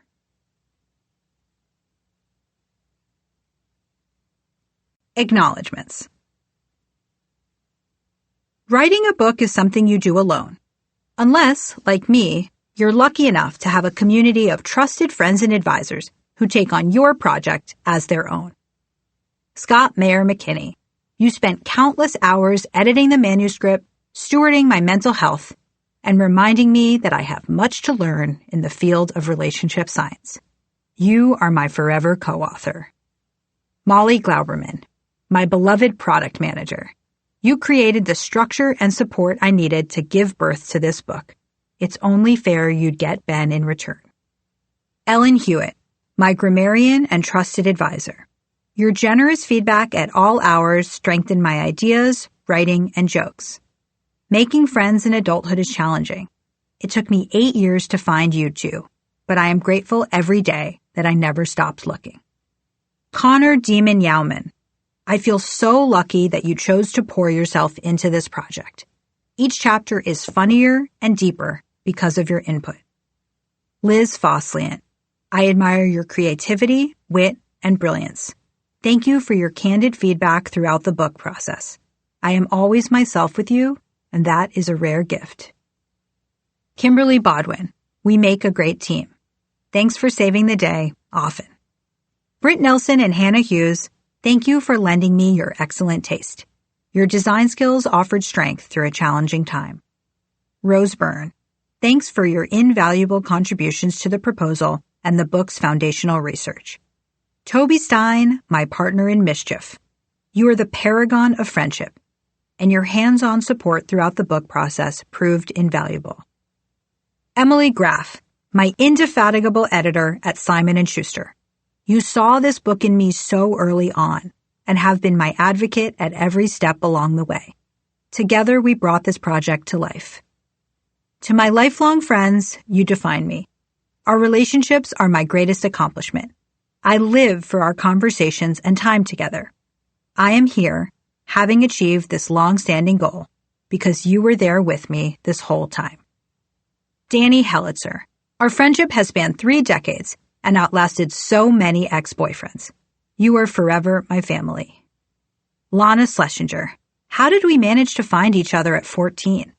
Everything that's mine is ours. You are more than a friend. You are part of me. Allison Congdon, Tori Simeone, and Michaela DeSantis. I am so proud of what we've achieved with one another's support and guidance. How lucky we were to live in the 4th dimension together. Tessa Lyons-Lang, my sister. You've plodded with me since the beginning, and I love going through life by your side. Martabelle Wasserman. I appreciate your fierceness, originality, and intelligence. I love seeing myself through your eyes. Kristen Berman. You're the captain of our Bay Area Superhero League. You always say yes. And all of those yeses over the last decade have led to so many good things, including this book. Eric Torenberg, my first self-proclaimed fan. Your investment and faith in my work have made so many things possible. Our friendship is a joy in my life. Misha Safyan, you're a true mensch. Sarah Sodian, throughout this process you generously read so many outlines, drafts, and late-night texts. You are a trusted advisor and friend. Tara Kusha, your wisdom and guidance in our coaching sessions gave me the courage to pursue my passion. It's an honor to call you my friend. Michaela Zwarinsky, your generous hospitality in New York has unlocked so many opportunities for me. There is nowhere I'd rather be than on your couch, talking with you past our bedtime. This book would not exist without the generosity and wisdom of my mentors, giants in the field of behavioral and relationship science. Dan Ariely, learning by your side was the best behavioral science education I could imagine. You've shown me so much about how to live a full and experimental life. Esther Perel, your visionary work paved the way for this book. From our first conversation about my parents to our chat about having children, you've added depth, complexity, and wisdom to my life. You inspire me. To John and Julie Gottman, the original relationship masters, thank you both for your mentorship and your contributions to the field. My bond with Scott is stronger because we attended your workshop so early on in our relationship. To Eli Finkel, thank you for your rigorous research that defines how I think about love and relationships. Thanks for your kindness and generosity and for taking a chance on working with me. To Allison Finkel, I see you. Thanks for welcoming me into your home and heart. Dan Jones, Stephen Levitt, Helen Fisher, Elaine de Botton, Alexandra Solomon, Barry Schwartz, Sheena Iyengar, Ty Tashiro, and the dozens of people I interviewed about their love lives, thank you for sharing your wisdom with me. Our conversation shaped this book. To my early readers, Lana, Tori, Tessa, Toby, Kristen, Molly, Ellen, Connor, Martabelle, Liz, Itasha Cave, Alexis Konovich, Regina Escamilla, Michael Fulweiler, Laura Thompson, Farrell Ury, Cindy Mayer, Craig Minoff, and Fiona Romeri. Thank you for your careful eyes, creative suggestions, and constructive feedback. You saved future readers from awkward jokes and opaque advice.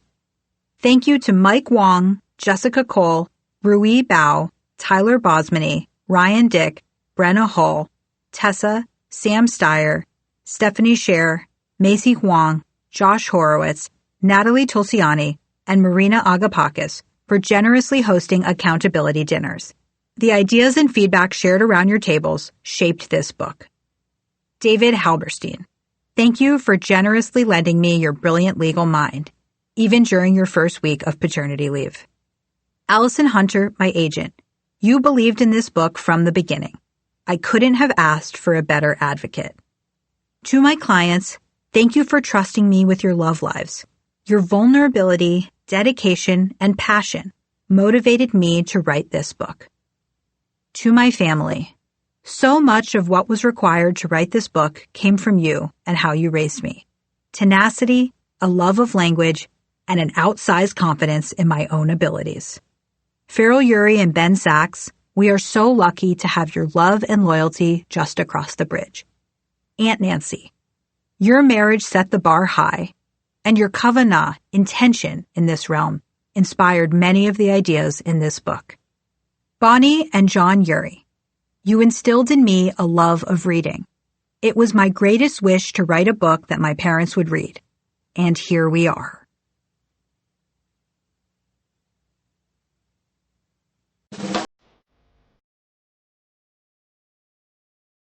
How to Not Die Alone. The Surprising Science That Will Help You Find Love was written by Logan Ury and read by the author.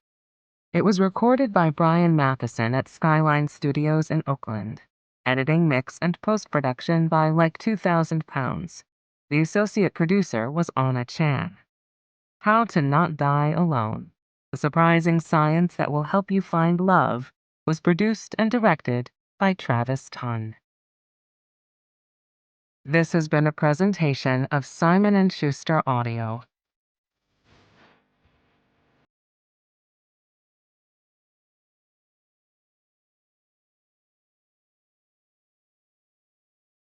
How to Not Die Alone. The Surprising Science That Will Help You Find Love is available in print from Simon & Schuster.